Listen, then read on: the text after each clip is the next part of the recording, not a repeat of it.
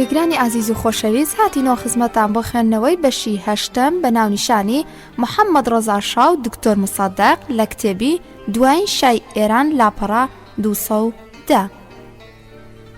پوختەیەک لەسەر ئەم بەشە، پیلانێک کە بوویە بڵقی سەر ئاو، پیلانێکی نهێنی ئامێز لە هەڵبژاردنی دکتۆر مصدق بۆ پۆستی سەرۆگوەزیران.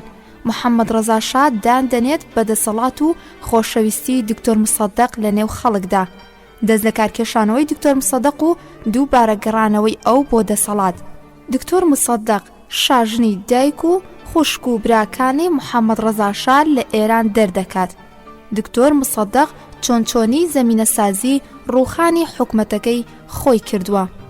ڕزم ئارا دەیویست نەورۆزی ساڵی 1330 کۆچی بە جێگیرکردنی ڕژێمێکی نوێ دەست پێ بکە.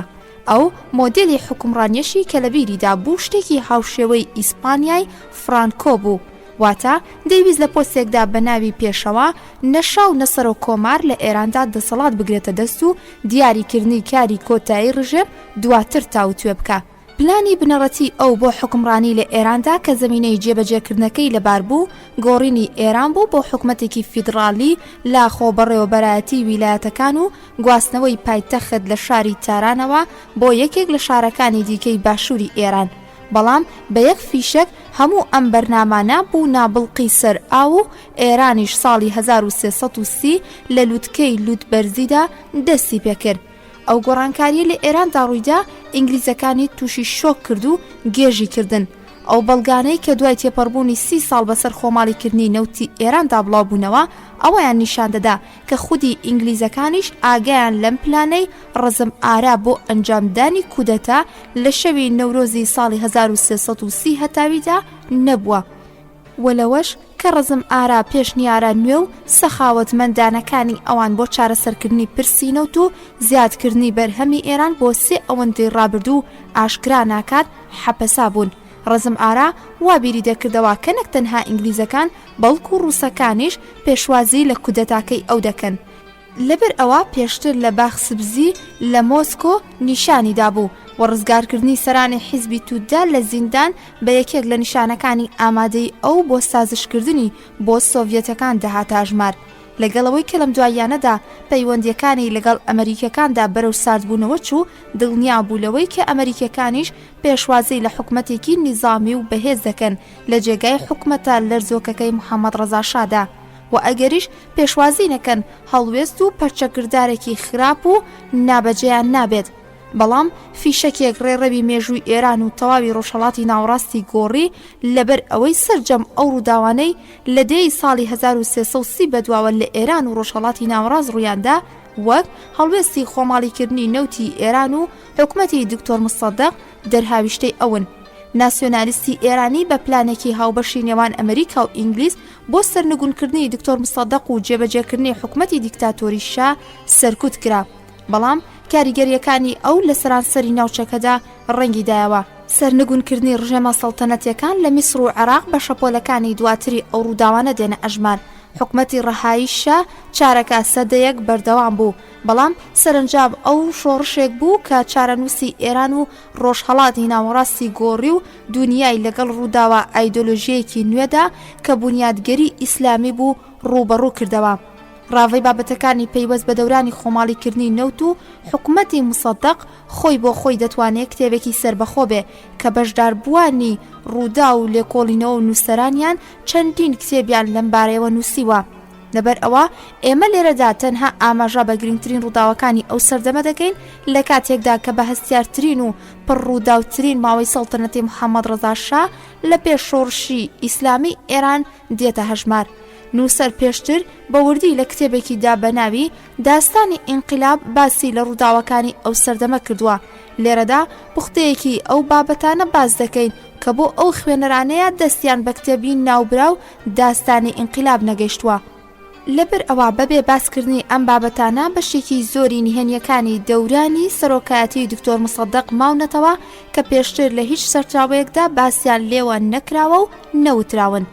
شایانی وەبیرهێنانەوەیە کە کاتی دەنگدانی خۆماڵیکردنی نەوتی ئێران لە پەرلەماندا حکومەتی ئینگلیستان لە دەستی حیزبی کرێکاراندا بوو. کە خۆی ژمارەیەکی زۆری پیشەشازیەکانی لە ئینگلیستاندا خۆماڵی کردبوو و لە دەستی کۆمپانیا تایبەتیەکان دەریهێنا بوو لەگەڵ ئەوەی کە دەوڵەتی کرێکارانی بەریتانیا هەر لە سەرەتاوە کەوتە دژایەتیکردن و پەسەندکردنی خۆماڵیکردنی نەوتی ئێران لە پەرلەمانی ئێران و ئەم بڕیارەی بەناسایی و هەڵوەشاندنەوە دادەنا کۆمپانیای نەوتی ئێران ئینگلیز بۆ ڕاکێشانی ڕەزامەندی دەوڵەتی نوێی ئێران ڕێکەوتنێکی نوێی لەگەڵ ئێراندا واژوو کرد کە پەیوەست بوو بە دەستکەوتی نیوە بە نیوەی نەوت یان لەسەر بنەمای 50-50 کە لە کۆتایەکانی حکوومەتەکەی ڕەزم ئارادا پێشنیار کرابوو. لە بەرواری 25 ئەپڕێلی 1952 زاینی بەرامبەر بە 5 ئۆردیبەهەشتی 1330 هەتاوی پێشنیارێکی سێ مادەی نوێیاندایە حکوومەتەکەی عەلا کە ناوەڕۆکەکەی بنەمای نیوە بە نیوە بوو لەگەڵ پێدانی بەشێکی کارەکانی کۆمپانیا بە ئێرانیەکان و ئەندامبوونی بەڕێوەبەرە ئێرانیەکان لە دەستەی بەڕێوەبردننی کۆمپانیای نەوتدا لەگەڵ ئەوەی کە ئەما چیاوگێکی نوێ بوو بۆ ئێرانیەکان بەڵام پێچەوانەی بنەمای خۆماڵیکردنی نەوت بوو لەبەر ئەوە گرنگی پێ نەدرا و بە پێداگری دکتۆر مصدق کۆمیسیۆنی نەوت سەر لە بەیانی هەمان ڕۆژ 6 ئۆردیبەهەشتی 1330 هەتاوی پرۆژە یاسای خۆماڵیکردنی نەوتی بە زۆرینەی دەنگ پەسەند کرد کە لە 9 مادە پێک هاتبوو گرنگترین مادەکان بریتی بوون لە بەپێی مادەی 1 لیژنەیەکی هاوبەش لە نوێنەرانی هەردوو مەجلیس و وەزیری دارایی بۆ چاودێریکردنی جێبەجێکردنی یاساکە پێکهێنرا بەپێی مادەی 2 دەوڵەت ڕاستپێردرا کە بە چاودێری لیژنە هاوبەشەکان دەستی دەوڵەتی بەریتانیا داماڵێت لە کۆمپانیای پێشووی نەوتی ئێران ئینگلیز بەپێی مادەی 3 دەوڵەت ڕادەسپێردرێت لێکۆڵینەوە لە داخوازیارڕەواکانی دەوڵەت و داخوازیارڕەواکانی کۆمپانیاکە بکات و ئەنجامەکان بە ڕاپۆرتێک بدات بە پەرلەمان بەپێی مادەی 4 ئەوەی ڕوونکردوتەوە کە لەبەر ئەوەی لە بەرواری 29 ئەسفەندی 1329 هەتاویەوە ئەنجومەنی سەناش خۆماڵیکردنی نەوتی پەسەند کردووە سەرجەم داهاتی نەوت و پێکهاتە نەوتیەکان مافی ڕەوای گەلی ئێرانن دەوڵەت ناچارە بە چاودێری لیژنە هاوبەشەکە بە دوواداچوون بۆ حیسابەکانی کۆمپانیا بکە و دەبێت لیژنە هاوبەشەکەش بە وردی لە بەرواری جێبەجێکردنی ئەم یاسایەوە هەتا دیاریکردنی دەستەی کرێکاران و کردنەوەی چاودێری بکات بەپێی مادەی 7 چۆنیەتی فرۆشتنی بەرهەمە نەوتیەکانیش بەم شێوەیە پێشبینی کرابوو سەرجەم کڕیارانی بەرهەمە کانزاییەکان لە کۆمپانیای پێشووی نەوتی ئێران ئینگلیز هەر بڕان نەوتێکیان کە لە سەرەتای ساڵی مەسیحی 1948ەوە تا بەرواری 29 ئەسفەندی 1329 هەتاوی بەرامبەر بە 20 مارسی 1952 زاینی ساڵانە لەو کۆمپانیایان کڕیوە لە ئێستا بەدواوە دەتوانن بە نرخی دادپەروەرانەی نێوان دەوڵەتی ساڵانە هەمان بڕ بکردنەوە و بۆ زیادکردنی ئەو بڕەش بە شێوەی ڕێکەوتنی مەرجەکان لە کڕیندا مافی پێشکەوتنیان هەیە ڕۆژێک دوای پەسەندکردنی گەڵاڵەنامەی خۆماڵیکردنی نەوتی ئێران کە ناوەڕۆکەکەی داماڵینی دەسوەرددان بوو لە کۆمپانیای نەوتی ئێران ئینگلیز باڵوێزی ئینگلیز لە دووتوێی نامەیەکدا بۆ سەرۆکوەزیران ڕخنەی لەو بڕیارە گرت و ڕایگەیاند کە ئێران بەپێی بڵێنی خۆی لە پەیماننامەی ساڵی 1933 زاینیدا مافی خۆماڵیکردنی نەوتی نییە هەروەها باڵوێزی ئینگلیز لە کۆنگرەیەکی ڕۆژنامەنووسیدا لە تاران بە ئاوازێکی هەڕەشە ئامێزەوە پەرلەمانتارانی ئێرانی لە پەسەندکردنی پرۆژە یاسای پەیوەست بە چۆنیەتی جێبەجێکردنی یاسای خۆماڵیکردنی نەوتی ئاگادار کردەوە داوای لە سەرۆکوەزیران حسین عەلا کرد کە پەرلەمانتاران لە سەرنجامی دژواری پەسەندکردنی ئەو پرۆژە یاسایە ئاگادار بکاتەوە لەلایەکی دیکەشەوە باڵوێزی ئینگلیز فشارێکی توندی خستبوویە سەرشا بۆ لە کارخستنی حسین عەلا و دانانی سەید زیائەدین تەباتەبایی لە پۆستی سەرۆکوەزیراندا لەبەر ئەوەی لە ماوەی مانگونیوێکی سەرۆکوەزیرانی حسین عەلادا ئینگلیزەکان لەوە تێگەیشت بوون کە ئەو پیاوی ململانێ لەگەڵ دکتۆر مصدق و ئەو لافاوەی کە هەستا بوو نییە بە بۆچوونی ئەوان تەنها کەسێک کە لەو بارودۆخەدا دەتوانێت لە بەرامبەر ئەو لافاوەدا ڕاوەستابایە سەید زیائەدین تەباتەبایی بوو حسین عەلا ڕۆژی هەینی 7 ئۆردیبەهەشتی 1329 هەتاوی لەسەر داواکاری شا کە خۆیشی لەلایەن ئینگلیزەکانەوە فشاری خراببوویە سەر دەستی لە پۆستی سەرۆکوەزیران کێشایەوە سەید زیائەدینیش بەیانی ڕۆژی 8 ئۆردیبەهەشت بۆ گفتوگۆ دەربارەی پێکهێنانی کابینەی حکومەتی داهاتوو سەردانی کۆشکی سەڵتەنەتی کرد. لە هەمان ڕۆژیشدا پەرلەمانتاران بۆ دەنگدان بە سەرۆکوەزیری داهاتوو بانگێشتی پەرلەمان کرابوون لەبەر ئەوە لەو کاتەدا نەریدوا بوو کە بەر لە دەرکردنی فەرمانی سەرۆکوەزیرانی لە پەرلەماندا ڕاوێژ و گفتوگۆ ئەنجام دەدرا و زۆرینەی پەرلەمانتاران دەنگیان بۆ هەر کەسێ بدابە دواتر فەرمانی سەرۆکوەزیران بەو ناوەوە دەردەکرا و ئەو کەسا دەبووە سەرۆکوەزیران. لەم قۆناغا هەستیار و مەقەیراناوێژدا شا وەک کارەکتەرێکی پڕکەی نووزیرەکانە ڕۆڵی بینی بۆ دواخستن و هێشتنەوەی سەید زیا ئەدین لە کۆشکی سەڵتەنەتیدا. بەهۆی نۆکەرانی خۆیەوە لە پەرلەماندا زۆرینەی دەنگیان بۆ سەرۆکوەزیران دکتۆر مصەدەق فەراهەم هێنا و ئینگلیزەکان ڕوبەڕووی کارێکی ئەنجامدراو بوونەوە.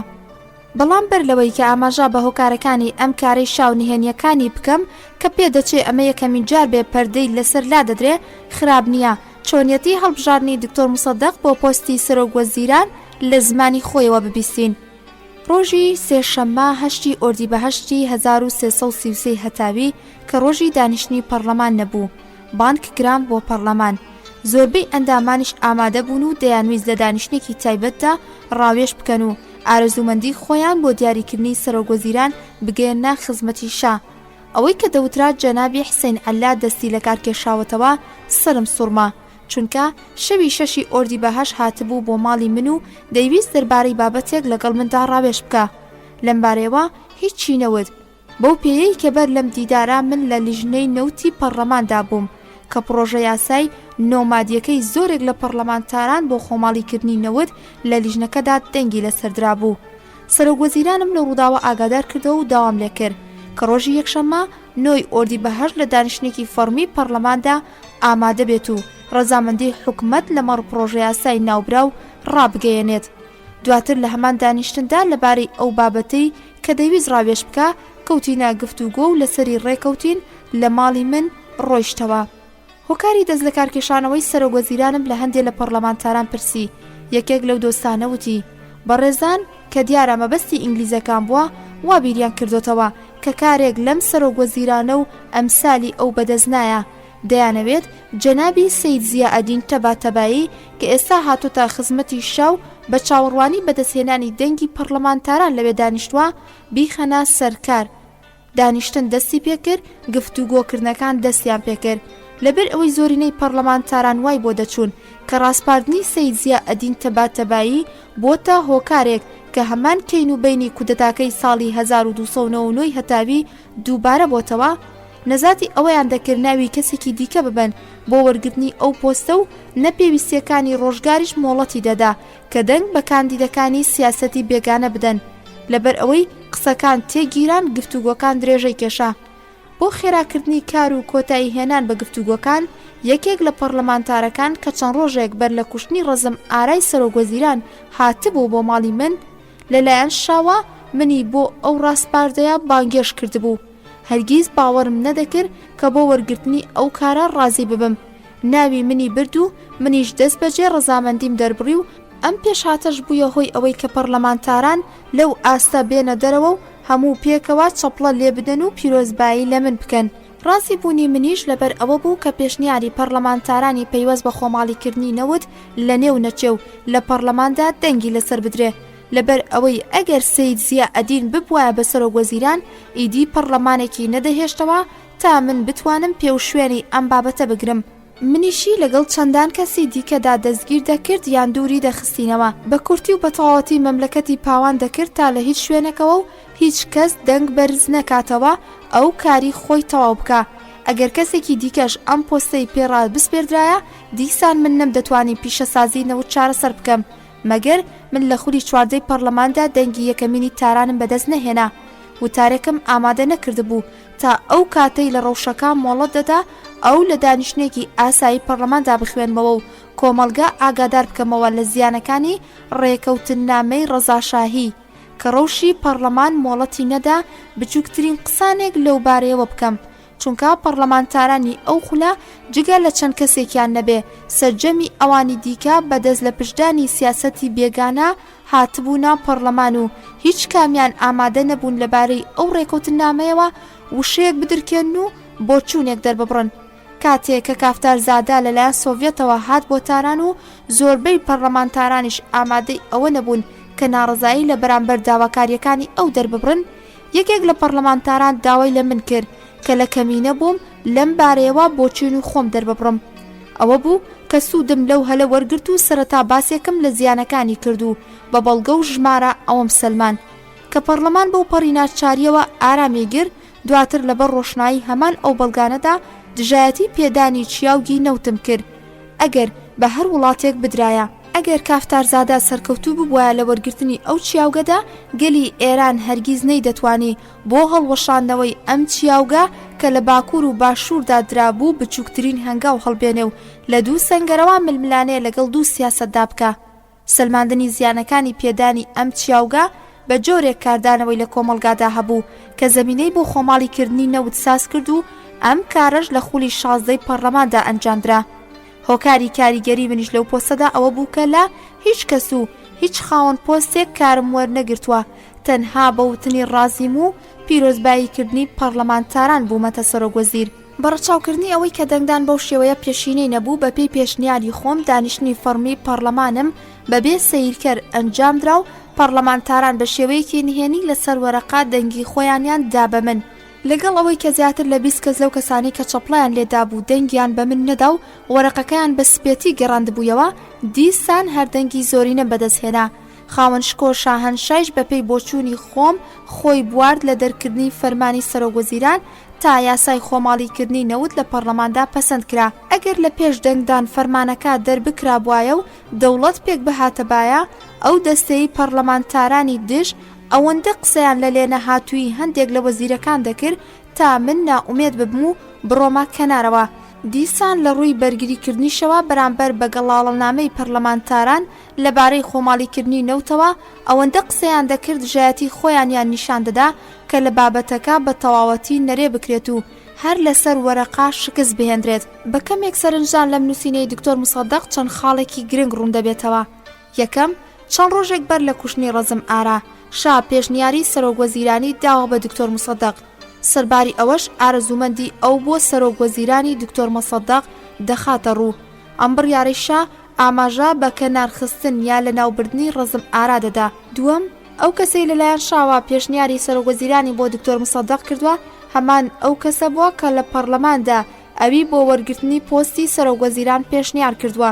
بەدان پێدانانی ئەم بابەتە لەلایەن دکتۆر موسەدەقەوە ڕوونکردنەوەی ئەو ڕووداوەیە کە جەمال ئیمامی بە شێوەیەکی ڕێکەوت یان بە بۆچوونەکەی دکتۆر موسەدەق خۆی دەبوێرێت لە وەرگرتنی پۆستی سەرۆگوەزیران. ئەم پێشنیاری نەکردووە و بە ئامادەسازی سەرەتایی پێشووتر بۆ جێبەجێکردنی بۆچوونیشە ئەم پێشنیارەی کردووە. سێەم، دکتۆر موسەدەق بە دڵنیابوون لە پشگیریکردنی شا بۆ سەرۆگوەزیرانی ئەو داوای بەستنی دانیشتنی فەرمەی دەنگدانی نهێنی بۆ سەرۆگوەزیرانی خۆی کردووە و زۆربەی ئەو پەرلەمانتارانشی کە گوێڕایەڵی دەربار بوون دەنگیان داوا بە سەرۆگوەزیرانی ئەو.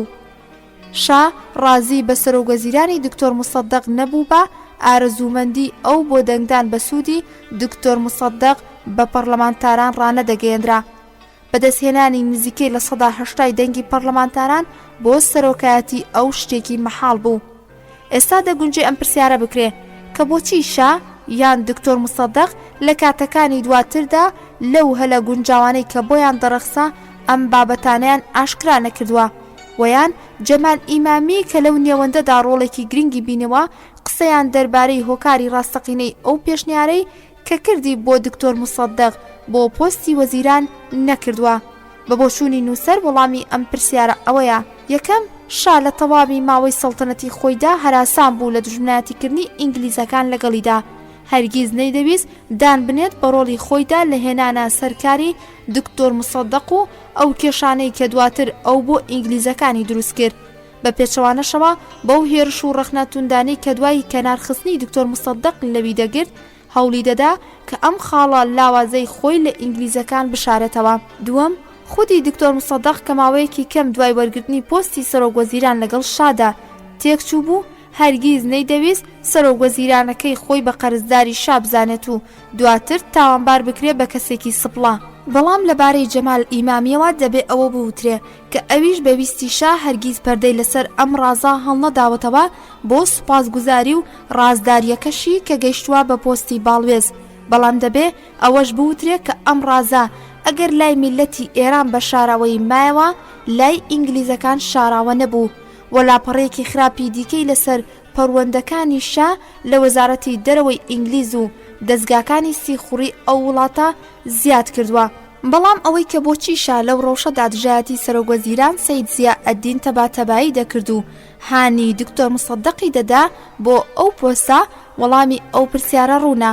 شا لەگەڵ ئەو ترسەی کە لە ئینگلیزەکان هەیبوو و زیا ئەدینیش بەو پشتیوانیە کە لەلایەن ئینگلیزەکانەوە لێ دەکرا بە مەترسیەکی گەورەتر و بە گوڕتری لە دکتۆر مصەدەق بەسەر خۆی دەزانی و لەوە دەترسا کە سەید زیا ئەدین دوای بەدەستگرتنی دەسەڵات هەمان ئەو شێوەیە کە دکتۆر مصەدەقیش ئاماژەی بۆ کردووە پەرلەمان دابخات و نەیارەکانیشی فڕێ بداتە زیندانەوە و دەسەڵات پەیدا بکات و سەرنجام تۆڵەی باوکی لەو بکاتەوە. شا تا ئەو کاتەی کە سەید زیا ئەدین لە ژیاندا بوو حسابی بۆ دەکرد و لە دیداری هەفتانەی خۆیدا کە لەگەڵ ئەودا هەیبوو وای نیشان دەدا کە گرنگی بە ئامۆژگاری و ڕاستپاردەکانی دەدا تا ئەوەی دوای مردنی سەید زیا ئەدین شازاتی ئەوەی پەیدا کرد کە ڕخنەی لێ بگرێت. لەوانەشا لە کۆمەڵا چاوپێکەوتنێکی خۆیدا لەگەڵ کارانجەی ڕۆژنامەنووسی هیندیدا سەید زیا ئەدینی بە بڕبڕەی پشتی سیاسەتەکانی ئینگلیز لە ئێراندا ناساندووە.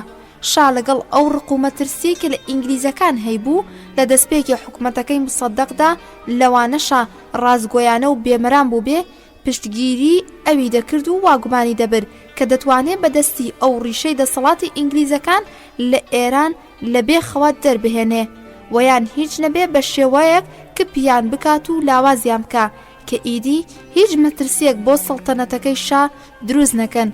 هەڵبەتا دکتۆر مصەدەق تا ئەو کاتێک کە لە پشتگیریەکانی شا بەهرەمەند بوو بە مەترسی بۆ سەر شا نەدەهاتە هەژمار. ئەم سەردەمی تەبابوونە زیاتر لە ساڵێک درێژەی نەکێشا. خودی شا دەربارەی پەیوەندیەکانی خۆی لەگەڵ مصەدەقدا لە سەرەتاکانی سەرۆکوەزیرانی مصەدەقدا دەنووسێ. کاتێک کە مصەدەقم کرد بە سەرۆکوەزیران هیچ کەس نەبوو کە بتوانێت لە بەرامبەر ئەو بوەستایە و ڕکابەری لەگەڵ بکردایە بۆ وەرگرتنی ئەو پۆستە.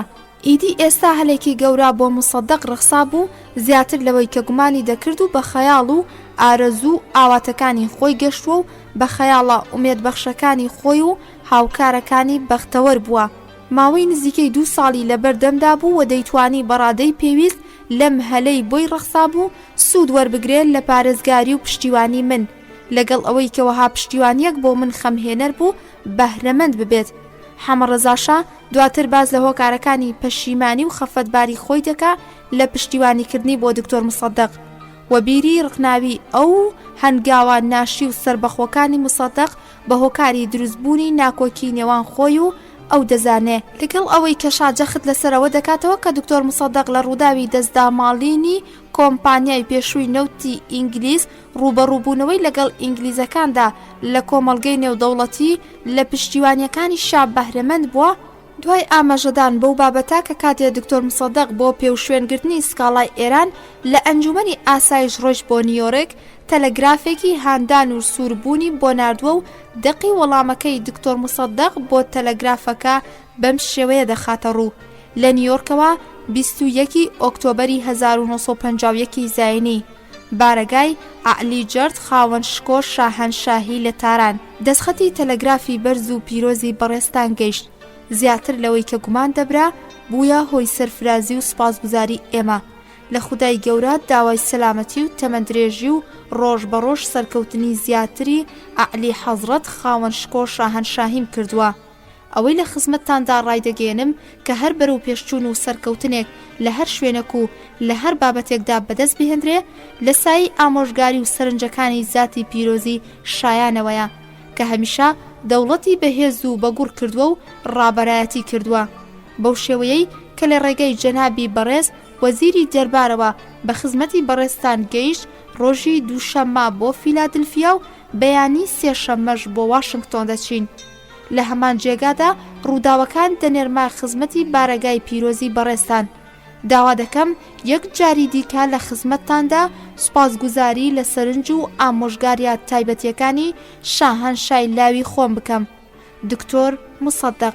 لە ڕووداوەکانی خۆماڵیکردنی نەوتدا هەم شاو هەم دکتۆر مصدقیش ئومێدەوار بوون بە پشتیوانی ئەمریکا ئەم باوەڕەش تا ڕادەیەکی زۆر هێنری گریکی باڵوێزی ئەمریکای لە ئێران لە ڕەوتی ململانەکانی خۆماڵیکردنی نەوت و سەرەتاکانی حکومەتەکەی مصدقدا دروستی کردبوو. گریدی لە یەکەم ساڵی حکومەتەکەی مصدقدا لەلایەن ئینگلیزەکانەوە لە ئێران فشاری توندی دەخرایە سەر بۆ بڵاوکردنەوەی چەندان وتار لە چاپکراوەکانی ئەمریکادا بە ئاشکرا ڕخنەی لە سیاسەتەکانی ئینگلیز لە ئێران دەگرت. جۆرج مەلەکی یاریدەدەری وەزیری دەرەوەی ئەو کاتی ئەمریکاش لە ڕخنەگرانی سیاسەتی ئینگلیز بوو لە ڕوبەڕووبوونەوەی لەگەڵ پرسی نەوتی ئێران و لە دانوستانی خۆی لەگەڵ ئینگلیزەکاندا. هەوڵی زۆریدا بۆ سەپاندنی ڕیشەی خۆماڵیکردنی نەوت. سەرنجام ئینگلیزەکان خۆماڵیکردنی نەوتیان پەسەند کرد، بەڵام ئەو مەرجانەی کە بۆ چاکردنی پێشنیارەکە هەیان بوو هێشتا بەردەوامی چاودێر و دەستوەردانی ئەوان لە ئیدارەی پیشەسازی نەوت و پاراستنی چیاوگا تایبەتیەکانی خۆی بەدی دەکرا، وەکو لێسەندنەوە وەرگرتنی بژاردنێکی قورس و زۆر لە ئێراندا لە بەرامبەر پێدانەوەی دامەزراوە نەوتیەکان بە ئێران کە دەوڵەتی ئێران ئامادە نەبوو پەسەندیکە. باسکردنی وردەکاری دانوستانەکانی تایبەت بە نەوت لە سەردەمی حکومەتی مصدق و هۆکارەکانی بێ ئەنجامبوونی ئەو دانوستانە بەدەر لە بابەتی ئەم کتێبە و تەنها بە شێوەیەکی کورت و پوخت ئەوەوە بیردێنمەوە کە دوای شکستی دەورەی یەکەمی دانوستانەکان لە تاران کە بەناو بژیوانی ئەمریکیەکان ئەنجامدرا، دکتۆر مصدق سوودی لە هەلی سەفەرکردن بۆ ئەمریکا و ئامادەبوونی لە دانیشتەکانی ئەنجومەنی ئاسایشدا وەرگرت. بە بیانووی خۆ چارەسەرکردن ڕۆیشت بۆ واشنگتۆن و ماوەی نزیکەی مانگێک لەو شارە مایەوە بۆەوەی بتوانێت ئەمریکیەکان ڕازی بکات تا لە بەرژەوەندیەکانی ئێران بە تەواوەتی دەستوەر بدەنە نێو ئەم بابەتەوە.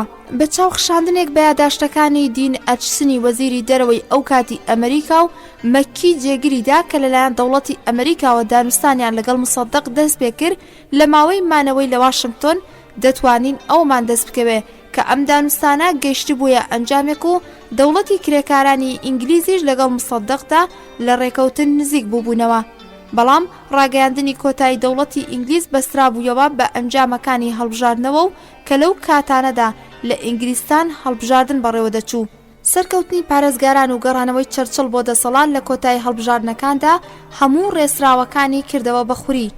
دوای گەڕانەوەی پارێزگار بۆ سەر دەسەڵات لە بەریتانیا لە کۆتایەکانی ئۆکتۆبەری 1950 زاینی کە زیاتر دەرەنجامی شکست و دۆژدامانی حکومەتی کرێکاران بوو لەبەردەم قەیرانی خۆماڵیکردنی نەوتی ئێراندا، بەریتانیا لە دوولاوە حکومەتی دکتۆر مصدقی خستە ژێر فشارەوە. لەلایەکەوە ئینگلیزەکان فشاریان خستە سەر ئەمریکیەکان بۆ ئەوەی سیاسەتێکی سەرسەختانەتریان هەبێ لە بەرامبەر ئێران و دیاریکردنی باڵوێزی لایەنگیری ئینگلیز لە جیاتی گریدی باڵوێزی پێشووی ئەمریکا لە ئێران یەکێک بوو لە ئەنجامەکانی ئەو سیاسەتە. لەلایەکی دیکەوە ئینگلیزەکان بەهۆی بەکرێگیراوەکانیانەوە کە لە ناوخۆی ئێراندا و هەندێک لە کەسان نزیک و هاوڕازەکانی شاش لە نێو ئەواندا بوون دەستیاندایە جوڵانەوە و ئاژاوەگێڕی دژی مصدق. ئەم جوڵانەوانە لە کاتی هەڵبژارنەکانی خولی حەفدەیەمی پەرلەماندا سەریان کێشا بۆ دروستبوونی گرژی و ئاڵۆزی و ڕووداوی خوێنینی لێکەوتەوە. بەڕادەیەک کە دکتۆر مصدق ناچار بوو لەم هەڵبژاردنە بە نیوەکارەیی ڕابگیرێ. خولی حەفدەیەمی پەرلەمان تەنها بە ئامادەبوونی 70 پەرلەمانتار بکاتەوە. لەم نێوەندەشدا نوێنەرانی بانکی نێودەوڵەتیش بۆ خستنەڕووی پێشنیارێکی نوێ بۆ چارەسەرکردنی کێشەی نەوت هاتن بۆ ئێران، بەڵام پێشنیارەکانی ئەوانیش بۆ چوونەکانی ئێرانی مسۆگەر نەکرد و سەرنجام ساڵی 1330 هەتاوی بەبێ ئەوەی هەنگاوێک لە چارەسەرکردنی کێشەی نەوتدا چوونە پێش هەبوو بێت کۆتاییان پێهات. سەختی ڕەوشی ئابووری ئێران بەهۆی بڕینی دەستکەوتە نەوتیەکان و خۆبواردنی ئەمریکا لە پێدانی قەرز و هاوکاری ئابووری بە ئێران ڕۆژ لە دوای ڕۆژ زیاتر حکومەتەکەی مصدقی دەخستە ژێر فشارەوە بۆ پەیبردن بە ڕۆڵی شا لەو سەردەمەدا کە بە دەرکەوتنی یەکەمین ناکۆکی توندرە نێوان ئەو و دکتۆر مصدق و دەست لە کارکێشانەوەی مصدق لە پۆستی سەرۆکوەزیران ئەنجامدرا. سەرەتا ئاماژە بە بەشێک لە یادداشتەکانی خودی شا لەو سەردەمەدا دەکەین، دواتر ئەو ڕووداوانەی کە دوای دەست لە کارکێشانەوەی دکتۆر مصدق ڕوویدا دەیان خەینە بەر لێکۆڵینەوە. شا دەنووسێ: لە کۆتاییەکانی ساڵی 1330 هەتاوی بانکی ئاوەدانی و گرنگی پێدانی نێودەوڵەتی وەکو ناوبژیوانێکی دڵسۆز بۆ چارەسەرکردنی ناکۆکیا پێشهاتوەکان قۆڵی مەردانەی لێ هەڵماڵی. لە جاری یەکەمدا وا گومان دەکرا کە لە دانوستانەکان بەرەو پێشچوونێک بەدەست بهێنرێ و خودی مصەدەقیش بە پێشنیارەکانی بانک ڕازی بوو، بەڵام ڕاوێژکارانی ئەو بەهۆی چەند هۆکارێکەوە کە خۆیان ئاگایان لەوە بووە ڕەزامەندی دەرببڕن پەشیمانیان کردەوە و دانوستان بە تەواوەتی وەستا. لە هەمان کاتدا دەوڵەتی مصەدەق فەرمانی دەرکرد کە سەرجەم کۆنسوڵخانەکانی ئینگلیز لە ئێران دابخرێن. دوایکردنەوەی خولی حەفدەیەمی پەرلەمان کە هێشتا مصەدەق خۆشەویست بوو، دووبارە کاندیدی وەرگرتنەوەی پۆستی سەرۆکوەزیران بوو. ئەو لە سەرەتای هاوینی ساڵی 1330 هەتاویدا ڕایگەیاند هەتا دەسەڵاتی تەواوی پێنەدرێ توانای ئەنجامدانی ئەو کارەی نییە، لەبەر ئەوەی لە بەرامبەر سیاسەتەکانی خۆیدا گوێی بە ناڕەزاییەکانی پەرلەمان و خەڵک نەدەدا. داوای کرد کە دەسەڵاتی تەواوی پێ بدرێ تا ماوەی 6 مانگ بەبێ گەڕانەوە بۆ پەرلەمان کارەکانی خۆی ئەنجام بدا. هەروەها داوای ئەوەشی کرد کە وەزارەتی جەنگیش بخرێتە ئەستۆی ئەو. ئومێدەوار بوو بەو هۆیەوە ئەو دەسەڵاتی کە دەستور وەکو فەرماندەی هەموو هێزەکانی ئێران بە منی داوا لەباری ببات. ڕێگریم لە جێبەجێکردنی داواکاریەکانی ئەو کرد، لەبەر ئەوەی دڵنیا بووم بەرهەمی ئەم دەسەڵاتە ئەوەیە کە کۆمۆنیستەکان زیاتر بێنە نێو کاروبارەکانەوە، هەروەکو چۆن ڕووداوەکانی داهاتوو ئەوەیان سەلمان کە بۆ چوونەکەی من ڕاست بوو. مصەدەق ڕۆژی 25 مانگی تیری دەستی لە سەرۆکوەزیران کێشایەوە و منیش بە پێچەوانەی ناخی خۆم ئەحمەد قەوام سەڵتەنە کە لە ڕابردوودا سەرۆکوەزیران بوو لە جێگای دکتۆر مصەدەق دیاریم کرد بۆ وەرگرتنی پۆستی سەرۆکوەزیران. لەبەر ئەوە بە گومانی هەندێک کەس دەیتوانی لە بەرامبەر چەپگەرەکاندا بەرگری بکە. بە هاتنە سەرکاری قەوام سەڵتەنە دەست بەجێ حیزبی توودا تێگەڵی لایەنگرانی دکتۆر مصەدەق بوون و دەستیاندایە خۆپێشاندان و ئاژاوەگێڕی و دەستور و یاسا پێشێل کرا و دەوڵەتەکەی قەوامیش لە بەرامبەر ئاژاوەگێڕ و توندڕەوەکاندا دۆشداما و دەستەوستان وەستا. لە وتارێکیدا کە قەوام لە ڕادیۆ پێشکەشی کرد تێیدا دژایەتی خۆی لە بەرامبەر هەستی خڕۆشاوی خەڵک لەبارەی خۆماڵیکردنی نەوتەوە ڕاگەیاند و ڕەوشەکەی ئاڵۆز و دژوارتر کرد. قەوام بەهۆی زۆری تەمەنیەوە زۆر بێتوانا و نەخۆش بوو. زۆربەی کار لە کاتی گفتوگۆی سیاسی گرنگدا خەوەنوچکە دەیبردەوە، هەرچەندە لە ڕاستیدا بۆ چارەسەرکردنی کێشەکان باوەڕیان بە بەکارهێنانی هێز هەبوو، بەڵام من ویژدانن نەمدەتوانی مۆڵەتی جێبەجێکردنی وەهاکارێک بە کەسێکی ناتوانای وەکو ئەو بدەم. ناچار دوای 4 ڕۆژ لە سەرۆکوەزیرانی بە گونجاوزانینی من دەستی لە پۆستی سەرۆکوەزیران کێشایەوە. ئەوە ڕوون بوویەوە کە لەو ڕۆژگارانەدا هیچ کەس توانای ڕوبەڕووبوونەوەی لەگەڵ مصەدەقدا نییە. ڕۆژی 30 تیری بە مەبەستی ڕێگریکردن لە هەڵایسانی شەڕی ناوخۆ بە ناچاری بە مەرجەکانی مصەدەق ڕازی بووم و دووبارە ئەوم کردەوە بە سەرۆکوەزیران. لە هەمان کاتیشدا دادگای لاهای دەربارەی پرسی ساڵانەی ئینگلیز لە دژی ئێران دەنگی خۆیدا. دادوەری ئینگلیز داگاش بۆ بەرژەوەندی ئێران دەنگیدا، بەڵام نوێنەری رووسیا خۆی بوارد لە دەنگدان و لە ڕاستیشدا هیچ کاتێک ئامادەی دانیشتنی دادگا نەبووە. دەرکردنی ئەو بڕیارەی دادگای نێودەوڵەتی لاهای بووە هۆی خۆشی و شادی و ڕەزامەندی ئێرانیەکان، بەڵام خودی ئەو بڕیارە ناوبراوە هیچ جۆرە کێشەیەکی چارەسەر نەکرد و تەنها وەک یەکەیەکی دیکە لە سەرکەوتنە سەرەڕۆیەکانی مصەدەق هەژمار دەکرا. خەڵکی لە خۆشیدا خڕۆشابوونە نێو شەقامەکان و مصەدەقیش خۆی بە گەیشتن بە سەرکەوتنێکی دیکە ئامادە کردووە. لێکۆڵینەوە لەم بەشەی نووسینەکانیشە لە سەردەمی دەسەڵات و سەڵتەنەتی خۆیدا بڵاو کراوەتەوە. چەند بابەتێک ڕوون دەکاتەوە، ئەوانیش ئەوەیە کە شا لەگەڵ ئەو هەموو ڕق و دژایەتی کە لە کاتی بڵاوکردنەوەی ئەم نووسینەدا لە بەرامبەر مصەدەق هەیبوو، حاشای خۆشەویستی مصەدەق و دەسەڵاتی قوڵایی ئەوی لە نێو کۆمەڵگای ئێرانیدا ناکات. جەختیش لەسەر ئەوە دەکاتەوە کە لەو ڕۆژانەدا هیچ کەس توانای ڕوبەڕووبوونەوەی لە بەرامبەر مصەدەقدا نەبووە. لە هەمان نووسیندا ناڕەزایی ئەو بۆ دانانی قەوام سەڵتەنە لە پۆستی سەرۆکوەزیران لە جێگەی مصەدەق بە تەواوەتی ڕوونە و ئەو هەواڵانەشی کە دەربارەی هەوڵەکانی ئەو بۆ دانانی کەسێکی دیکە بە جێگرتنەوەی مصەدەق بڵاوبوونەتەوە پشتڕاست دەکاتەوە. حسین مەکی لە کتێبەکەیدا بە ناوی وەقایع لە 30 تیری 1331دا کە تایبەتە بە باسکردنی وردەکاریەکانی ئەو ڕووداوانە بۆ دەست لە کارکێشانەوەی دکتۆر مصەدەق لە پۆستی سەرۆکوەزیران و دانانی قەوام سەڵتەنە لە جێگەی ئەودا کۆتایی هات دوای گواستنەوەی نووسی ناتوندەکانی قەوام و شا کە بە وەرگرتنەوەی نازناوی جەناب ئیشراف لە قەوام تەواو بوو دەنووسێت بە سەرنجدان لەو نووسین و بەڵگانەی کە ئاماژەیان بۆ کراوە و باز لە پەیوەندیات تەماویەکانی دەربار و قەوام دەکا بە تەواوەتی ڕوون و ئاشکرایە کە ئەگەر لەلایەکەوە فشارەکانی سیاسی دەرەکی و لەلایەکی دیکەشەوە نیگەرانیەکانی دەربار لە حکوومەتەکەی موسەدەق نەبوونایە لەوانە بوو هەرگیز شاڕازی نەبوو بایە کە دەنگ بە حکوومەتی قەوامەدا بەڵام لەبەر ئەوەی ماوەیەک لەوە پێش ئەمریکا و ئینگلیز ڕێکەوتبوون لەسەر کەنارخستنی موسەدەق لەگەڵ قەوامیشدا دانوستان و سازشیان بۆ یەکدی کردبوو تەنانەت پرسی نەوتیشیان بە جۆرێک لە نێو خۆیاندا چارەسەر کردبوو کە دوای هاتنە سەر کاری قەوام دەست بەجێ ناردنە دەرەوەی نەوت بۆ دەرەوە دەست پێ بکە بە هەرحاڵ سەرجەم ئەم سیاسەت و ڕووداوانە بوونە هۆی ئەوەی کە دوای دەست لە کارکێشانەوەی دکتۆر موسەدەق بە خێرایی شانۆی بڕیاری ڕەزامەندی نایاسایی ئامادە بکرێت و دەست بەجێش فەرمانی سەرۆکوەزیران بە ناوی جەنابی ئیشرافەوە کە پێشتر لێی وەرگیرا بۆیەوە بۆ قەوام سەڵتەنە دەربکرێتەوە. ئەو ڕوودا و کارەساتانی کە لە نێوان 25 هەتاوی بەرامبەر بە 30 مانگی تیری ڕوویدا و بەدەست لە کارکێشانەوەی قەوام لە پۆستی سەرۆکوەزیری و دووبارە گەڕانەوەی موسەدەق بۆ دەسەڵات کۆتایی پێهات بە کورتی بەم شێوەیەیە. ڕۆژی 25 تیری دکتۆر موسەدەق دوای دانیشتێکی دوور و درێژ لەگەڵ شادا بەهۆی ئەوەی کە شا خۆی لادا لە ڕەزامەندی دەربڕین لەسەر داواکاریەکەی ئەو بۆ پێدانی پۆستی وەزارەتی جەنگ بۆیە دەستی لە پۆستی سەرۆکوەزیران کێشایەوە. ڕۆژی 26 تیری دانیشتنینە ئاسایی پەرلەمان بە ئامادەبوونی 42 پەرلەمانتار بۆ دەنگدان لەبارەی سەرۆکوەزیری داهاتوو بەسرا. 40 کەس لە پەرلەمانتاران ئامادەبوون لەو دانیشتنەدا دەنگیان بۆ سەرۆکوەزیران قەوام سەڵتەنەدا. ڕۆژی 27 تیری فەرمانی سەرۆکوەزیرانی قەوام بە نازناوی جەنابی ئەشرەفەوە کە پێشتر لێی وەرگیرا بوویەوە دەرکرا. دوای نیوەڕۆی هەمان ڕۆژ قەوام لە درێژەی ڕاگەیەندراوێکی توندا دوای تاوانبارکردنی حکوومەتەکەی موسەدەق بەبێ پلان لە پرسی نەوت و پەیماندانانی چارەسەرکردنی ئەم پرسا بە شێوەیەک کە بەرژەوەندی مادی و معنەوی ئێران بە تەواوەتی دەستەبەر بکرێ ناڕاستە و خۆش بۆ سەر ئایەتوڵڵا کاشانی بەم ناوەڕۆکەی خوارەوە. بە هەمان ئەو ڕادەیە کە لە چاواشەکاری لە کاروبارە سیاسیەکاندا بێزارم لە پرسا مەزهەبیەکانیشدا دژی ڕیاکاری و زمانلووسیم.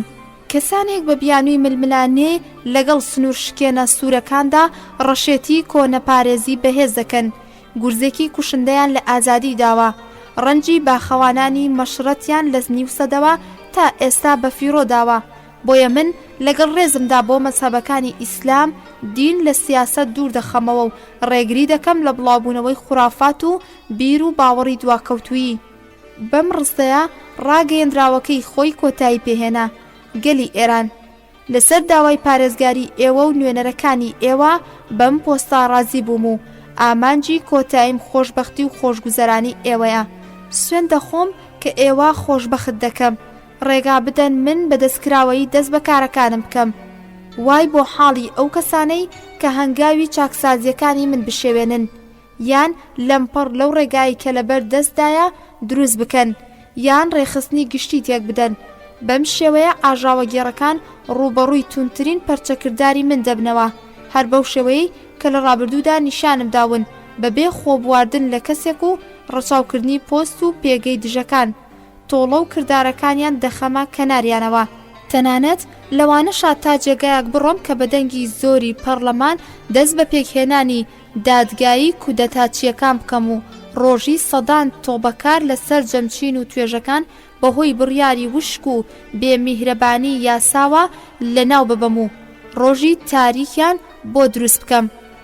هەموو ئاگادار دەکەمەوە کە دەورانی یاخیبوون تێپەڕیوە و ڕۆژی گوێڕایاڵیکردنی فەرمانەکانی حکومەت گەیشتووە.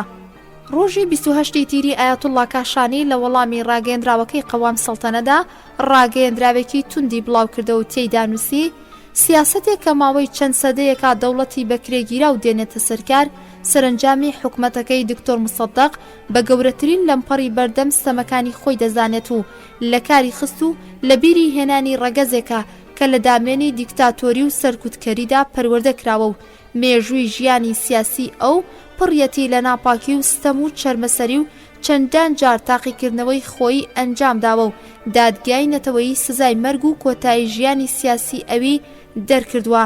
بۆ سێمین جار بە خزمەتکارە ڕاستەقینەکانم وتبێت من نامەوێت لەمە زیاتر دەربارەی لێنەهاتووی ئەحمەد قەوام سەڵتەنە قسە بکەم. بەڵام ڕاگەیەندراوەکەی ئەو لە یەکەم ڕۆژی وەرگرتنی پۆستەکەیدا بەباشی نیشانی دەدات کە چۆنی بێگانەکان لە بیری ئەوەدان بەهۆی ئەوەوە پلار بدەن لە ڕیشەی دین و ئازادی و سربەخۆی مەملەکەت و جارێکی دیکە زنجیرەی ئەسیری بخەنە گردنی میلەتی موسڵمانەوە. پیلانی جوداکردنەوەی دین لە سیاسەت کە چەندین سەدەیە سەردێڕی بەرنامەکانی ئینگلیز بووە لە هەمان ڕێگاوە دەستی میلەتی موسڵمانیان لە دیاریکردنی چارەنووسی کاروبارە دینی و دنیایەکانی خۆیان دوورخستۆتەوە. ئەمڕۆژ سەردێڕی بەرنامەکانی ئەم پیاوە پۆستویستەیە. من ڕاشکاوانە دەڵێم کە پێویستە لەسەر سەرجەمبرا موسڵمانەکان کە لە پێناوی ئەم جیهادە گەورەیەدا قۆڵی مەردانەی لێ هەڵماڵن و بۆ دوایین جار بە پەیڕەوکەرانی سیاسەتی داگیرکەران بسەلمێنن کە هەوڵەکانیان بۆ بەدەستهێنانەوەی دەسەڵات و سەڵتەنەتی جاران پوچەڵە. چیدی گەلی موسڵمانی ئێران مۆڵەتی هیچ بێگانەیەک نادا کە بەدەستی بەکرێ گیراوە تاقیکراوەکان سربەخۆی ئەوان لە ناو ببات و ناوی بەشکۆ و پڕ لە شانازی کە گەلی ئێران لە ئەنجامی ململانەی پیرۆزی خۆیدا بەدەستی هێناوە بگۆڕدرێت با سەر شۆڕی و زەبوونی. ڕۆژی 29 تیری لە کاتێکدا خۆپێشاندان و تووڕێی جەماوەر لە تاران و شارەکانی دیکە دژی حکومەتەکەی قەوام دەستی پێکردبوو. ئایەتوڵڵا کاشانی لە کۆنگرەیەکی ڕۆژنامەنووسیدا کە بە ئامادەبوونی پەیامنێرانی ناوخۆ و دەرەوە ئەنجام دراوتی ئەحمەد قەوام واتە قەوام سەڵتەنە لە ڕووی ڕۆحی و جیسمی و ئەخلاقیەوە شیاوی حکومەتداری نییە و بە زۆری ئینگلیزەکان هەڵبژێردراوە. قەوام سەرباری ئەو دۆسیانەی کە لە پەرلەماندا بوونیان هەیە مافی یاسایی بۆ وەرگرتنی پۆستی سەرۆکوەزیران نییە.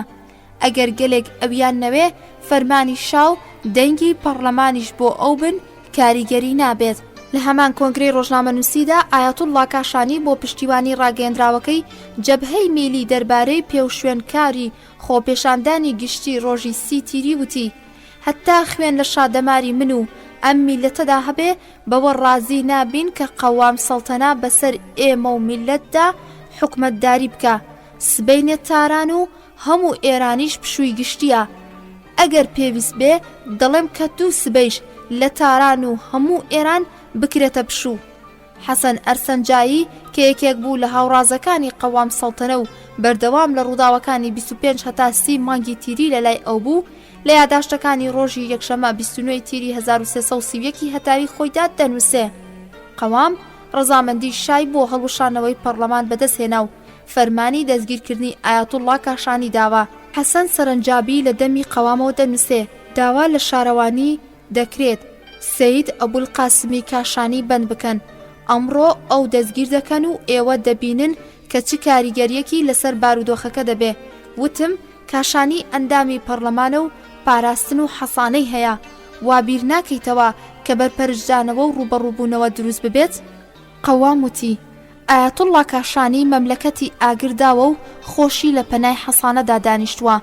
من ئەم سنوورە دەشکێنم ئەوانەی ڕوبەڕووی دادگا دەکەمەوە تا ئەو ڕاستیە دەربکەوێ کە ئایا ئەوان مافی ئەوەیان هەیە کە وڵات بخەنە ئەم ڕۆژەوە. ئەو پەڕەکەی هەتا نیوەڕۆ ئەو دەستگیر دەکەن و بڕیارم داوە هەر پەرلەمانتارێک کە بەردەوام بێ لەسەر بزواندنی خەڵک فەرمانی بەندکردنی دەربکەن. ڕوبەڕووی دادگاییان دەکەمەوە بۆ ئەوەی تێبگەن کە نابێ یاری بەسەر بەخۆی مەملەکەت بکەن. ئەرسنجابی درێژەی دەداتێ هێشتا فەرمانی جێبەجێ نەکرابوو کە بیسمان ڕادوێی لەندەن ئەم هەواڵەی بڵاو کردوتەوە. ئەم هەواڵەی ئێمەی تووشی شۆک کرد.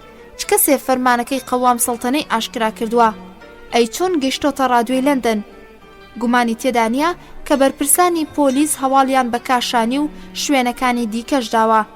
پەرچەکرداری جێبەجێنەکردنی فەرمانەکەی قەوام بوویە هۆی ئەوەی کە کاشانی و کەسانی دیکە چالاکی خۆیان زیاد بکەن. ڕاگەندراوێکی کاشانی بۆ سەرباز و ئەفسەران بڵاو بوویەوە کە بانگێشتی کردن بە گوێی فەرماندەکانی خۆیان نەکەن. هەرزوو سەر لە بەیانی ڕۆژی 30 تیری خۆپێشاندان لە تاران و سەرانسەری وڵاتدا بۆ دژایەتیکردنی حکومەتەکەی قەوام و دروشمی گەڕانەوەی دکتۆر موسەدەق دەستی پێکرد تا کاتژمێر 10 بەیانی تەواوی شەقامەکانی ناوەندی شار لە بازار هەتا مەیدانی بەهارستان پڕ بوون لە خەڵک. گول لە تەقاندن ڕوبەڕووی خۆپێشاندەران لە کاتژمێر 7 سەر لە بەیانیەوە لە شەقامەکانی دەوروبەری بازار دەستی پێکرد تا کاتژمێر 2 پاشنیوەڕۆ دەنگی گوللەی تفەنگ و شەسیر و ڕەشاش لە تەواوی شەقامەکانی ناو شاردا بە تایبەتی دەوروبەری مەیدانی بەهارستان دەهاتە بەرگوێ. شابراکەی خۆی شەهپور عەلیڕەزا بۆ ئاگاداربوون لە ڕەوشی شار نارد بۆ سەر شەقامەکان. خەڵکی کە شەهپور عەلیڕەزایان ناسی هێرشیان کردا سەر ئۆتۆمبیلەکەی و شەهپور عەلیڕەزا بەسەر و گوێلاکی خوێناویەوە گەڕایەوە بۆ لای شایبرایی و وتی وڵات لە سەروبەندی شۆڕشدایە. ئەو هەواڵانەشی کە لە شارەکانی دیکەوە دەگەیشت ئەوەی ڕوندەکردەوە کە وڵات ئاڵۆز بووە و کۆنتڕۆڵی ڕەوشەکەش لە شارە گەورەکاندا لە دەستی هێزەکانی پۆلیس و ئاسایشدا نەماوە. سەرنجام شاگەیشتە ئەو بڕوایەی کە بە دانپێدانانی خۆی هیچ کەس توانای ڕوبەڕووبوونەوەی لەگەڵ مصەدەقدا نییە. عەسری هەمان ڕۆژ شا قەوامی ناچار بەدەست لە کارکێشانەوە کرد و عەلای وەزیری دەرباری نارد بۆ پەرلەمان بۆ ئەوەی لە کاتی ڕاگەیاندنی دەست لە کارکێشانەوەی قەوام بۆ چوونی پەرلەمان دەربارەی سەرۆکوەزیرانی داهاتوو بزانرێ. لە کۆی 64 ئەندام پەرلەمانی ئامادە بوو لە دانیشتنەکەدا 61 پەرلەمانتار دەنگیان بۆ دووبارە وەرگرتنەوەی پۆستی سەرۆکوەزیران لەلایەن دکتۆر مصەدەقەوەدا. شایش لەگەڵ دەربڕینی ڕەزامەندی بۆ سەر جەم داواکاریەکانی مصەدەق لە نێویاندا پێدانی پۆستی وەزارەتی جەنگ بە مصەدەق دووبارە فەرمانی سەرۆکوەزیرانی دکتۆر مصەدەقی دەرکردەوە. دکتۆر مصەدەق ڕۆژی 1 مردادی 1330 هەتاوی ڕوونکردنەوەیەکی لە پشتی قورئانێکەوە نووسی و ناردی بۆ شا بۆ ئەوەی نیگەرانیەکانی شا بڕەوێنێتەوە دەربارەی مەبەستی خۆی بۆ گۆڕینی ڕژێم. دەقی نووسراوەکەی مصەدەقیش بەم شێوەیە بوو لە پشتی قورئانەکەدا دوژمنی قورئان بم ئەگەر بمەوێ پێچەوانەی دەستور هەر کارێ بکەم و هەروەها ئەگەر دەستور پێشێل بکەم و ڕژێمی مەملەکەت بگۆڕن من بە سەرۆکوەزیرانی ڕازی ببم. دکتۆر مصەدەق هاوکات لەگەڵ ناردنی ئەو نووسینان لە پشتی قورئانەکەدا بۆشا فەرمانی دەرکرد بە هەڵپەساردن و داخستنی دیوان و نووسینگە تایبەتیەکانی برا و خوشکەکانی شاو دەرکردنیان لە تاران. هەروەها دکتۆر مصەدەق ناوی وەزارەتی جەنگی گۆڕی بۆ وەزارەتی بەرگری نەتەوەیی و لە یەکەم بڕیاری خۆیدا لەو پۆسەدا سپەه بەد یەزدان پەنای وەک فەرماندەی لەشکر دیاری کرد. ئەم دانانە بۆ دڵنیاکردنەوەی شابوو. بەڵام کاتێک کە مصەدەق داوای کرد هەندێک لە بەرپرسەکانی لەشکر خانەنشین بکە یەزدان پەنا ئامادە نەبوو ئەم فەرمانە دەربکە. بەڵام بڕیاری خانەنشینکردنی سەدان کەس لە ئەفسەران و لەشکران دوای کەنارخستنی سپەه بەد یەزدان پەنا دەرکرا. خولی دووەمی فەرمانڕەوایی دکتۆر مصەدەق لەگەڵ ڕاگەیاندنی بڕیاری دادگای لاهای بۆ بەرژەوەندی ئێران دەستی پێکرد. مصەدەق بە وەرگرتنی دەنگی لە ڕادەبەدەری پەرلەمان بەهرەمەند بوو بە دەسەڵاتێکی بێپێشینا لە پۆستی سەرۆکوەزیریدا و هەنگاوی سەرسەختانەتری لە بابەتی نەوتدا دەنا. هەڵبژاردننی ئایەتوڵڵا کاشانی بۆ سەرۆکی پەرلەمان پێگەی مصەدەقی زیاتر لە جاران بەهێزتر کرد و ئینگلیزەکانیشی بە پەیڕەوکردنی ڕەوشێکی ئاشتیانەتر لەبارەی پرسی نەوتەوە لە بیری چارەسەرکردنی ناکۆکیەکانی خۆیاندا بوون لەگەڵ ئێراندا.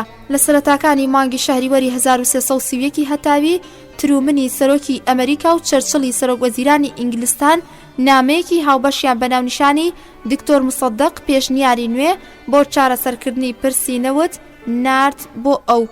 بەڵام ئەم پێشنیارەش بەهۆی ئەو مەرجانەی کە لەبارەی پێدانی غەرامەوە دیاریکرابوون لەلایەن ئێرانەوە بدرێت بە کۆمپانیای پێشووی نەوتی ئێران ئینگلیز لەلایەن ئێرانەوە ڕەتکرایەوە.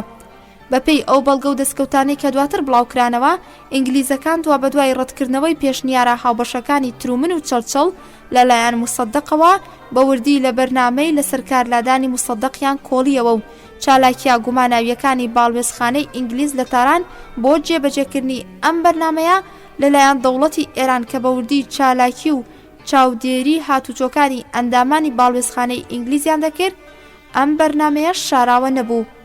دکتۆر مصەدەق دوای بەدەستهێنانی هەندێک راپۆرتی پەیوەست بە چالاکیەکانی باڵوێزخانەی ئینگلیز بڕیاری پچڕاندنی پەیوەندی سیاسی لەگەڵ دەوڵەتی بەریتانیا و داخستنی باڵوێزخانەکانی لە ئێراندادا. ئەم بڕیارەش لە ڕۆژی 30 مانگی مهری 1330 هەتاوی کەوتە بواری جێبەجێکردنەوە. چەند ڕۆژێک دوای پچڕاندنی پەیوەندیەکانی نێوان ئێران و بەریتانیا هەڵبژاردننی سەرۆکۆمار لە ئەمریکا ئەنجامدرا و بە هەڵبژاردننی ژەنڕاڵ ئایزەنهاوەر بە سەرۆککۆماری ئەمریکا دەرچەیەکی نوێ بۆ پەیوەندیەکانی ئێران و ئەمریکا کرایەوە. باری ڕوبینی توێژەری ئەمریکی کە پێشتر ئاماژەمان بە نووسینەکانی کردبوو دەربارەی ئێران، دەربارەی هەنگاوە نهێنیەکانی ئینگلیز بۆ سەرنگونکردنی حکومەتەکەی موسەدەق لە پێشتر و دواتر هەڵبژاردنی ئایزەنهاوەریش بۆ سەرۆککۆماری ئەمریکا دەنووسێ. ئینگلیزەکان بەر لە هەڵبژاردننی سەرۆککۆماری ئەمریکا لە ساڵی 1952 زاینی کە بە سەرکەوتنی کۆماریەکان و هاتنە سەرکاری هاینزەهاوەر کۆتایی پێهات، لە ئامادەسازی کودەتایەکدا بوون بەسەر موسەدەق. کرمیت ڕۆزفێلد کە لە بەرپرسا دیارەکانی CIA واتە سیا بوو، ماوەیەکی کەم بەر لە هەڵبژاردننی سەرۆککۆمار بانگێشتی لەندەن کرا. ئینگلیزەکان لەبارەی پێشنیارێکەوە کە بە ناوی ئاجاکسی ناونرا لەگەڵ ئەودا گفتوگۆیان کرد. ڕۆزفێلد ئەو پێشنیارەی کە بۆ ڕێخستنی کودەتایەک لە ئێراندا بە مەبەستی ڕوخاندنی حکومەتەکەی موسەدەق ئامادە کرابوو، لەگەڵ خۆیدا بردی بۆ واشنگتۆن و لەگەڵ ئالان دالاس کە لەو کاتەدا جێگیری سەرۆکی سیا بوو خستیا بەرباس و لێکۆڵینەوە. هەڵبژاردننی سەرۆکایەتی ئەمریکا تازە ئەنجامدرا بوو. دالاس پێی باش بوو کە دەبێ ئەم پێشنیارە هەتا دەست بەکاربوونی ئایزەنهاوەر بە بێدەنگی بمێنێتەوە. هەندەرسۆنی باڵوێزی ئەمریکا لە ئێران کە بەر لە هەڵبژاردنەکانی سەرۆکایەتی ئەمریکا گەڕابوویەوە بۆ ئەمریکا، لە کۆتاییەکانی ساڵی 1952 زاینی گەڕایەوە بۆ ئێران و دانوستان و گفتوگۆیەکی نوێی لەگەڵ دکتۆر موسەدەقدا دەست پێ کرد بۆ ئەوەی هەتا بەر لە گۆڕانی حکومەت لە ئەمریکادا ڕێگەچارێکی گونجاو بۆ پرسینەوت بدۆزنەوە. ئەم دانوستانانە کە هەتا کۆتاییەکانی حکومەتی ترومن درێژەی کێشا نەگەیشتنا هیچ ئەنجامێک. راپۆرتی باڵوێزی ئەمریکا دەربارەی بێ ئەنجامبانەوەی ئەم دانوستانە زەمینە سازیەکی باشی بۆ گۆڕینی سیاسەتی ئەمریکا لە ئێران فراهەمهێنا. ڕۆژی 3 فەروەردینی 1953 زاینی بەرامبەر بە 14 بەهمەنی 1331 هەتاوی 2 هەفتە دوای دەست بەکاربوونی ئایزەنهاوەر، شاندێکی دەوڵەتی ئینگلیز بە مەبەستی دیدار و گفتوگۆ لەگەڵ جان فۆستەر دالاسی وەزیری نوێی دەرەوەی ئەمریکا و ئالن دالاسی برای کە لەم حکومەتە نوێدا پۆستی سەرۆکایەتی ڕێکخراوی CIA وەرگرت بوو، سەردانی واشنگتۆنیان کرد. بابەتی دانوستانەکەش پلانی سەرنگونکردنی دکتۆر موسەدەق بوو. لەگەڵ ئەو زەمینە سازی کە پێشتر بۆ جێبەجێکردنی ئەم کارە ئامادە کرابوو، هیچ کێشەیەک لە نێوان ئەمریکا و ئینگلیز نەبوو. پێشنیاری سەرپەرشتیکردنی ئەم چالاکیە لەلایەن ئەمریکاوە دانانی کیم ڕۆزفێلد بوو، بۆ جێبەجێکردنی ئەم بەرنامەیەش لەلایەن خودی ئینگلیزەکانەوە بوو. لەو کاتەدا هیچ کەس پێشبینی نەدەکرد کە ڕۆڵی ئەمریکا لەم ڕووداوانەدا چۆنی دواتر لە دژی خودی ئەمریکا دەمێنێتەوە. راپۆرتە سێخوڕیەکان کە لەم دانیشتنەدا خرانە بەردەست ئەوەی دەردەخست کە ڕەوشی ئێران بەرەو سەرکەوتنی کارەکەیانە ئەگەر شا لای خۆیەوە چەند هەنگاوێک بۆ کەنارخستنی موسەدەق هەڵبێنێ، ئەوە لەشکر و زۆربەی خەڵکی پشتیوانی لە شا دەکەن. لەگەڵ ئەم ئەنجامەدا بڕیاردرا کە پێشتر ڕۆزفێلد سەردانی ئێران بکات و بەر لە دەستپێکردنی چالاکیەکە بە وردی لە ڕەوشەکە بکۆڵێتەوە. دەربارەی ئەو ڕووداوانەی کە بە کودەتای موردادی 1332 هەتاوی بەرامبەر بە 19 ئابی 1953 زاینی و ڕوخانی حکومەتەکەی موسەدەق کۆتایی هات، شتانێکی زۆر وتراون و نووسراون کە لێرەدا مەجالی باسکردنی هەمویان نییە. بەڵام هێنانی بەشێک لە یادەوەریەکانی ئایزەنهاوەر سەرۆکی ئەو کاتی ئەمریکا دەربارەی پەیوەندیەکانی نێوان ئێران و ئەمریکا لە مانگەکانی کۆتایی حکومەتی موسەدەق و زەمینە سازیەکان بۆ کودەتای 28 مورداد بەرامبەر بە 19 ئاب کە تا ئێستاش لە ئێراندا بڵاو نەکراوەتەوە بۆ مێژووە بۆ ئەو کەسانەشی کە خوازیارن و دەیانەوێت لێکۆڵینەوە لەبارەی ئەو ڕووداوانەوە ئەنجام بدەن بە گرنگی دەزانم. ئایزەنهاوەر لە یادداشتەکانی خۆیدا بەناونیشانی ساڵانی من لە کۆشکی سپیدا کە دەقا فەڕەنسیەکەی لە بەردەستی نووسەردایە و دوای باسکردنی مێژوویەکی کورد لەبارەی پێشنیاری نەوتی ئێران و ڕووداوەکانی خۆماڵیکردنی نەوت بەم شێوەیە دەنووسێت. پرسی نەوتی ئێران تەنانەت پێشبوونیشم بە سەرۆکی ئەمریکا سەرنجی منی بۆ لای خۆی ڕاکێشا بوو.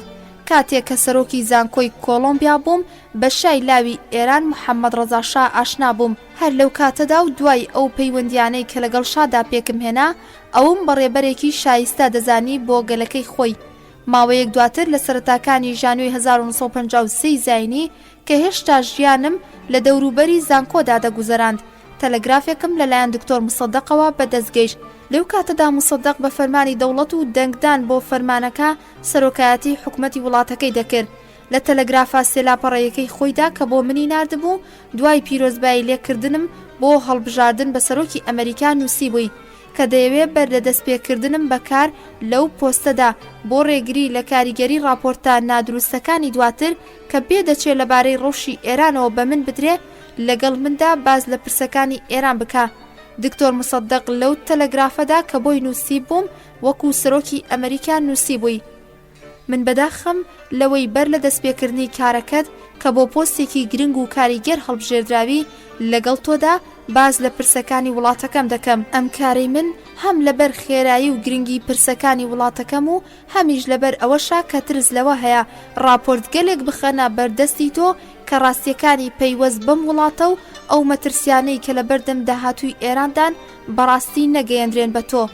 من ئومێدەوارم ئەو حکومەتەی کە لە داهاتوودا تۆ سەرۆکاتی دەکەی هەز بە گرنگی ململانیەکانی گەلی ئێران بکە و بۆ گەیشتن بە ئارەزوەکانی کە جگا لەسەر بەخۆی سیاسی و ئابووری شتێکی دیکەنیا هاوکاری بکەیت. نزیکەی 2 ساڵە کە گەلی ئێران تەنها بەهۆی ڕق و چاوچنۆکی کۆمپانیاکەیەوە کە بابانگەشەی خۆی بۆ پاراستنی بەرژەوەندیان نامەشروعەکانە خۆی لە ئێران لەلایەن دەوڵەتی بەریتانیاوە پشگیری لێ دەکرێت. دووچاری فەلاکەت و دژواری و هەژاریەکی لە ڕادەبەدەر بووەوە و بێبەشکراوە لە مافی سروشتی و یاسایی خۆی کە زوود وەرگرتنا لە سەروەت و سامانی وڵاتەکەی خۆمان کە ئێرانە.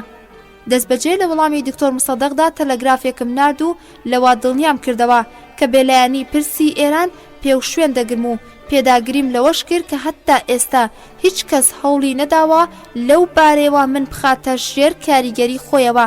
لە هەمان تەلەگرافدا هیوام خواست کە پەیوەندی تایبەتی داهاتووی ئێمە دوور بێت لە هەموو دوودڵی و گومان و خراپیەک. لە کۆتاییدا نووسیم کە خۆشحاڵم بە بۆچوونەکانی ئەو لەبارەی ئەو پرسانەی کە پەیوەندیان بە بەرژەوەندیەکانی هەردوو لاوە هەیە. لە ژانیۆی 1953 زاینیدا پەرلەمانی ئێران دیکتاتۆریەتی مصدەقی بۆ ماوەی ساڵێکی دیکە درێژ کردەوە و سەرنجامی ئەوەش مصدەق بە ئاشکرا شای یاسایی وڵاتی تاوانبار کردبەوەی کە هاوکار و هاودڵی هەیە لەگەڵ چالاکی بێگانەکاندا لە دژی دەوڵەتەکەی ئەو. لەژێر فشاری مصدەقدا شاڕۆژی 28 فەبریوەر بەرامبەر بەنوێی ئەسفەند بڕیاری کەنارگیری لە پۆستی سەڵتەنەتداری ئێراندا و ڕایگەیاند کە بۆ چارەسەری پزیشکی دەچێتە دەرەوەی وڵات. ڕاگەیاندنی ئەم بڕیارەیشا ئاڵۆزیەکی توندی بەدواداهات. لایەنگرانی شاو هەوادارانی مصدەق لە نێو شەقامدا کەوتنە گیانی یەکتر. سەرنجام شا لە بڕیارەکەی خۆی دەست لە کارکێشانە و دەرچوون لە وڵات پەشیمان بوویەوە. ئەم ڕووداوە بە شکستێک بۆ مصدەق هاتە ئاژمار. لەم نێوەندەدا لوی هندرسۆنی باڵێزی ئەمریکا لە ئێران پێشنیار گەلێکی نوێی بۆ چارەسەرکردنی پرسینەوەت خستە بەردەم دکتۆر مصدەق.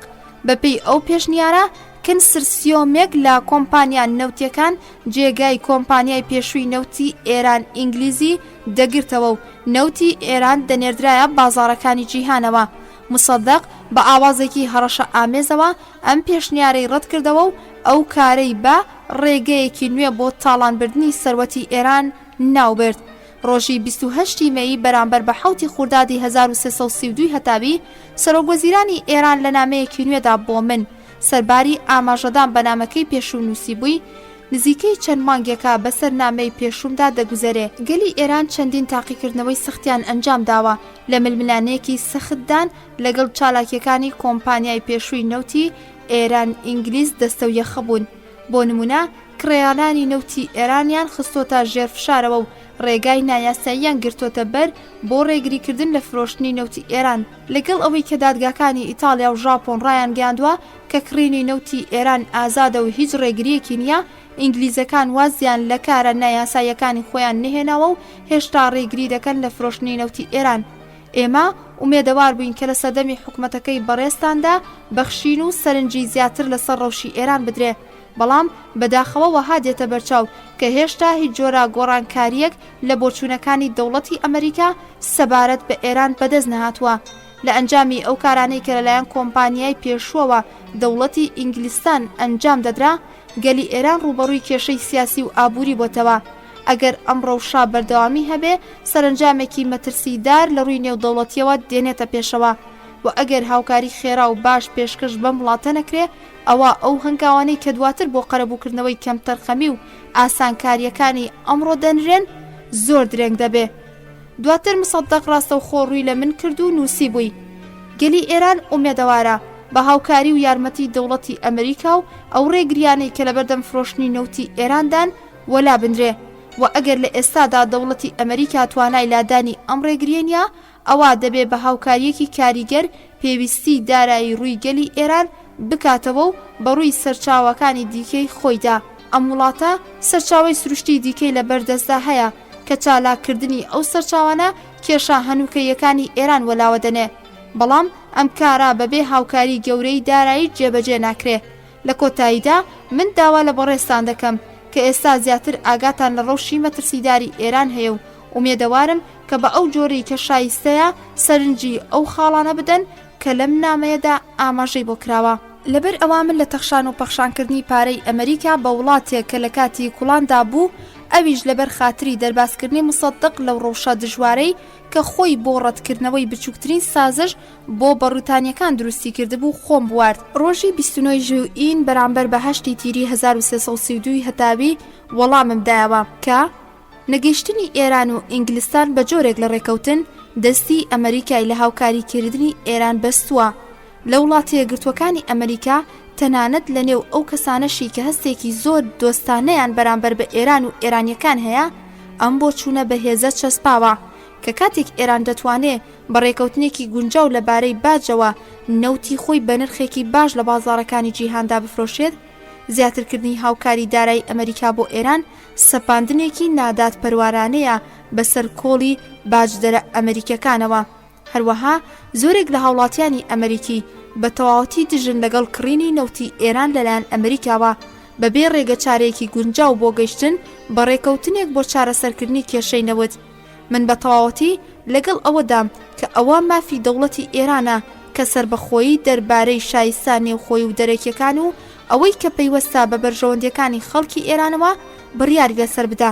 مەبەستی من لەبارەی ئەو بابەتانەی کە لەم نامەیەدا خراونەتە ڕوو دیاریکردنی ڕێگەیەک نییە بۆ دەوڵەتی ئێران لە بەدەستهێنانی بەرژەوەندیەکانی خۆیدا.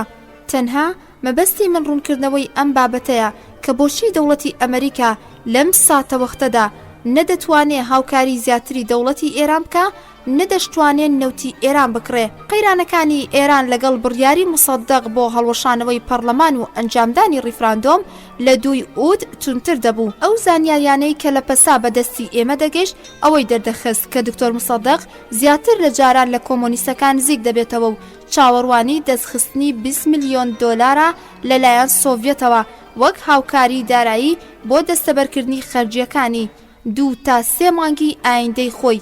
حیزبی توودا لە کۆتایەکانی مانگی ژوئین بە ئاشکرا پشتیوانی خۆی بۆ دکتۆر مصدق ڕاگەیان. ئەنجامی ڕیفراندۆم بە دەنگی لە 99.4 بۆ بەرژەوەندی مصدق ڕاگەیەندرا. ڕۆیشتنی ئێران بەرەو دیکتاتۆریەتێکی کۆمۆنیستی زیاتر گوژمی دەدا.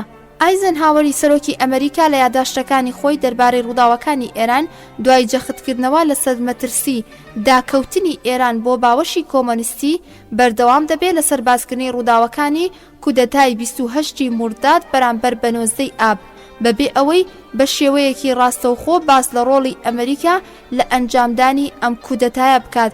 تەنها لە بەشێک لە یادداشتەکانی بەهێنانی ئەم ڕستەیە من پێوشوێنی ڕەوشی ئێرانم دەگرت لە دانیشتنی ڕۆژانەکانی خۆم لەگەڵ نوێنەرانی وەزارەتی دەرەوە و وەزارەتی بەرگری و CIACە و راپۆرتی کاربەدەستان نێوچەیەکانی خۆمان کە چالاکانە هاوکاری لایەنگرانی شایان دەکرد دەم خوێندنەوە.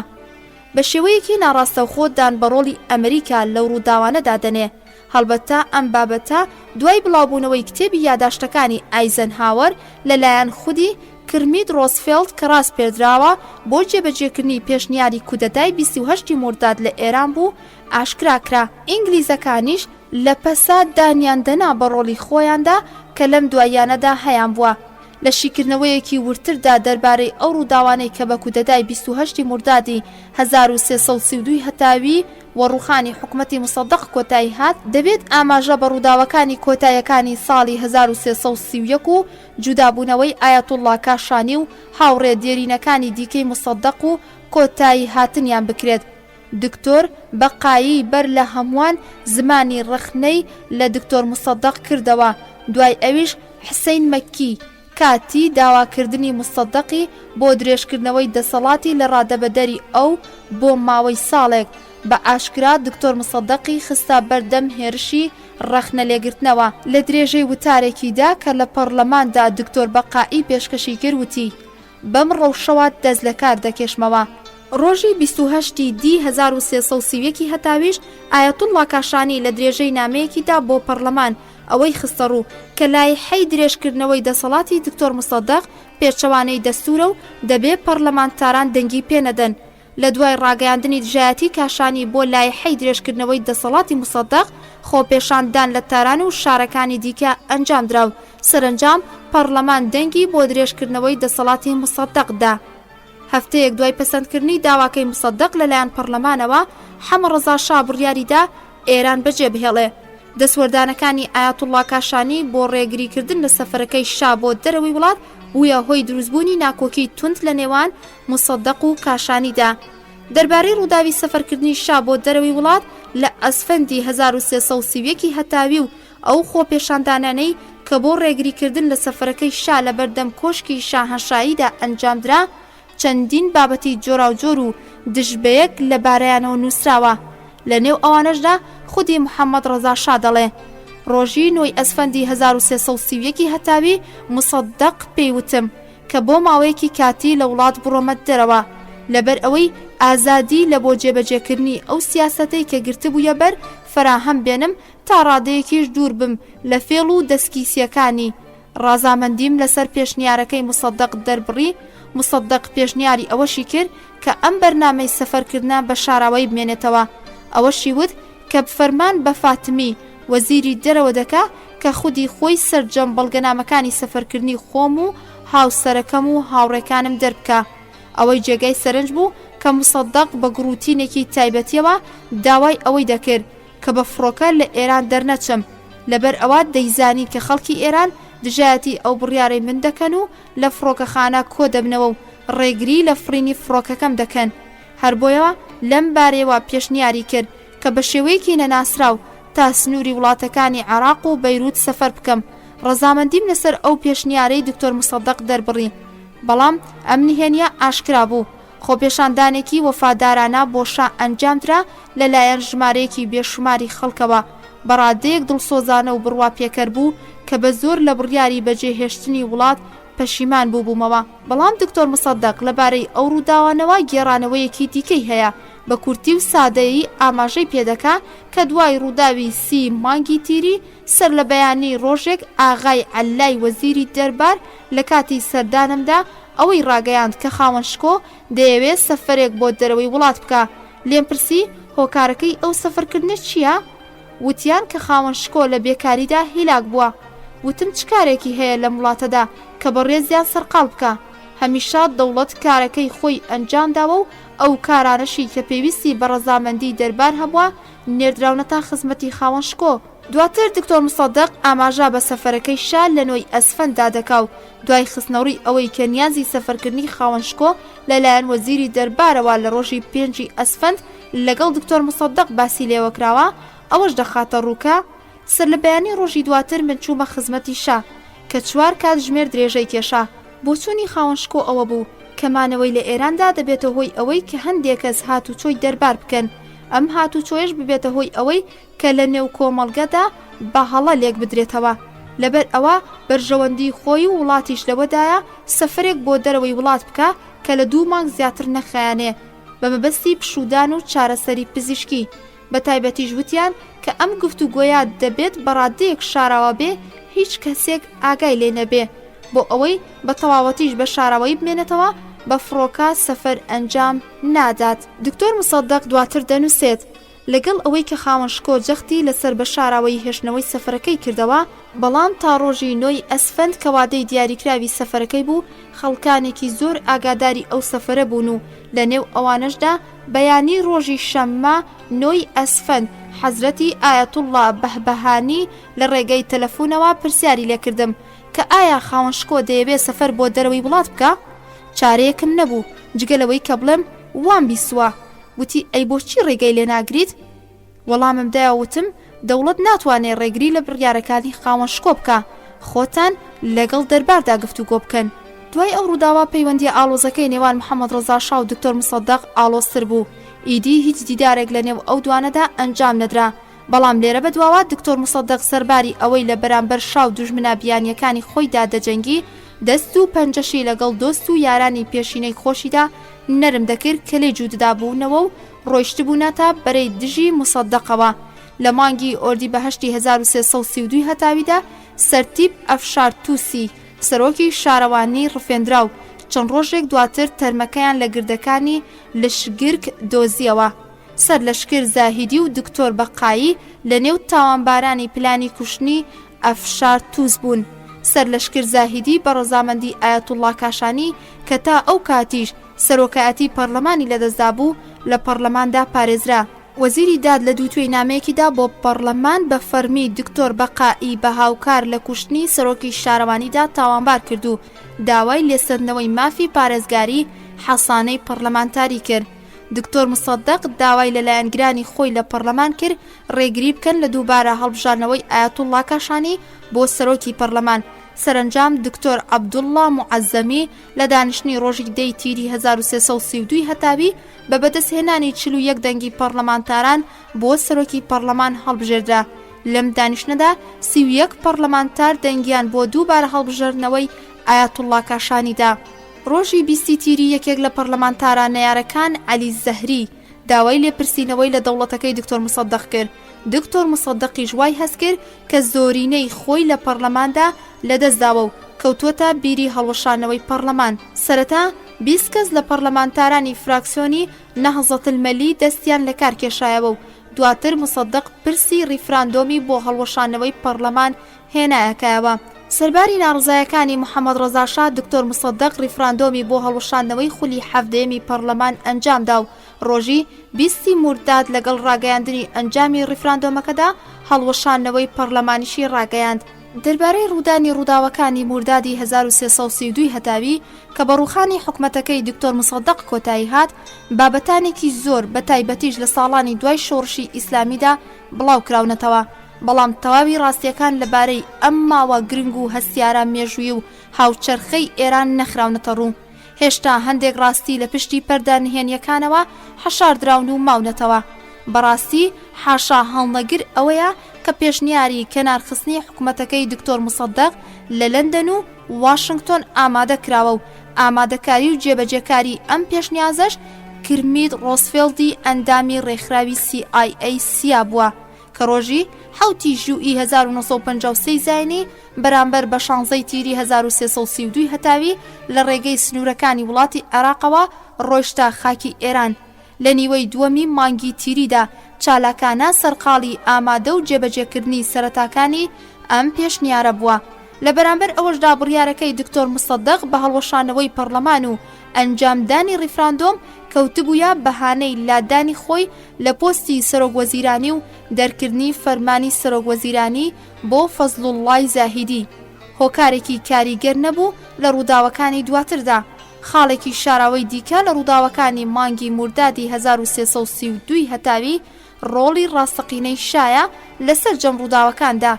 یەکێک لە ورترین و نوێترین تۆژینەوەکان دەربارەی ڕۆڵی ئەمریکا و ئینگلیز لە کودەتای 28 مورداد بەرامبەر بە 19 ئابی 1953 ئەنجامدراوە لە ساڵی 1970 لەلایەن زانکۆی ویلایەتی لویزیانای ئەمریکا بڵاو کراوەتەوە. تا ڕادەیەک ئەم خاڵە شاراوانە ڕۆشن دەکاتەوە. لەم توێژینەوەیەدا کە بە وەرگێڕدراوی فارسیش بڵاو کراوەتەوە هاتووە کە پرسی کەنارخستنی مصەدەق و دیاریکردنی زاهیدی بۆ جێگرتنەوەی مصەدەق یەکەم جار لە دیداری ڕۆژی 30 مەی بەرامبەر بە 9 خوردادی 1332 هەتاوی نێوان هێندەرسۆن باڵوێزی ئەمریکا و محەممەد ڕەزا شا لەلایەن باڵوێزەکەی ئەمریکاوە خرایە ڕوو. شا ڕەزامەندی بۆ ئەم کارە نیشانداوە. لە کۆتایەکانی مانگی ژوئی و سەرەتاکانی مانگی موردادیشدا چەند هەوڵێک لە چەند ڕێگەیەکی جیاوازەوە دراوە. یەکێک لەو هەوڵانش لەلایەن ئەشرەفە خوشکە هاوسەرەکەی دوانە شاوە بوو بۆ بەدەستهێنانی ڕەزامەندی و هاوکاری شا بۆ پێشنیاری کەنارخستنی موسەدەق، بەڵام دیسان شا ئەوەشی ڕەت کردەوە. دواتر ژەنڕاڵ شوارتسکف ڕاوێژکاری ئەمریکایی پێشووی ژاندارمێری کە لە نزیکەوە دۆستایی لەگەڵ شادا هەبووە بۆ ڕازیکردنی شا بۆ هاوکاریکردنی جێبەجێکردنی ئەم بەرنامەیە سەردانی تارانی کرد. سوارتشکف دیداری لەگەڵ شادا ئەنجامدا، بەڵام هێشتا شا ئامادە نەبوو هاوکاری ئەو بەرنامەی CIA بکە. ئەمجارە سوارتشکف ئامۆژگاری ڕۆزفێڵدی کرد کە خودی خۆی سەردانی شا بکە. ڕەشیدیەکان ئەم پەیوەندی و سەردانەیان ڕێکخست. سەرنجام شا دوای پشتگیریکردنی فەرمی ئەمریکا و بەریتانیا کە لە ڕێگەی پەیامێکی تایبەتی ڕادیۆییەوە ڕاگەیەندرا ڕازی بوو کە پشتیوانی جێبەجێکردنی بەرنامەی کودەتا دژی موسەدەق بکە. بە بەدەستهێنانی هاوکاری شا دەستەی ڕۆزفێڵد ئامادەی دەستپێکردنی چالاکیەکە بوون. فەرمانی کەنارخستنی موسەدەق و دانانی زاهیدی ئامادەکرا لەلایەن شاوە واژووکرا. شەوی 15 ئوت و 24 مورداد سەرهەنگ نیعمەتوڵڵای نەسیری فەرماندەی گاردی شاهنشاهی فەرمانی کەنارخستنەکەی گەیاندا دەستی موسەدەق. بەڵام موسەدەق کە پێشتر لە چۆنێتی پلانەکە لەوانەیە بەهۆی حیزبی توودەوە ئاگادار بوو بێ، فەرمانەکەی بە نایاسایی دانا و فەرمانی دەستگیرکردنی نەسیری دەرکرد. لەم کاتەدا هێزە لایەنگرەکانی موسەدەق لە شوێنە جیاوازەکانی شاردا جێگیر بووبوون. پەرلەمانتارە دژەکان و ئەفسەرا گومان لێکراوەکان بە هاوکاری لە پلانەکەی زاهیدی ودا و وەزیری دەربار دەستگیر کران. هەراو هوریایەکی فراوانیش بۆ دەستگیرکردنی زاهیدی دەستی پێکرد و بڕی 100,000 ریاڵ وەکو دیاری بۆ دەستگیرکردنی ئەو دیاریکرا.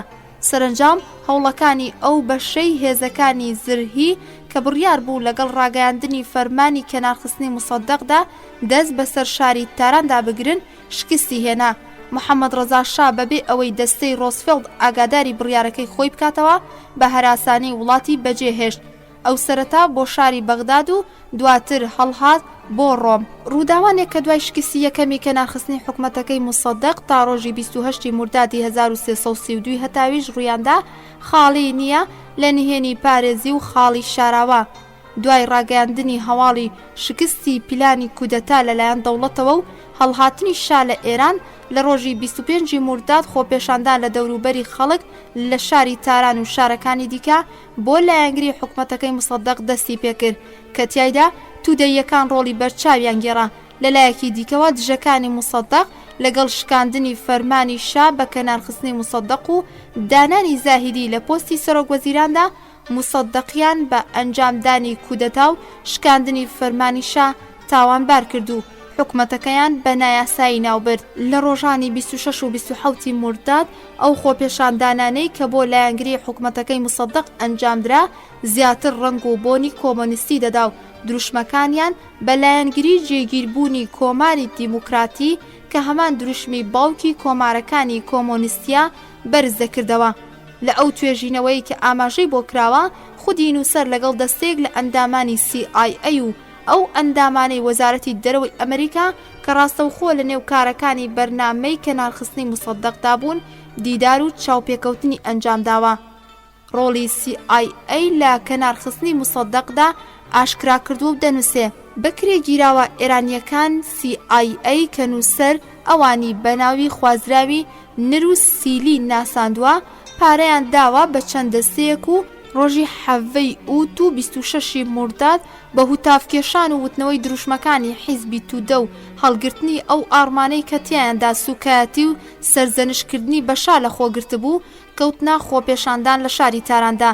ئەم کۆمەڵە توودەیی کراوانە کە عەسری ڕۆژی پێشوو بڕی 50,000 دۆلاریان وەک کرێی ئەوانە لە ڕێگای یەکێ لە فەرمانبەرانی CIA-ەوە درابوو بە نرو سیلی. ئەمانە ئەرکی ئەوەیان پێسپێدرا بوو کە بەهۆی مەترسی دروست بکەن بە دەسەڵات گەیشتنی تودەیەکان و پێگەی ساییدی بەهێز بکەن.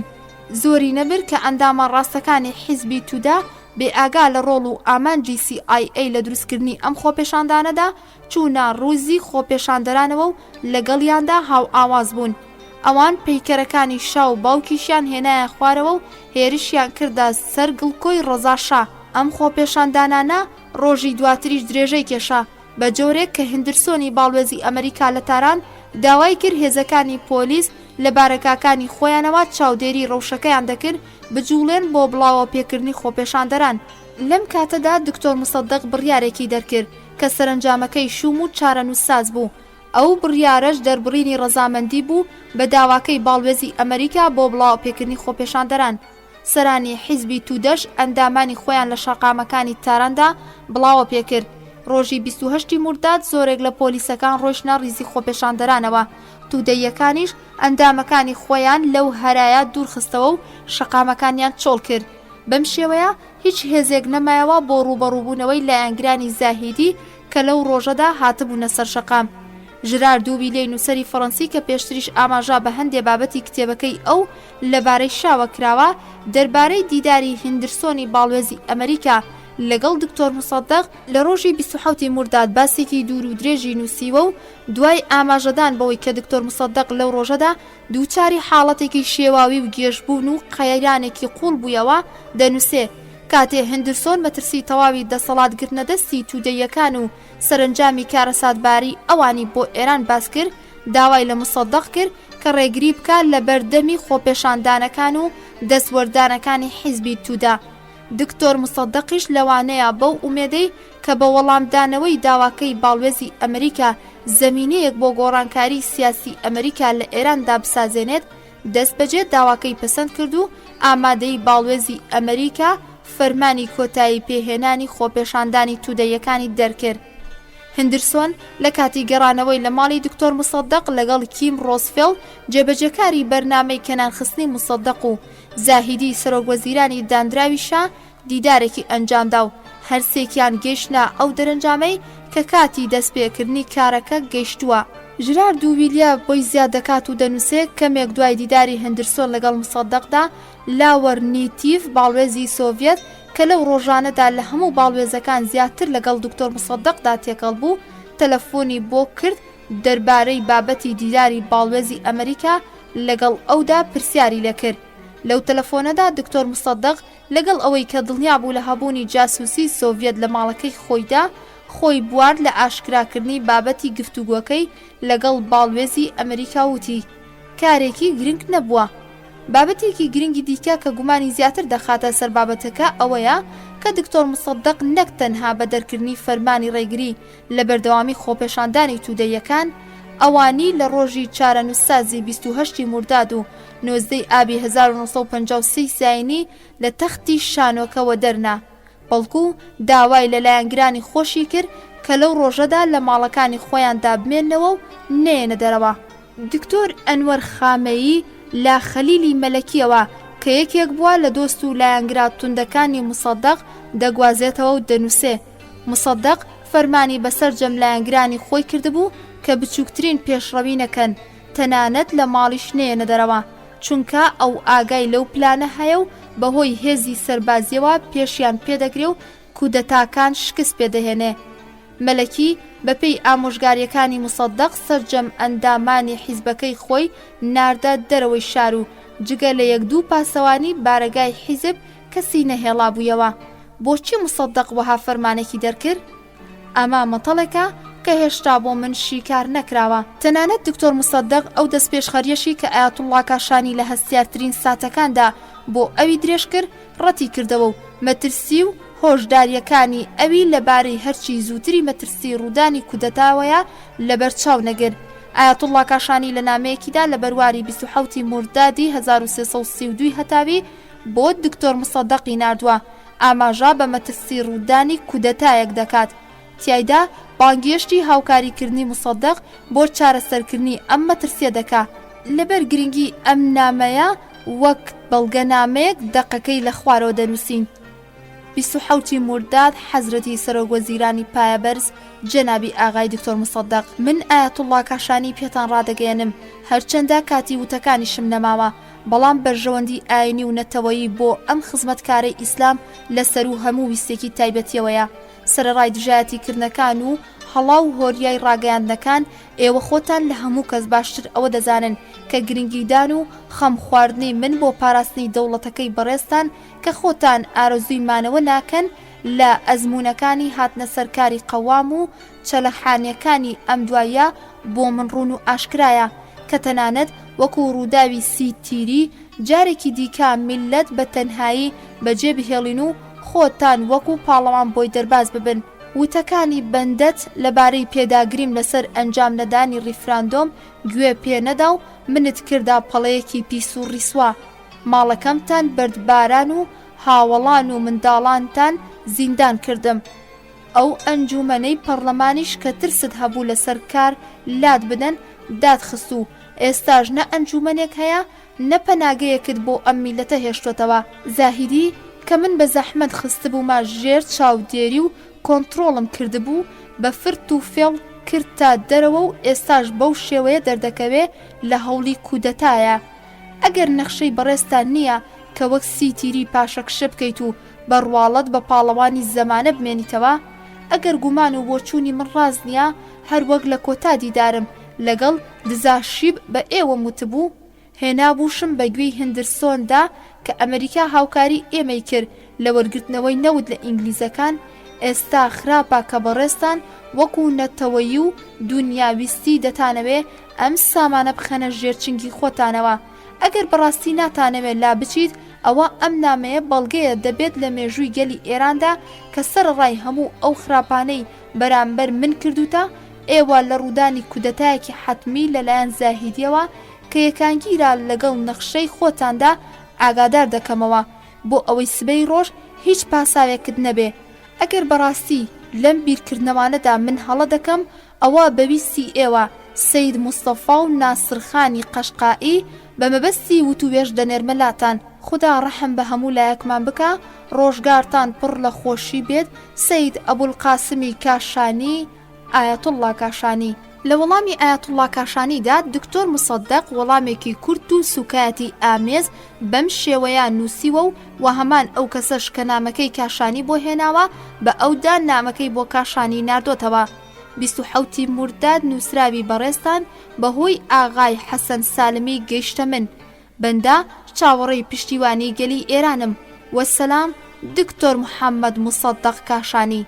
نامەکەی کاشانی بۆ دکتۆر مصەدەق هەرچەندە دەربارەی ڕاستیەکەی چەند گومانێک هەیە هەلێکی گونجاو بوو بۆ دکتۆر مصەدەق کە لەو ساتە هەستیارەدا جارێکی دیکە دەستی هاوپەیمانی و دۆستایەتی بداتەوە بە ئایەتوڵڵا کاشانی و سوود وەرگرتن لە دەسەڵاتی معنەوی ئەو پلانی دوژمنان لەبار ببات گوێنەدان بەم نامە و فەرمانی بەرگری نەکردنەی لایەنگیری ئەو گومانە بەهێزە دەکا کە دکتۆر مصەدەق بێباک بووە لە سەرنجامی ئەم کارە یان ئیدی ئومێدی بە سەرکەوتنی ئەو بەرنامەیە نەبوو کە گرتبوویە بەر خودی دکتۆر مصەدەق دەربارەی کودەتای ڕووداوەکانی حکومەتەکەی خۆی دەنووسێ هەمووان دەزانن کە عەسری ڕۆژی 27 مرداد فەرمانم دەرکرد کە هەر کەسێ باز لە دەوڵەتی کۆماری بکە ئەوە سزا بدرێ بەرنامەکەوا بوو کە داوا لە خاوەن شکۆی پایدار شاهەنشاه بکرێ کە هەرچی زووترە بگەڕێتەوە بۆ ئێران و هەر چۆنێک کە دەیەوێت شورای سەڵتەنەتی دیاری بکە تا کارەکان نەوەستن و کاری ئاسایی و سروشتی خۆی بەڕێ بکە دوای ئەم ڕوونکردنەوەی دکتۆر مصەدەق دەنووسێت من نەک بە کۆماری دیموکراتی بەڵکو بە هیچ ناوێکی دیکە ڕازی نەدەبووم چونکە گۆڕینی ناوی ڕژێم نابێتە هۆی پێشکەوتنی گەل و وڵات هەتا گەلێکی هۆشیار و پیاوی دانا نەبێ ئیش و کاری وڵات بە هەمان ڕێچکەی خۆی دەڕوا چەندە زۆرن وڵاتانێک کە سیستەمی فەرمانڕەواییان کۆماریە بەڵام ئازادیان نییە و چەندە زۆرن ئەو وڵاتانەی کە فەرمانڕەوایی دەستوریان هەیە و لە ئازادی و ساربەخۆیی بە تەواوەتی بەهرەمەند بوون بۆ من و کەسانێکی وەکو من بێگانە هەر بێگانەیە لە هەر ڕواڵەت و پۆشاکێکدا بێت بەڵام دەتوانین چی بکەین کە سەرجەم دەستە بەکرێ گیراوەکانی بێگانە دەیانەوێت شوێن کەوتوانی خۆیان بکەنە فەرمانڕەوای ئەم مەملەکەتە و کەسانی وەکو منیش لەناو ببن. ئەگەر بڕوا بە موتەی مصدق بکەین و بەڵگەیەکیشمان نییە کە ڕەتی ئەمە بکاتەوە، بە تایبەتی جەختکردنەوەی دووبارە لەسەر ئەوەی کە من نەویستومە سیستەمی پشتاوپشتی پاشایەتی بگۆڕم و ناڕژێمی دەستوری بە کۆماری، ئەویش کۆماری دیموکراتی. تەنانەت لە کاتی شکستی کودەتا دژی مصدق و مانەوەی لە پۆستی سەرۆکوەزیرانیشدا دکتۆر مصدق زەمینە سازی گەڕانەوەی ڕژێمی پاشایەتی و خودی حەمەڕەزا شای بۆ ئێران فراهەم دەکرد، چجای ئەوەی کە محەممەد شا لە ڕەوشێکی گونجاوتر پەسەندکردنی ئەسڵی سەڵتەنەت نەک حکومت دەگەڕایەوە بۆ وڵات. ئەو گەندەڵیانەی کە لە ئەنجامی دەستوەردانی بێگانە لە هێنانەوەی محەممەد شا و گەیاندنەوەی بەدەسەڵات ئەنجام دەدران ڕوویان نەدەدا. بە هەرحاڵ لە ڕۆژی چوارشەمە 28 مردادی 1332 هەتاوی بەرامبەر بە نۆزەی ئابی 1953 زاینی دکتۆر مصدق خۆیدایە دەستی چارەنووس. ئەو خۆپێشاندانانەی کە لە ئەنجامی چەند گروپێکی سەدان کەسیەوە لە شەقامەکانی تاران دەستی پێکرد کە نووسەر خۆم شاهیدی بێبایەخی خۆپێشاندانی کاتژمێرەکانی سەرەتای ئەو بەیانیە بووم لە شەقامەکانی ناوەندی شاردا.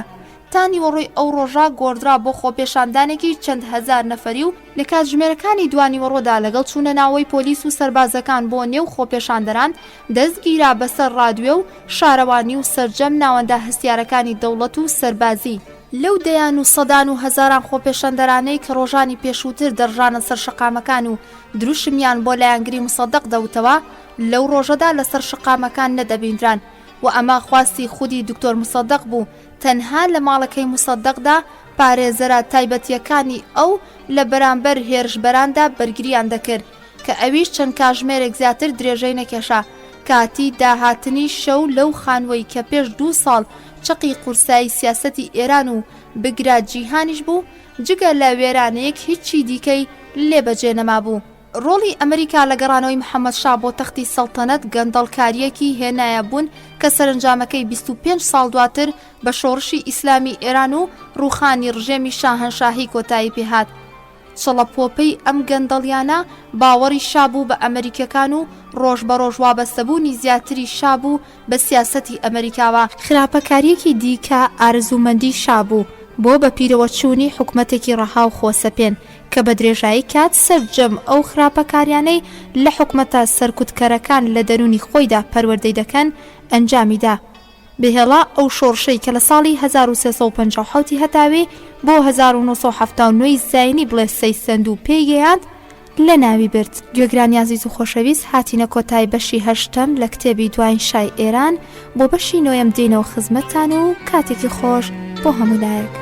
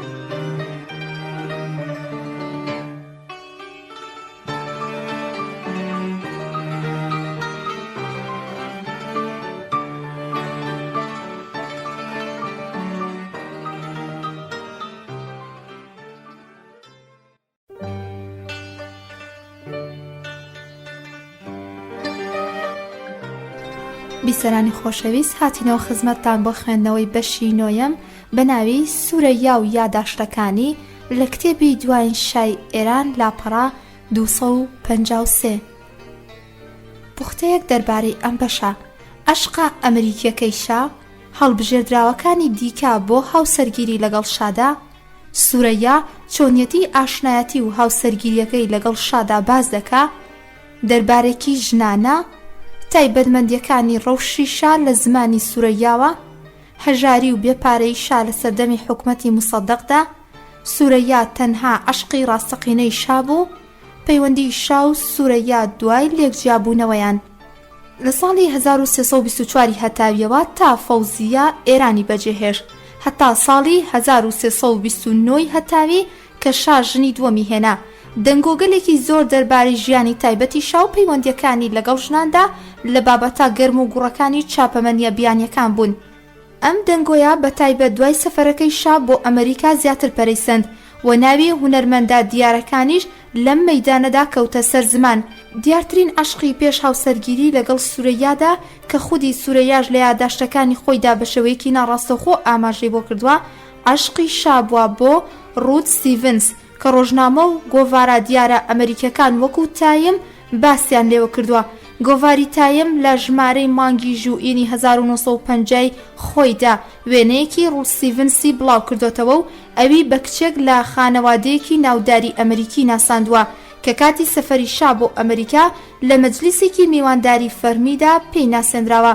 گۆڤارەکە ڕوونکردنەوەی زیاتری نەداوە لەبارەی چۆنێتی ئاشنابوونی شا لەگەڵ ئەو کچەدا، بەڵام لە کتێبەکەیدا بەنێوی واشنگتۆن مەحرەمانە کە پێشتر ئاماژەی بۆ کراوە ڕوونکردنەوەیەکی دوور و درێژ دەربارەی ئەم جۆرە ئاشنایەتە بە ڕواڵەت ڕێکەوتان نووسیوە و نووسەری ئەم کتێبە لە هەمان ئەو بەشەی کە ئاماژەی بۆ خوشگوزەرانیەکانی شا لە ئەمریکا و بەخشینی موسیلەیەکی زمڕودی $20,000 بە دیاری لەلایەن شاوە بۆ کچێکی ئەمریکی دەنووسێ. وەزارەتی دەرەوەی ئەمریکا بۆ میوانە پلە بەرزەبیانیەکان ژنانی گەنج و جوانیان هەیە کە نازناوی کچانی دەوڵەتیان لێنراوە. ئەم کچانە لە ڕێوڕسما میوانداریە فەرمیەکان یان تایبەتیەکاندا بە میوانەکان دەناسێنرێن یان لەلایەن فەرمانبەرانی پێشوازیەوە دەنێردرێنە خزمەتی میوانەکان. بەگشتی کاری سیخوڕی و هەواڵگریشیان لە ئەستۆدایە. لە کاتێکدا کە بتوانن پەیوەندی زیاتر و درێژتر لەگەڵ میوانەکان دروست بکەن، ئەوە زیاتر بە ئەنجامدانی کارەکەیان بەهرەمەند دەبن. بەڕواڵەت ڕود ستیڤنسیش یەکێک بووە لەو کچە دەوڵەتیانە کە لە هونەری دڵفڕێنیدا ناوبانگێکی باشی هەبووە. بەڕادەیەک شا مەفتونی خۆی دەکا کە دوای یەکدوو دیداری ئەو کچە داوەت دەکا بۆ تاران. ژرارد و ویلیەی نووسەری فەڕەنسی داستانی عەشقا ئەمریکەکەی شا بە وردی لە کتێبەکەی خۆیدا تۆمار دەکات و دەنووسێت. شا بەڕادەیەک شەیدا و دڵدۆڕاوی ئەم کچە ئەمریکە خۆسەپێنە بوو کە لە دووەم دیداریدا باسی هاوسەرگیری هاتەکایەوە. چاپامەنیەکانی ئەمریکاش لە زمانی خودی ستیڤنسەوە ئەم بابەتیان بڵاو کردەوە. بەزمی شا و ئەم کچە ئەمریکا لە پێشگەڕانەوەی شا بۆ ئێران کە پێدەچێت لە ڕێگای دەستگا هەواڵگیریەکانی ئینگلیزەوە بووبێ گەیشتەوە دەربار. ئەشرەفی پەهلەوی خوشکی شا و دایکی شا سەرگرتنی ئەم هاوسەرگیریەیان بە گورزێکی کوشندە دەزانی بۆ سەر بنەماڵەی سەڵتەنەتی. بەناردنی تەلەگرافێکی خێرا بۆ شا ئەویان لە سەرنجامی ترسناکی ئەو کارە ئاگادار کردەوە. بەگەشتنی ئەم تەلەگرافە شاکەوتە بیرکردنەوە و لە بڕیارەکەی ورد بوویەوە و خۆی بوارد لە بیری داوەتکردنی ئەو کچە بۆ تاران تا پرس و ڕاوێژی پێویست لەو بارەیەوە بکات. هەتا گەڕانەوەی شا بۆ تاران شاژنی دایک و شەمس و ئەشرەفی خوشکەکانی شا دەرباریەکانیان هەر یەکەیان لەلایەکەوە کەوتنە خۆیان بۆ دۆزینەوەی شۆخە کچێک وەک هاوسەری داهاتووی شا بۆ ئەوەی بیری هاوسەرگیری لەگەڵ ئەو کچە ئەمریکا لەبیر بچێتەوە. گەلێک کاندیدیان خستە ڕوو. یەکێک لەوانە ئێران خانم کچی حسین ئەللا، یەکێکی دیکە لە بنەماڵەیەکی ناودار کە ناوی نینا بوو، بەڵام شا هیچ یەک لەو دوانەی بەدڵ نەبوو. ژنەکەی ئەللا کە دوای تەلاقدانی فەوزیە کچەکەی خۆی دانابوو بۆ هاوسەرگیری لەگەڵ شادا و بۆ ئەوەی کچەکەی ببێتە خانمی ئێران کاتێک کە زانی شا ئارەزووی هاوسەرگیری نیە لەگەڵ کچەکەیدا، ژنەکەی حسین ئەللا پەیوەندی لەگەڵ دەرباردا بڕی و لەگەڵ ئەوەی کە مێردەکەی ساڵانێک وەزیری دەرباری شا یان سەرۆک وەزیران و هاوڕازی شا بوو، هەرگیز لە بۆ نامیوانداریەکان و ڕێوڕسمیەکانی دەرباردا ئامادە نەبوو. یەکێ لە دۆستەکان لە شەهریوەری 1329 هەتاویدا چەندین وێنەی کچە شۆخێکی دووڕێگی ئێرانی و ئەڵمانی بۆ شاژنی دایکێنا کە ناوی سوورەیای ئەسفەندیار بوو. سوورەیا لە باوکێکی ئێرانی و دایکێکی ئەڵمانی لەدایک بووە. سوورەیا لە شاری ئەسفاهان هاتۆتە دنیا و تەمەنی منداڵی لەو شارە بەسەر برد، بەڵام دواتر ڕۆیشتۆتە ئەڵمانیا و لەوێ نیشتەجێ بووە. دایکی شا ئەم وێنانەی نیشانی کوڕەکەیدا، بەڵام شا داوای وێنەی نوێی لێ کرد و دوای گەیشتنی وێنەکان شەمسی خوشکی نارد بۆ لەندەن بە مەبەستی دیدار و چاوپێکەوتن لەگەڵ سوورەیادا. لەو کاتەدا سورەیا بۆ تەواوکردنی زمانی ئینگلیزی لە لەندەن دەژیا. شا لە کتێبی مەئموریەت برای وەتەنمی خۆیدا کە ساڵانێک دوای تەلاقدانی سورەیا و چەند ساڵێکیش دوای ئەنجامدانی سێمین هاوسەرگیری خۆی بڵاوکرایەوە، زیاتر لە دووژنەکەی دیکەی فەوزیە و فەرەح باز لە بارودۆخی سورەیا و دەورانی ژیانی ژن و مێردایەتی خۆی لەگەڵ ئەودا دەکا. پاش چەندین ساڵ لە جودابوونەوەیان هیچ خۆی نەبواردووە لە دەربڕینی هەستی عاشقانەی خۆی بۆ سورەیا، سەروبەندی هاوسەرگیری شاو سورەیا و ڕووداوەکانی دەورانی ژن و مێردایەتیان کە نزیکەی 7 ساڵی خایان سەرەتا لە زمانی خودی شاوە دەگێڕینەوە، دواتر لە یادداشتەکانی سورەیاوە وەری دەگرین. شا لە یادداشتەکانی خۆیدا دووچاری هەڵی زۆر بۆتەوە لە تۆمارکردنی بەرواری ڕووداوەکاندا. بەرواری دەستگیرانی لەگەڵ سورەیاشدا یەکێکە لەو هەڵانەی شا. سورەیا لە ناوڕاستی ساڵی 1329 هەتاوی 19 میهری بوویە دەستگیرانی شاو، لە 23 بەهمەنی 1329 زەماوەندیان ئەنجامدا. شا دەربارەی چۆنێتی ئاشنایی و هاوسەرگیری لەگەڵ سورەیا و ڕووداوەکانی دەورانی ژن و مێردایەتیان بەو شێوەیە دەنووسێ. دوای تەلاقدانی فەوزیا ماوەی 2 ساڵ بەبێ هاوسەرگیری ژیانە بەسەر برد. سەرباری ئەوەی کە لەو ماوەیەدا ناوی چەندین کیژۆڵەیان بۆ هێنام و بڕیاری هاوسەرگیریم نەدا، تا ئەوەی کە سەرنجام لە ساڵی 1329 هەتاوی ناوی سورەیای ئەسفەندیاریانم بیست. بەهۆی کاریگەری ئەو زانیاریانی کە لەبارەی ئەوەوە پێیان دەدام هۆگری بووم. ماوەیەک دواتر شەمس پەهلەوی خوشکمم بۆ دیدار کە لەو کاتەدا سورەیا لە بەریتانیا دەژیا شەمسم نارد بۆ لەندەن. خوشکیشم وەسفێکی وردی لەبارەی ڕەوشتی خانومانی ئەوەوە بۆ من نووسی. بە هەرحاڵ لە کۆتایەکانی هەمان ساڵدا وەک شاژنی ئایندەی ئێران بە فەرمی بوویە دەستگیرانم. باوکی سورەیا یەکێک بوو لە سەرۆکەکانی هۆزی گەورەی بەختیاری و دایکیشی خەڵکی ئەڵمانیا بوو. لەبەر ئەوەی کە پێشتر هۆزەکانی ئێران خۆیان گرتبوو بە سوکایەتی و ستەمکردن لە خەڵکانی دی، باوکم هەموویانی چەک کرد و خستنیا ژێر چاودێری حکومەتی ناوەندیەوە. لە ئەنجامدا سەرۆک هۆز و دەرەبەگەکان دەسەڵاتەکانی خۆیانیان لە دەستدا و هەندێکیشیان کە بەستەمکار و یاخی ناوبانگیان دەرکردبوو خرانە زیندانەکانی ناوەندەوە. بەهۆی ئەوەی کە دەرەبەگ و سەرۆک هۆزەکان لە بەڕێوەبردنی کاروباری نێوخۆیی هۆزەکانیاندا خاوەن دەسەڵات و چەندین مڵک و گوندی ئاوەدان و وڵاخ و مێگەڵی گەورە بوون، زۆربەیان تەنانەت هەندێک لە خانمانیشیان خاوەنی زانیاری و خوێندەواری باش بوون. بەگشتی مناڵانی خۆیانیان بۆ بەدەستهێنانی زانیاری و هونەر دەناردە وڵاتانی دەرەوە. ئاغای ئەسفەندیاری باوکی سورەیاش لە هەڕەتی لاویدا بە مەبەستی خوێندن نێردراوە بە وڵاتی ئەڵمانیا. لەوێ لەگەڵ هاوسەری ئێستای خۆیدا ئاشنایەتی پەیدا کردووە و هاوسەرگیریان ئەنجام داوە. ماوەیەک دواتر ئەسفەندیاری لەگەڵ هاوسەرەکەیدا دەگەڕێتەوە بۆ ئێران و لە شاری ئەسفەهان نیشتەجێ دەبن. نۆبەرەی ئەم دوانە کە بوویە هاوسەری من لە ساڵی 1311 هەتاوی لە ئەسفەهان چاوی بە دنیا هەڵهێنا. دوای چەند ساڵێکی تر کوڕێکیان دەبێ. لەگەڵ ئەوەی کە سورەیا لە ئەسفەهان دەنێردرێتە قوتابخانەیەکی ئەڵمانی و لە ماڵیشدا بە زۆری بە زمانی ئەڵمانی لەگەڵیدا دەدوان، بەڵام سەردەمی منداڵی ئەو وەک کچێکی تەواو ئێرانی تێدەپەڕێ. لە نێو شارە گەورەکانی ئێراندا شاری ئەسفەهان لە هەمووان زیاتر ڕوخسار و لانکەی ئێرانی کۆنا. ئەم کچە لاوان لەم شارە و لەم ژینگەیەدا کە چەندین سەدا لە شارستانیەت و فەرهەنگی ئێران شوێنەواری تێدا بەجێهێشتووە، ڕۆژانی خوێندنی خۆی تێپەڕاند. لەگەڵ ئەوەی کە دایک و باوکی چەندین جار ئەویان بردووە بۆ ئەوروپا، بەڵام ئەوەی کە لە دەرونی ئەودا کاریگەری قوڵی بەجێهێشت بوو نیشتەجێبوون بوو لە ئەسفەهان و ئەو سەردانانە بوو کە باوک و ئەندامانی هۆزەکەی لە کاتی کۆچکردنیان لە دەوروبەری ئەسفەهان دەیان کرد بۆ گوند و مڵکەکانی خۆیان. پاش ماوەیەک دایک و باوکی بە مەبەستی بەدەستهێنانی زانیاری زیاتر سورەیایان ناردووە بۆ سویسرا، هەمان ئەو وڵاتەی کە باوکم پێشتر منی بۆ خوێندن بۆ نارد. لەو وڵاتەدا ماوەی 2 ساڵ کەوتۆتە کۆکردنەوەی زانیاری. لەو کاتەدا سورەیا بە تەواوەتی لە زمانەکانی فارسی، ئەڵمانی، فەڕەنسی شارەزا بوو، کەمێکیش لە زمانی ئینگلیزی دەزانی. بەڵام لەبەر ئەوەی ئارزومەندی تەواوی فێربوونی زمانی ئینگلیزی هەبوو، بڕیار وابوو لە هاوینی ساڵی 1329 هەتاوی لە بەریتانیا نیشتەجێ ببێ. لەو کاتەدا خوشکەکەم سەردانی کرد. دوای ئەم دیدارە سورەیا گەڕایەوە بۆ ئێران و هەواڵی هاوسەرگیری ئێمە بڵاوبەوە. ئاواتی ئێمە ئەوە بوو کە ڕێوڕسمی مارە بڕین و گواستنەوەمان بە خێرایی تەواو ببێت، بەڵام لە ناکەوت دەستگیرانە جوانەکەم تووشی گرانەتا بوو. ڕۆژ بە ڕۆژیش نەخۆشیەکەی تونتر دەبوو. هەمومانی تووشی نیگەرانی کرد. سەرنجام ڕێڕسمی هاوسەرگیریەکەمان دواکەوت هەتا دوای چاکبوونەوەی سوورەیە. لە کۆتاییدا زەماوەندەکەمان لە ڕۆژێکدا بە سادەی ئەنجامدا. لەو کاتەدا بووکی بێچارە ئەوەندە لاواز بوو کە نەی دەتوانی داوێنی پۆشاکی بووکێنیەکەی خۆی بەرز بکاتەوە و زۆری نەمابوو لە ڕێو ڕسمەکەدا لە هۆش خۆی بچێ.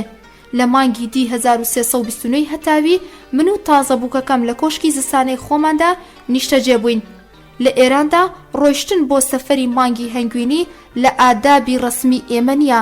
عادەت وایە کە کەسوکاری بووک ئەو هەتا ماڵی زاوا ڕەوانە دەکەن و خۆیان دەگەڕێنەوە بۆ ماڵی خۆیان. بەڵام من و سوورەیە ئەوەندە ئاگامان لە جیهانی شارستانیەتی دنیا هەبوو کە بمانەوێ بۆ مانگێکی هەنگوینی سەفەرێکی کورت بکەین. بەڵام ئەم بڕیارە لەگەڵ چارەنووسدا ڕێک نەکەوت. هەر بۆیە لە ئەنجامی ئەو گرژانەی کە لە وڵاتەکەماندا ڕوویاندا بوو ئەو سەفەرەمان نەکرد. چەند ڕۆژێک دوای هاوسەرگیریەکەمان ڕزم ئارای سەرۆکوەزیران کوژرا و دکتۆر مصەدەق شوێنی گرتەوە. هێزە بیانیەکان ئایندەی ئێرانیان خستە مەترسیەوە. سەرنجام لە باتی سەفەری مانگی هەنگوینی ڕەوشێک هاتە پێش کە من و هاوسەرەکەم ئێرانمان بەجێهێشت و سەفەرمان بۆ بەغداد و ڕۆما کرد. بەڵام ئەم سەفەرە کۆتایی بە سەردەمی خۆشگوزەرانی مصەدەق و هاوڕێکانی هێنا کە دەیانویست بووکە خان لە باوەشی شادا دەربهێنن. لەبەر ئەوەی لە ماوەی ئەم سەفەرە کورتەدا کە 2 ساڵ و نیو دوای زەماوەندەکەمان ئەنجامدرا گەلینەتەوە خوازی ئێران لە سەرنجامی ئازاراوی سیاسەتەکەی مصەدەق بە ئاگا هاتنەوە و مصەدەق و هاوڕێکانیان سەرنگون کرد. لەو 2 ساڵ و نیوە کە بەسەر زەماوەندەکەی ئێمەدا تێپەڕی ڕەوشی ناهەمواری وڵات کاریگەریەکی قوڵی لە ژیانی ژن و مێردایەتی ئێمە کرد. بێگومان ئەو سەردەما بۆ من و هاوسەرەکەم و تێک ڕایگەلی ئێران بە ڕۆژانێکی ناخۆش دێتە هەژمار. لەم کاتەدا هەمووان ئومێدی ئەوەیان هەبوو کە مصەدەق سیاسەتێکی باش پیادە بکە. بەڵام هەر مانگێک کە دێدەپەڕی و ئەو راپۆرتانەی کە لە دەرئەنجامی خەونات تاڵەکانی ئەوەوە بە من دەگەشت نیگەرانە کەرتر بوون. پێشکەوتنی کاروباری ئابووری و کۆمەڵاتی وڵات وەستا خەڵکان نیگەران و ترسا و بێهیوا بوون. ڕێکخراوە دوژمن و مەترسیدارەکان درزیان خستبوویان نێو کاروباری نەتەوەیەوە تا ڕادەیەک سەرانسەری وڵاتیان خستبووە ژێر کۆنتڕۆڵی خۆیانەوە. بە بۆچوونی من لە هەموو بابەتەکان سەختتر ئەو ئارامی و ئۆقرەیە بوو کە دەبوو بمگرتایە بۆ گەیشتن بە ڕێگە چارێکی گونجاو و کارکردن لە بەرامبەر ئەو ڕەوشەدا. ساد لە دوای ساد لە هەموو لایەکی وڵاتەوە راپۆرتم پێدەگەیشت لەبارەی ئەو ڕەوشەنە هەموارەی کە تووشمان بوو. من بەباشی لە قەبارەی ئەو مەترسی کە هەڕەشەی لە ئێمە دەکرد تێدەگەیشتم. بەڵام ئەو ڕەچاوکردنی کات و قۆسنەوەی هەلەی کە باوکم بە تەواوەتی شارەزای بوو شتێک بوو بۆ من مابوویەوە. دەمزانی کە هەر هەنگاوێکی کوێرانە پێدەچێ دەرئەنجامێکی زیان بەخشتری بەدواوە بێ و ئەگەر پێشتر لە کاتی گونجاوی خۆی هەر هەنگاوێک هەڵگیرا بە وەک ئەوەوا بوو کە بەڵگەی نابودبوونی وڵات کە بەرەو لە ناوچوون دەرچوو واژوم بکردایە. هاوسەرەکەم ئەوەندە پەیوەندی بە سیاسەتەوە نەبوو. زیاتر سەرقاڵی ئەوە بوو کە هاوڕێیەکی ژیانی من بێ. هەر ئەوەندەی کە ڕەوشی ئێران ڕووی لە باشی کرد چەندین سەفەری بۆ من و سوورەیا فراهەم هات. یەکێک لەوانە سەفەری فەرمی ئێمە بوو بۆ وڵاتی رووسیا کە لە ساڵی 1335 هەتاوی ئەنجامدرا. لەو سەفەرەدا ئاغای خرۆشۆف و پێشەوایانی رووسیا زۆر بەدڵسۆزیەوە پێشوازیان لە ئێمە کرد. چەندین سەفەری دیکەشمان بۆ وڵاتی ئەمریکا، هیندستان، ئیسپانیا، تورکیا و لوبنان و زۆرێک لە وڵاتانی دیکە ئەنجامدا. هەرچەندە مەبەستی سەردانەکانمان جێگیرکردن و بەهێزکردنی پەیوەندیە دۆستانەکانمان بوو لەگەڵ وڵاتانی دۆست و هاوسێمان، بەڵام بۆ خۆی وەک مانگی هەنگوینی وابوو کە دوای ماوەیەک بە نسیبی ئێمە بوو. سوورەیا وەکو سەرجەمکەی بانوەکانی دیکە سەلیقەیەکی تایبەتی لە ڕێخستنی کەلوپەلەکانی نێو ماڵەکەماندا هەبوو. ڕەوشی کۆشکات تایبەتیەکەمان واتە ماڵی شاری ئێمە بە بۆچوونی من زۆر باش بوو، بەڵام سوورەیا دەیویست بە زەوقی خۆی هەندێک لە بەشەکانی نوێ بکاتەوە. ئەو مەبەستی بە هەدەردانی پارە بۆ کڕینی کەلوپەلی جوانکاری و گرانبەها نەبوو، بەڵکو دەیویست هەموو شوێنێک پاک و بە تەرتیب و ڕەنگێکی نوێی هەبێت. هەمان سەلیقەی لە کۆشکی هاوینەشدا بەکاردەهێنا. لە ماوەی 7 ساڵی ژن و مێردایەتی ئێمەدا ڕۆژ بە ڕۆژ ئارزووی سوورەیا بۆ خزمەتی کۆمەڵاتی زیادی دەکرد. باش لە بیرما کە ڕۆژێک سەردانی یەکێک لە ناوەندە پەروەردەکارە کۆنەکانی کردبوو. ڕەوشی خراپ و شپرزەی منداڵانی بێباوکی ئەوێ کاری لێکردبوو. مات و نیگەران بە چاوی فرمێسکاویەوە داوای لە من کرد کە دەست بەجێ کار بۆ چارەسەرکردنی بار و دۆخی ئەو بێباوکانە بکەم. منیش دەست بەجێ بڕیارمدا کە ناوەندی ناوبرا و وەربگرن و بە خێرایی و بە شێوەیەکی نوێ چاکی بکەنەوە، سەرپەرشتی و چاودێریشی بکرێتە سەر دەستگای خێرخوازی سوورەیە. لەگەڵ ئەم هەموو میهر و خۆشەویستیەدا کاتێک بە هۆکارێکی پەیوەست بە بەرژەوەندی گەل وڵاتەوە تەلاقدانی سوورەیە یەکلایی بووەوە، مایەی ناڕەحەتی و بێزاری هەردووکمان بوو. لە ماوەی ساڵانی ژنە و مێردایەتیماندا منداڵێکمان نەبوو. لای خۆمەوە ڕۆژ بە ڕۆژ لەسەر ئەوە سوورتر دەبووم کە بۆ پاراستنی بەرژەوەندی وڵاتی ئێران هەبوونی جێگری شازادەیەک پێویستە. هەرچەندە هەندێک کەس ئامۆژگاری میهرەبانی و هاودەردیان دەکردم کە لە ژیانی مرۆڤەکاندا مانەوەی هاوسەرداری لەسەر و هەموو شتێکەوەیە. لای منیش گومانی تێدا نەبوو کە دەبێت بەرپرسیارەتی پاراستنی مەترسی سەڵتەنەت لەسەر و هەموو شتێکەوە بێ. سەرنجام ڕاوێژکارەکانی منیش هەمان بۆچوونی منیان پەسەند کرد و لە مانگی ئەسفەندی 1337 هەتاوی بە ناچاری لە یەکتر جودا بووینەوە. ئەوەی کە خوێنتانەوە داستانی ڕاستەقینەی هاوسەرگیری و تەلاقدانی سوورەیای ژنی دووەمی شایە کە بە پێنووسی شا لە کاتێکدا کە کوڕێکی لە فەڕەح ژنی سێمی هەیە نووسراوە کە بڕواڵەت لە ژیانی نوێی ژن و مێردایەتیەکەی خۆی رازیە. ئاوازی شا لەم نووسینەدا کەم تا زۆرێک عەشقی بۆ ژنە لە دەستچووەکەی تێدا ڕەنگی داوەتەوە، بەڵام ئەوەی کە سوورەیا لە ژینگەیەکی ئازادتر و بێکۆت و بەندا لە چاو شادا کە هەیبوو لە دەربڕینی هەست و سۆزی خۆیدا خستێ سەر کاغەز، بە باشتی ئەو ڕاستیە دەخاتە ڕوو کە شا عاشقانە ژنی دووەمی خۆی خۆشویستووە، لەوانەشە تەنها عەشقی ڕاستەقینەی شا سوورەیا بوو بێت. سوورەیا تا 5 ساڵ دوای جودابوونەوەی لە شا بێدەنگی لەبارەی باسکردنی ژیانی خۆی و شاوە هەڵبژاردبوو. لەو ماوەیەدا دەنگووی ئەوە بڵاو بوویەوە کە شا مانگانەیەکی زۆر دەداتە سوورەیا لە بەرامبەر بێدەنگبوونی. لەو ماوەیەدا سوورەیا هەوڵی دەدا خۆی لە چاوی کامێراکان دوور بخاتەوە، بەڵام ڕۆژنامە و گۆڤارە ئەوروپیەکان بە تایبەتی چاپەمەنیە ئەڵمانیەکان دەستیان لەسەر ئەو هەڵدە دەگرت، هەر ڕۆژە و دەنگۆیەکی نوێیان لەبارەی سوورەیاوە بڵاو دەکردەوە. سەرنجام سوورەیا ناچار بوو بێدەنگی خۆی بشکێنێت و لە ساڵی 1963 زاینی بە بڵاوکردنەوەی یاداشتەکانی هەم کۆتایی بەو ئەفسانانە هێنا کە لەبارەی ژیانی ڕابردووی ئەوەوە دەوترا، هەمیش ڕەتی ئەو دەنگۆیانەی کردەوە کە لەبارەی ژیانی تایبەتی ئەو پەیوەندی لەگەڵ پیاوانی دیکەدا کەوتبووە سەرزار. سەرەتا بڵاوکردنەوەی ئەم یاداشتا بە زمانی ئەڵمانی و لە ئەڵمانیا چاپکرا، دواتر بۆ زیاتر لە 20 زمانی دونیایی وەرگێڕدرا و بڵاوکرایەوە. سوودێکی دارایی زۆریشی بۆ سوورەیا هەبوو. زەمینەی سەفەرا گەشتیاری و پڕخەرجیەکانی ئەوی بۆ شوێنە جیاوازەکانی دنیا فراهەم هێنا. لە کتێبەکەیدا سوورەیا ئەوە بە درۆ دەخاتەوە کە شا لە بەرامبەر بێدەنگی ئەودا مانگانەیەکی باشی پێدا بێ. دەنووسێ ئەو نەیویستووە کێشە بۆ شا دروست بکە لە کاتێکدا کە شا لە بیری هاوسەرگیریەکی نوێدا بووە و ئەگەریش چاپەمەنیەکان ئەو هەموو جەنجاڵیان لەبارەی ژیانی سوورەیاوە دروست نەکردبا، ئارەزووی ئەوەی نەدەکرد کە دەربکەوێت و بەردەوام بێدەنگی خۆی دەپاراست. یاداشتەکانی سوورەیا کە چاپای ئینگلیزەکەی لە بەردەستی نووسەرەکەیدایە بە ناوی ئۆرتۆبیۆگرافیای پایە بەرزی شازادە خانم سوورەیاوەیە و سوورەیا ڕوونکردنەوە لەبارەی ئەو نازناوەوە دەدا کە شا لە کاتی تەلاقدانیدا پێیداوە. بەشی یەکەمی ئەو کتێبە کە پێشەکیەکەیەتی تایبەتی کردووە بەو کێشە و دەردەسەریانەی کە دوای جودابوونەوەی لە شا ڕوبەڕووی بۆتەوە، بە تایبەتی چاپەمەنیەکان کە ئارامیان لێ هەڵگرتووە. سوورەیا بە ئاوازێکی داخوازی کارانەوە داوا لە چاپەمەنی و وێنەگرەکان دەکا کە ئەوەندە دەزوەر نەدەنە ژیانی تایبەتی کەسانی دیکەوە و ماف بەو کەسانە بدەن کە سەردەمانێک ناوبانگێکیان هەبووە، ئەو ژیانەی کە ماویانە با بە ئارامی بەسەری ببن. سوورەیا باسی ژیانی خۆی لە بەشی دووەمدا لەژێر سەردێڕی کچی دوو دنیا کە تێکەڵەیەکە لە ڕێگەزی ڕۆژهەڵاتی و ڕۆژ ئاوایی دەست پێ دەکا. دوای باسهێنانی یاداشتەکانی خۆی لە سەردەمی منداڵی و خوێندنی لە ئێران و ئەوروپا لە بەشی سێمی کتێبەکەیدا بە سەردێڕی چارەنووسێک لە پاریس باز لە چۆنێتی دیداری لەگەڵ شەمس ئارای پەهلەوی خوشکی شاو سەفەری بۆ تاران دەکا. سوورەیا ڕۆژی 7 ئۆکتۆبەر 15 مهری 1329 هەتاوی لەگەڵ شەمس بە فڕۆکە بەرەو تاران بەڕێ دەکەون و ڕۆژی دواتر داوەتی کۆشکی شاژنی دایک دەبن. بۆ یەکەم جار شا بە ئامادەبوونی دایکی دیدار لەگەڵ سوورەیا ئەنجام دەدا. دواتر دوو بە دوو ماوەیەک پێکەوە قسە دەکەن.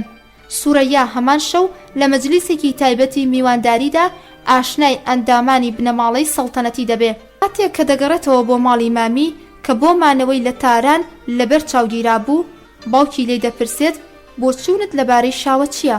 سورەیا دەڵێ بەدڵم بوو. دووبارە باوکی لێی دەپرسێتەوە ئامادەی هاوسەرگیری لەگەڵدا ئەنجام بدەیت؟ سورەیا دەڵێت دەبێ هەر ئێستا وەڵام بدەمەوە. باوکی دەڵێ بەڵێ شا هەر ئێستا تەلەفۆنی بۆ کردوم و داوای وەڵامت لێ دەکا. سورەیا دەنووسێ ئیدی دوودڵی گونجاو نەبوو، وتم ئامادەم هاوسەرگیری بکەم.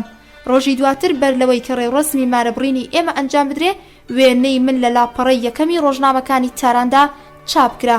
3 ڕۆژ دواتر ڕێوڕسمی مارەکردنەکە ئەنجامدرا. ڕۆژی 27 دیسەمبەر 4 دی 1329 هەتاوی بۆ زەماوەند دیاری کرا. بەهۆی نەخۆشکەوتنی سورەیاوە زەماوەند دوا دەخرێ. سەرنجام ڕۆژی 12 فێبریوەر بەرامبەر بە 23 بەهمەنی 1329 هەتاوی ئەنجام دەدرێ. سورەیا باسێکی تێر و تەسەل دەربارەی زەماوەندەکەیان کە شا دەڵێ بە سادەیی ئەنجام دراوە. سورەیا دەنووسێ 2000 کەس لەو زەماوەندەدا کە لە کۆشکی گوڵستان ئەنجامدرا ئامادە بوون. سورەیا دواتر ئاماژە بە سەفەری دوای زەماوەندیان بۆ باکوور دەکات و دەنووسێ لە ماوەی 2 هەفتەدا کە ئێمە لە باکوور بووین قەیرانی سیاسی لە تاران ئاڵۆزتر دەبوو.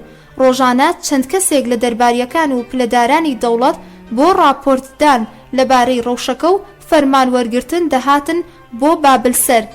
3 ڕۆژ دوای گەڕانەوەمان بۆ پایتەخت ڕزم ئارای سەرۆکوەزیران کوژرا.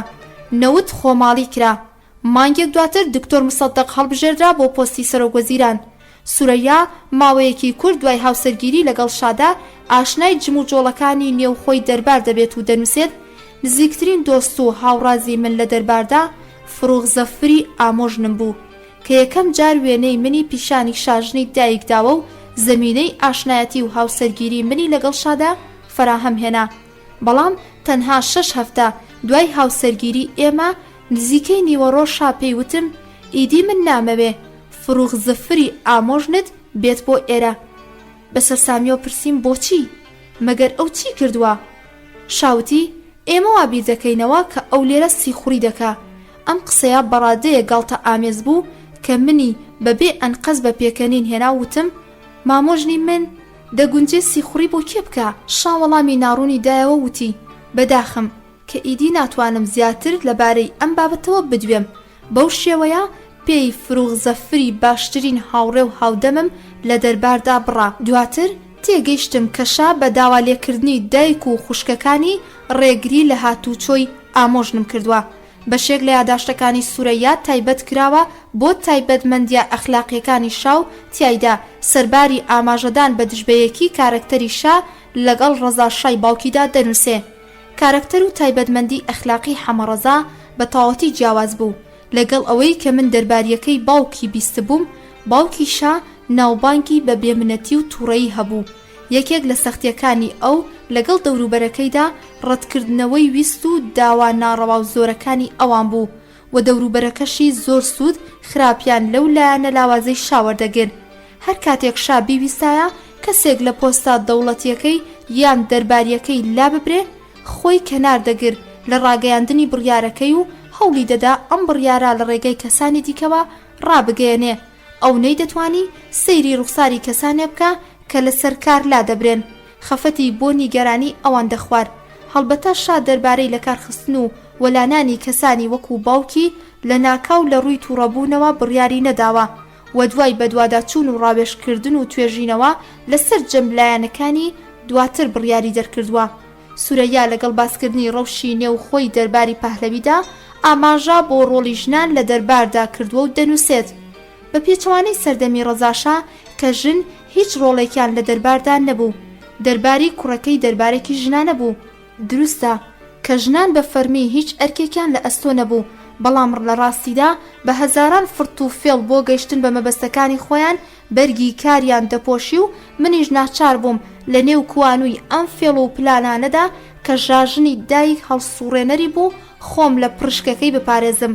ئەلبەتە نابێت ئەو خەیاڵە دروست بێ کە ژنانی دەرباری بەڕاستی شتێک لە دنیای سیاسەت دەزانن. نەخێر، ڕادەی زانیاری و ئاگاداریەکانی ئەوان زۆر سنووردار بوو و تەنها شتێک کە تێیدا لێهاتوو بوون پیلانگێڕی و فاتوفید بوو. شاژنی دایک ڕۆژانە چەند ژنێکی لە دەوروبەری خۆی کۆ دەکردەوە و چەندین کاتژمێر لەگەڵیاندا بە چای خواردن و زەمکردنەوە بەسەری دەبر. لەوانەیە من کە هەرگیز لەو دانیشتانەدا ئامادە نەبووم یەکێک بووبم لە بابەتەکانی قسەکردنیان. هەردوو خوشکەکەی شا شەمس و ئەشرەف چاودێری و دوژمنی یەکدی بوون. ئەم ڕقا ڕیشەی منداڵی هەبوو. بە پێچەوانەی ئەو دەنگۆیانەی کە بڵاو بوونەتەوە ئەشرەف کچی بەنازی پەروەردە و جێگای گرنگی پێدانی ڕەزاشا نەبووە. ڕەزاشا زیاتر سەرنج و گرنگی بەلای شەمسی کچیەوە هەبووە. داستانی بەمێردانی شەمس و ئەشرەف ئەم دوو خوشکە باشترین گەواهی دەری ئەم بانگەشەیەیە. پێدەچێ ئەم چیرۆکە زۆر مای سەر سوورمان بێ، بەڵام من دەتوانم سوێن بخۆم کە بەڕاستی ئەمە ڕاستە. ڕۆژێک کە هەردوو خوشکەکە شەمس و ئەشرەف گەورە دەبن و گەشتونەتە تەمەنی بەمێردان، ڕەزاشا هەردووکیان بۆ ئیدارەکەی خۆی بانگ دەکات و کچەکانی بە دوو کوڕی لاو کە لە لای ئەو بوون دەناسێنێت و دەڵێ ئەوانە مێردی داهاتووی ئێوەن، بە ئومێدم پێکەوە خۆشبەخت بن. ئەو پیاوە لاوانەش یەکێکیان عەلی قەوام و ئەوی دیکەیان فەرەیدون جەم بوو. ڕەزاشا عەلی قەوامی بۆ شەمس و فەرەیدون جەمیشی بۆ ئەشرەف دیاری کردبوو. بەڵام پێش ئەوەی کەمارە ئەبرین ئەنجام بدرێ شەمس دەچێ بۆ لای باوکی و دەڵێ من خۆشیم لە فەرەیدون جەم دێ کە دادناوە بۆ ئەشرەف. ڕەزاشاش دەڵێ قەیدین یا ئاڵوگۆڕیان پێدەکەین. سەرنجام شەمس لەگەڵ دەستگیرانەکەی فەرەیدون جەم کە دەستگیرانی ئەشرەف بوو خۆش قیافەتر بوو لەوەی خۆی هاوسەرگیری ئەنجامدا و ئەشرەفیش بە پێچەوانەی ئارەزووی خۆیەوە دەبێت بە هاوسەری عەلی قەوام. ئەڵبەتە هەردوو هاوسەرگیریەکە شکست خوارد و هەردوو خوشکەکە لە هاوسەرەکانیان جودا بوونەوە. بەشێکی تەواویش لە یاداشتەکانی سورەیات تایبەت کراوە بە باسکردنی ڕووداوەکانی سەردەمی حکومەتی دکتۆر مصدق، لەبەر ئەوەی بەتاڵ نیە لە کینە زیاتر کەوتۆتە ژێر کاریگەری باسکردنەکانی شاوە دەربارەی مصدق. شیاوی نووسین نییە، تەنها لایەنێک کە لەم بەشەدا مای تێڕامانە داستانی هەڵهاتنی شاو سوورەیایە لە ئێران لە ڕۆژی 25 مردادی 1332 هەتاوی و ئەو نیگەرانی و دوودڵیانەی کە سوورەیا بە باشی باسی کردوون. سەرنجێکی دیکە کە ڕاست و دروستی بۆ نووسە ڕۆشنە باسکردنی هەژاری و بێپارەی شایە لەم سەفەرەدا و ئەو بانگەشەیی سوورەیایە کە گوایە ئەو هیچ پۆشاکێکی لە دەرەوە نەبووە. سوورەیا دەنووسێ لە سەردەمی حکومەتەکەی دکتۆر مصدقدا شا لە هەموو لایەکەوە بەسترا بوویەوە، تەنانەت جارێکیان بۆ ئامادەکردنی هەندێک خەرجی پێویست کەوتە بیری فرۆشتنی دیاریەکانی زەماوەندەکەمان. سوورەیا لەسەری دەڕوات و دەڵێ شا لە کاتی فڕین بەرەو ڕۆم دەیوت ئێمە تا هەفتەیەکی دیکە دەگەڕێینەوە. کاتێک لێم پرسی بە چ هیوایەکەوە ئەم قسانە دەکەی، ئاماژەکەی بە هەمان ئەو وتە کۆنانەی خۆی کرد کە گوایە دەستێکی غەیبی پارێزگاری لە شا دەکا.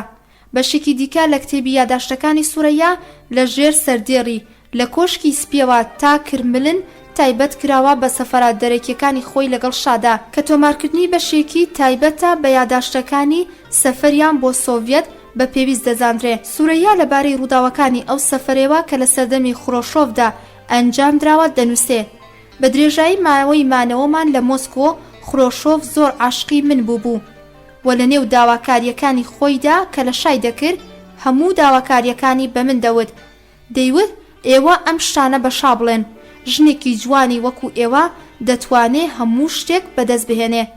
سوورەیا لە هەمان بەشی یاداشتەکانی تایبەت بە سەفەری سۆڤێت دەنووسێ پۆلیسی نهێنی سۆڤێت تەواوی چاودێری سەر جەمهوردەکاری و جوڵە و گفتوگۆ و هاتوچۆکانی ئێمەیان دەکرد.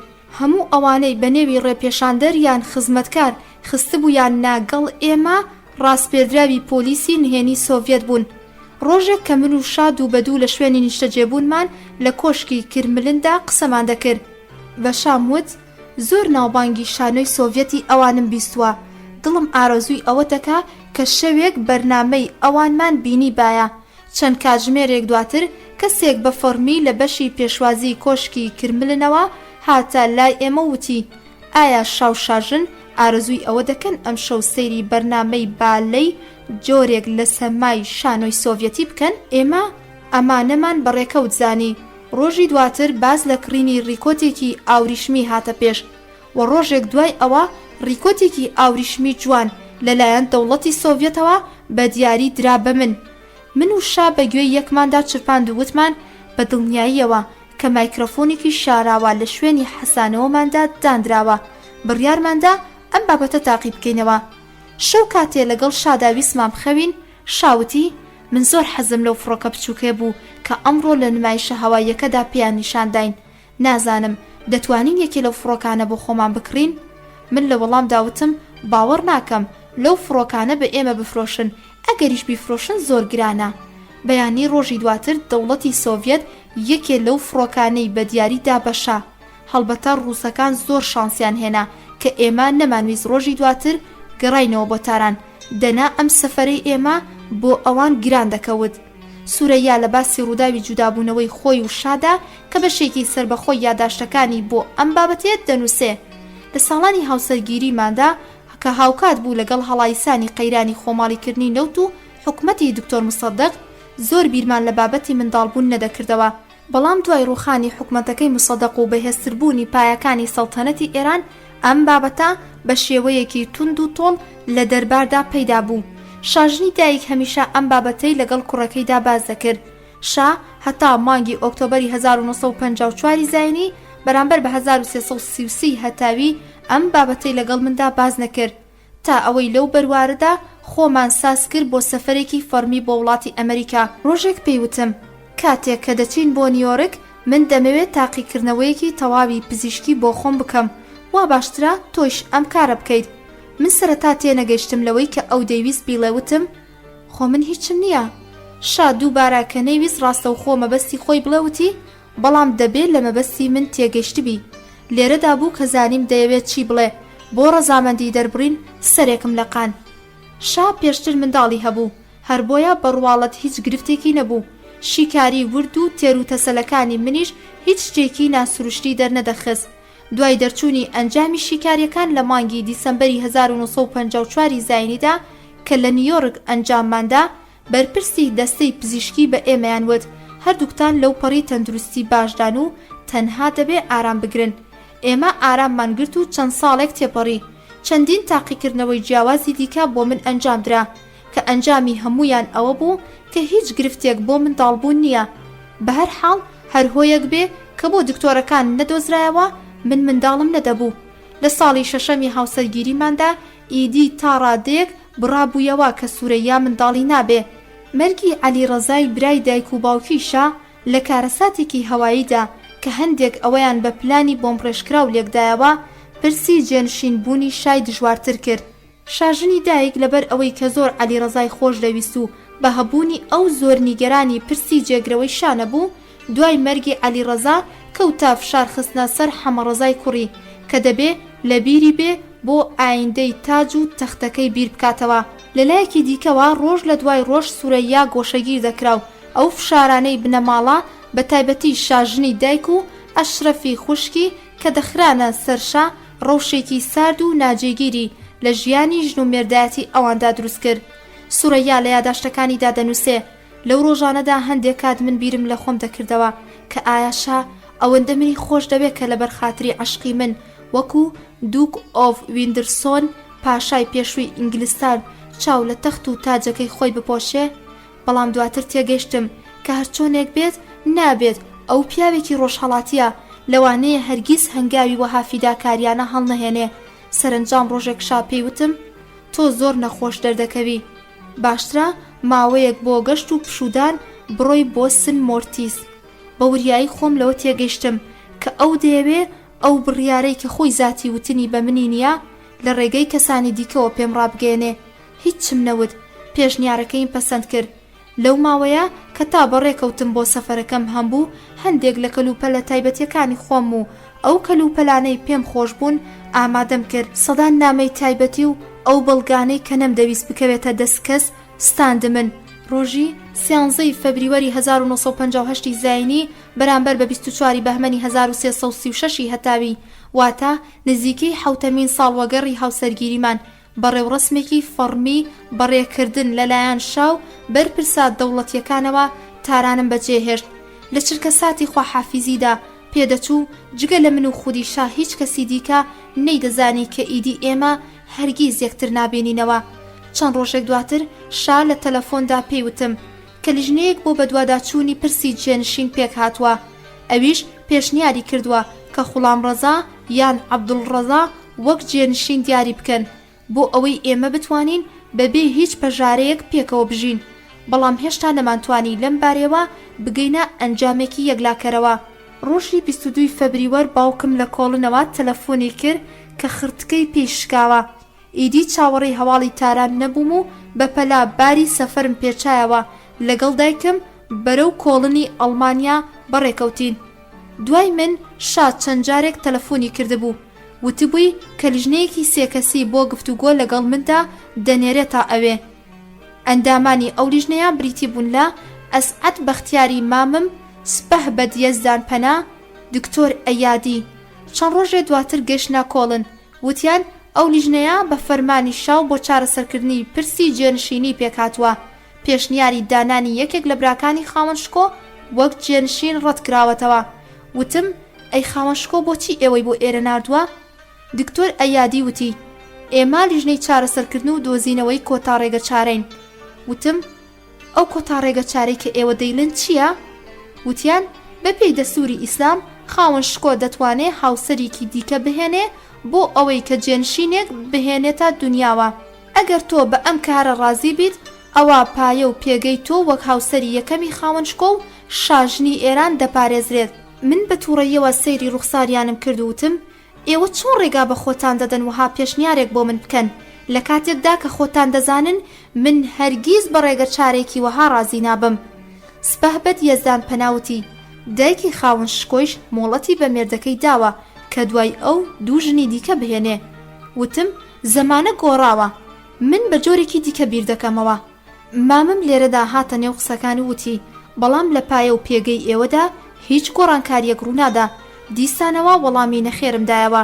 بەڕواڵەت ئەندامانی لیژنەکە ئەنجامی گفتوگۆکەیان بە بێسوود دەبینی و سەرنجام سپەه بەد یەزدان پەناوتی بۆچی خودی شاژن ناگەڕێتەوە بۆ تاران هەتا خۆتان ئەم بابەتە لەگەڵ خاوەنشکۆدا چارەسەر بکەن.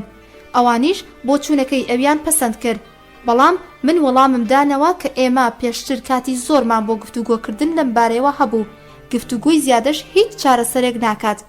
دوای گەڕانەوەی لیژنەکە بۆ تاران بۆ دوایین جار ڕۆژی 5 مارس بەرامبەر بە 14 ئەسفەندی 1336 هەتاوی شاد تەلەفۆنی بۆ کردم و داوای لێ کردم کە زیاتر و باشتر بیر لە پێشنیاری ئەو لیژنەیە بکەمەوە.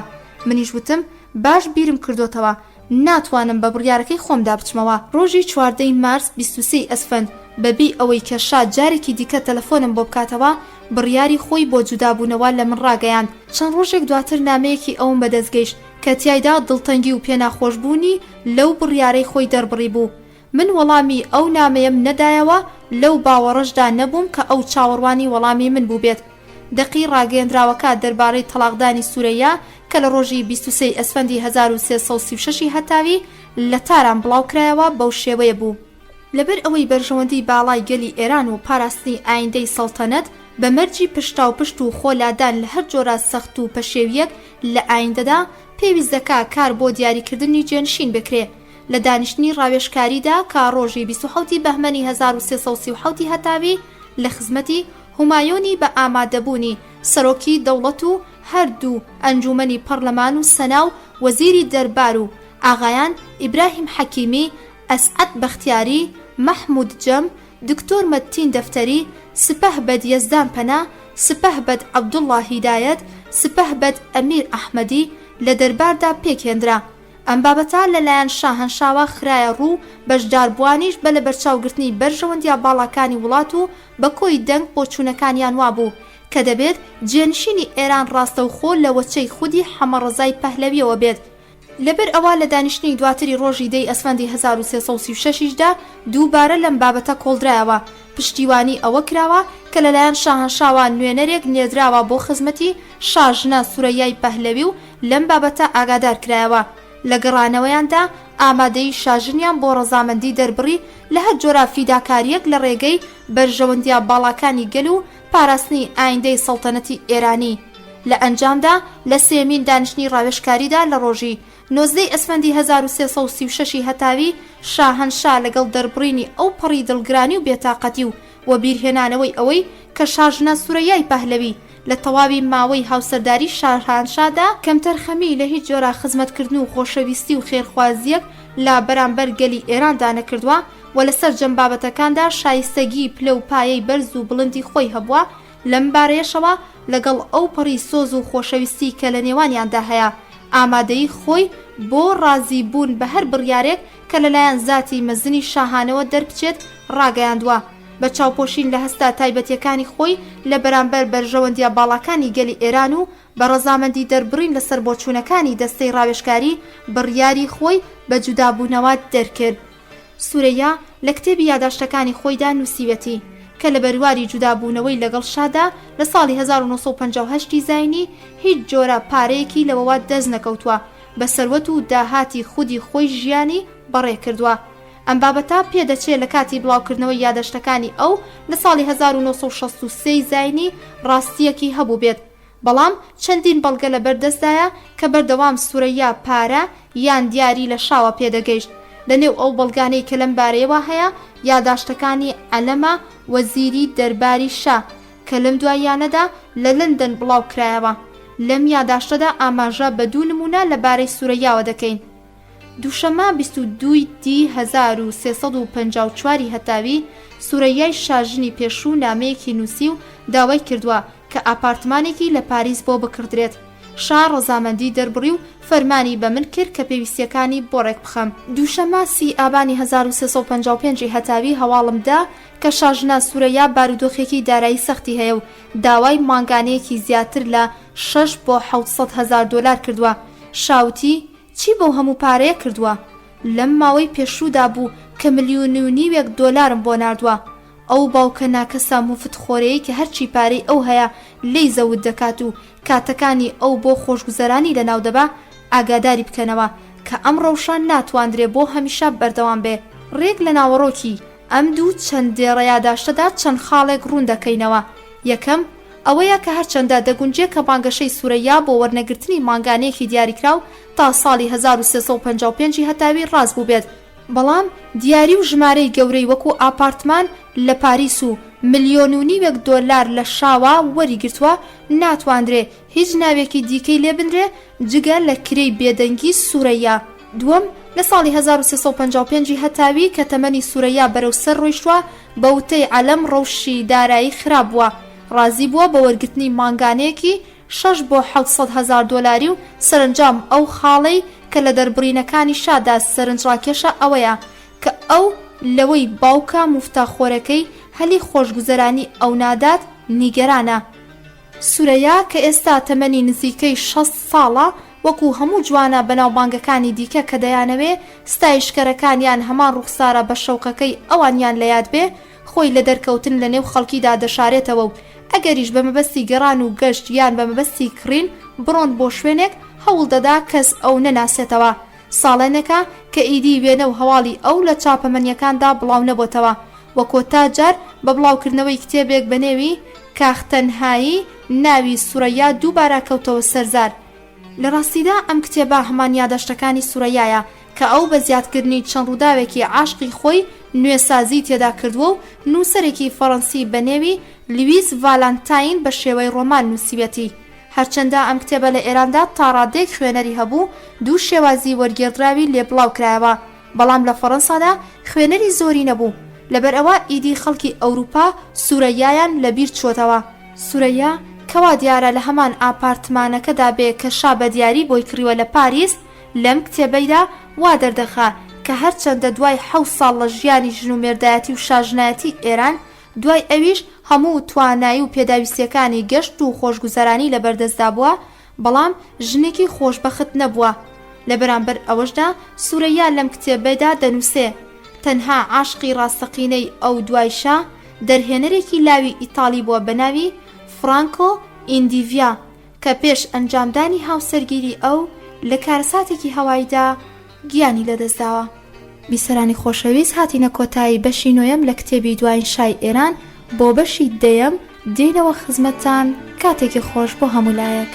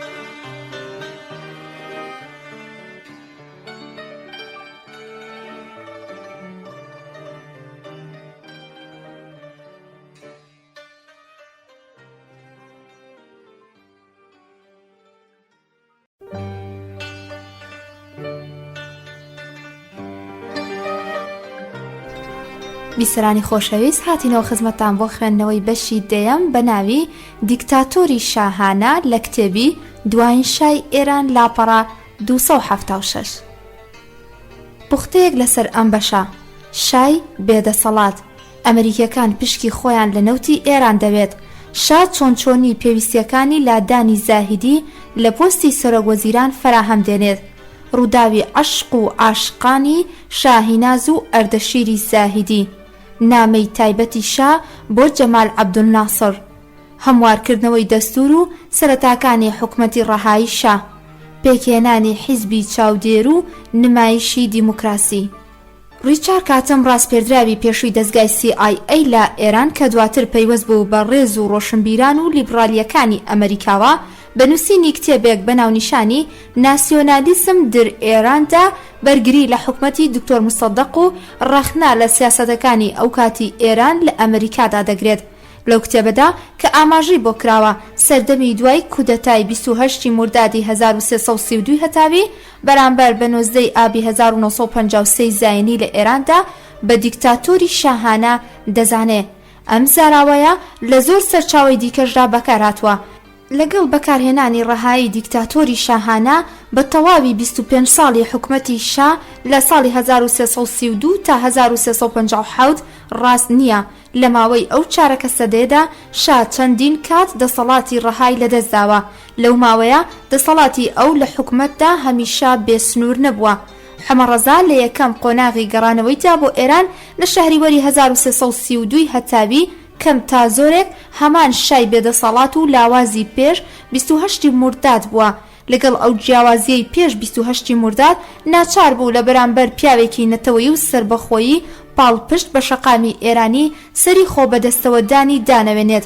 ئەم جارەیان ناچارە لە بەرامبەر کەسێکدا سەر شۆڕ بکە کە بە پارە و هێزی بێگانە گەشتۆتە دەسەڵات. لە کاروباری وڵاتیشدا گوێی پێ نەدەدا.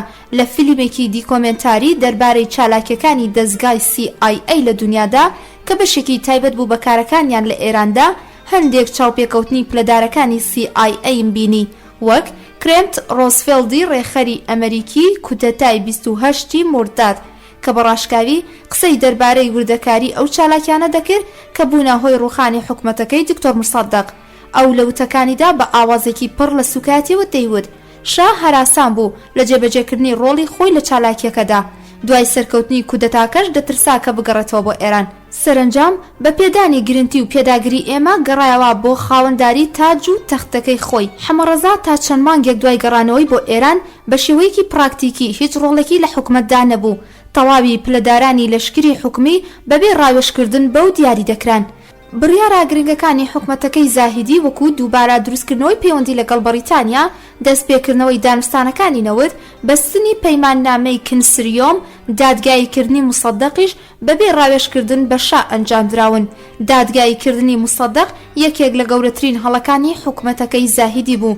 لەبەر ئەوەی ئەم دادگایە کە لە دوو دانیشتن و بە شێوەیەکی ئاشکراو بە ئامادەبوونی پەیامنێری ڕۆژنامەکان لە دادگای سەربازیدا بەڕێوەچوو، مصەدەق مەیدانێکی بۆ وتاردان و خستنە ڕووی بیرروڕاکانی خۆی بەدەستهێنا.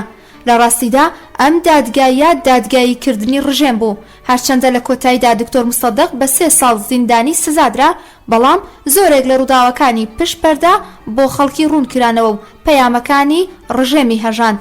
حەمەڕەزا لەو هەنگاوانەی کەنرابوون بۆ چارەسەرکردنی کێشەی نەوت و دووبارە دروستکردنەوەی پەیوەندی لەگەڵ ئینگلیستاندا هیچ ڕۆڵێکی نەبوو. سەردەمانێک کە حکومەتەکەی مصەدەق لە ئێران لەسەر بوون، گومان لەوە دەکرا کە ڕێگری سەرەکی بۆ چارەسەرکردنی پرسینەوت خودی دکتۆر مصەدەقە و بەڕووخانی ئەو لادانی لەسەر تەختی شانۆی دەسەڵات ئەم پرسا بە ئاسانی چارەسەر دەکرێت. لە کاتێکدا کە بەو شێوەیە نەبوو، ڕاستە کە دکتۆر مصەدەق لە بزوتنەوەی خۆماڵیکردنی نەوتدا ڕۆڵێکی دیاری هەبوو. سەرسەختی ئەو لە گەیشتن بە ئامانج و مەبەستەکانی خۆماڵیکردنی نەوت و ڕێگرتن لە دەستگرتنی بیانیەکان بەسەر ئەم سەرچاوە گرنگەی داهاتی نەوتی ئێراندا ڕێگریکی دیار بوو لە بەرامبەر سازشکردن بۆ بەریتانیەکان یان بەوتەی ڕۆژئاواییەکان بۆ گەیشتن بە ڕێگە چارە و چارەسەرێکی گونجاو. بەڵام ڕاست و دروستی کار ئەوەیە کە بنەمای خۆماڵیکردنی نەوت لەگەڵ ئەو دژایەتی کە بەرامبەر حکومەتەکەی مصەدەق دەکرا، هەتا کۆتایی حکومەتەکەی ئەو تەنانەت دوای ڕوخانیشی بەهرەمەند بە پشتیوانی زۆرینەی گەلی ئێران ڕقلێبوونی ئینگلیزەکانیش هێشتا ئەوەندە قوڵ و سەرسەختانە بوو کە ڕێگەی گەڕانەوەیان نەدەدا بە شەو حکومەتی جێگرەوەی مصەدەق بۆ سەر تەختی شانۆی دەسەڵاتی ئێران. کێشەیەکی گەورەی دیکە کە بژانەوەی پیشەسازی نەوتی ئێران و دووبارە هەناردەکردنی نەوتی ئێران بۆ بازاڕەکانی دنیا زۆربوونی کتوپڕی بەرهەمهێنانی نەوت بوو لە سەرچاوەکانی دیکەی وڵاتانی کەناری کەنداوی فارس و پڕکردنەوەی کورتهێنانی بەرهەمی نەوتی ئێران لە بازاڕەکانی دنیادا. سەرچاوە دەوڵەمەندە نەوتیەکانی وڵاتی کوێت کە ساڵی 1950 کەمێک زیاتر لە 7 ملیۆن تەن نەوتی تێدا دەرهێنرا بوو. لە ساڵی 1951 زاینی یەکەم ساڵی خۆماڵیکردنی نەوتی ئێران و هەناردەکردنی بۆ بازاڕەکانی دنیا بوو. زیاتر لە 28 ملیۆن تەن نەوتی بەرهەم هێنا. بەرهەمی نەوتی کوێت لە ساڵی 1952 زاینی لە 37 ملیۆن تەن تێپەڕی کرد. لە ساڵی 1953 زاینی گەیشتە 42 ملیۆن و 654 هزار تەن کە بە بەراورد بە بەرهەمی ساڵی 1950 زاینی زیاتر لە 25 ملیۆن تەن نەوت بەرهەمهێنانی زیاد کردبوو. لە هەمان ماوەدا بەرهەمی نەوتی عەرەبستانی سعودیا لە 26 ملیۆن تەنەوە گەیشتە نزیکەی 41 ملیۆن تەن کە بەرهەمەکەی نزیکەی 15 ملیۆن تەن زیادی کرد. بەرهەمی نەوتی عێراقیش کە لە ساڵی 1950 زاینی کەمتر لە 7 ملیۆن تەن بوو لە ساڵی 1953 زاینیدا 27 ملیۆن تەنی تێپەڕاند کە نزیکەی 20 ملیۆن تەن بەرهەمی نەوتی زیادی کردبوو. سەرجەمی بەرهەمی زیادەی هەر سێ وڵاتە بەرهەمهێنەرەکەی نەوت کوێیت و سعودیە و عێراق لە ماوەی ساڵانی 1950 تا 1953 زاینی نزیکەی 60 ملیۆن تەن بوو. ئەم بەرهەمە زیادەیە کە نەک جێگای 30 ملیۆن تەن بەرهەمی نەوتی ئێرانی لە ساڵی 1950 زاینی لە بازاڕەکانی دنیادا پڕکردەوە، بەڵکو زیادەی بەکارهێنانی ساڵانەی نەوتیشی لە بازاڕەکانی دنیادا دابین دەکرد. لەگەڵ ئەم پێشەکەی کۆمپانیای نەوتدا بە تایبەتی کۆمپانیا نەوتیەکانی ئەمریکا کە پشکی تایبەتیان هەبوو لە قازانجی زیادبوونی بەرهەمی نەوتی کوێت و عێراق و سعودیا، ئارەزومەندی بە خێرایی چارەسەرکردنی کێشەی نەوتی ئێران دووبارە هەناردنەوەی نەوتی ئێران بۆ بازاڕەکانی جیهان نەبوو. لەبەر ئەوە دووبارە بە هەناردەکردنەوەی نەوتی ئێران بۆ بازاڕەکانی جیهان بە ناچاری بەرهەمی نەوتی وڵاتانی دیکە کەمی دەکرد و ئەگەریش دووبارە نەوتی ئێران بکەوتایەتەوە دەست بەریتانیا ئەوە کۆمپانیا نەوتیە ئەمریکەکان تووشی زیان دەبوون. بەڵام ئینگلیزەکان لەلایەک بە ئومێدی گەڕانەوەی پێگەی لە دەستچووی خۆیان لە ئێران و لەلایەکی دیکەوە بە تەماحی وەرگرتنی بژاردننی زیانەکانیان پێداگری زۆریان لەسەر هەرچی زووتر چارەسەرکردنی کێشەی نەوت دەکردەوە. کێشەی گەورەی ئینگلیزەکان ئەوە بوو کە یەکەم جار پەیوەندی سیاسی لە نێوان بەریتانیا و ئێران کە لە سەردەمی حکومەتەکەی دکتۆر مصەدەقدا پچڕا بوو و هەلی پەیوەندی ڕاستەوخۆ لە نێو هەردوو وڵاتدا بۆ دانوستان دەربارەی نەوت نەدەڕەخسە ئاسایی بکەنەوە. دووەمیش هەستی دژایەتیکردنی ئینگلیزەکان لە ئێراندا تا ئەو کاتەیش ئەوەندە بەهێز بوو کە حکومەتە جێگرەوەکەی مصەدەقیش هەر لە سەرەتای کارەکەیدا نەیدەتوانی بە سانایی و بەبێ ئابادەکاریەکی گونجاوی پێشوەختە لەگەڵ بەریتانیەکاندا بکەوێتە دانوستان. لەگەڵەوەی کە ئەمریکەکان ڕۆڵیان هەبوو لە ڕووخاندنی حکومەتەکەی مصەدەقدا و ئەو دەسەڵاتەش کە لە نێو حکومەتی نوێی ئێران و خودی شایشدا بەدەستیان هێنا بوو بەبێ بەشداری پێکردن و دەستوەردانی ئەمریکەکان چارەسەرکردنی کێشەی نەوت بە باشی نەدەهاتە بەرچاو. تەنانەت نوێکردنەوەی پەیوەندیەکانی نێوان ئێران و بەریتانیاش وابەستە بوو بەو زەمینە سازی کە لەلایەن ئەمریکاوە ئامادە دەکرا. لەلایەکی دیکەوە لەگەڵ ئەوەی کۆمپانیا گەورەکانی نەوتی ئەمریکا بەڕواڵەت ئارەزومەندی خۆیان بۆ چارەسەرکردنی کێشەی نەوتی ئێران نیشان نەدەدا، ئەو ئارەزووی خۆشیان نەدەشاردەوە کە ئەگەر بڕیار بێ نەوتی ئێران دووبارە بگەڕێتەوە بۆ بازاڕەکانی جیهان ئەوە دەبێ پشکێکیشی لەبەر چاو بگیرێت بۆ ئەوان. چاپەمەنیەکانی ئەمریکاش کە لەژێر دەسەڵاتی یەکێتی کۆمپانیا نەوتیەکاندا بوون لەو راپۆرت و ڕاوانەی کە لەلایەن پەیامنێرەکانیانەوە لە ئێران بڵاویان دەکردەوە ئەوەیان دەخستە ڕوو کە هەستی ناسیۆنالیستی و دژە ئینگلیزی لە ئێراندا لەگەڵ ئەوەی کە حکومەتەکەی مصەدەقیش لەسەر کار نەماوە هێشتا زۆر بەهێزە و ئێرانیەکانیش جارێکی دیکە ناچنەوە ژێرباری دووبارە پێدانەوەی چیاوگی نەوت بە ئینگلیزەکان یان فرۆشتنەوەی سەرجەم بەرهەمی نەوتی بە ئینگلیزەکان. سەرباری پرسی نەوت پاراستنی دەسەڵات و پێگەی خۆیان و وەلانانی مەترسی دەسەڵاتی کۆمۆنیزم لە ئێراندا گرنگێکی زۆری لای ئەمریکەکان هەبوو. ئەمریکەکان زۆر بەتوندی نیگەران بوون لە بەهێزبوونی دەسەڵاتی حیزبی توودا لە سەردەمی حکومەتەکەی مصەدەقدا، کەم تا زۆریش ئاگاداری هەبوونی شانەیەکی بەهێزی ئەفسەرە تودەیەکان بوون لە لەشکری ئێراندا.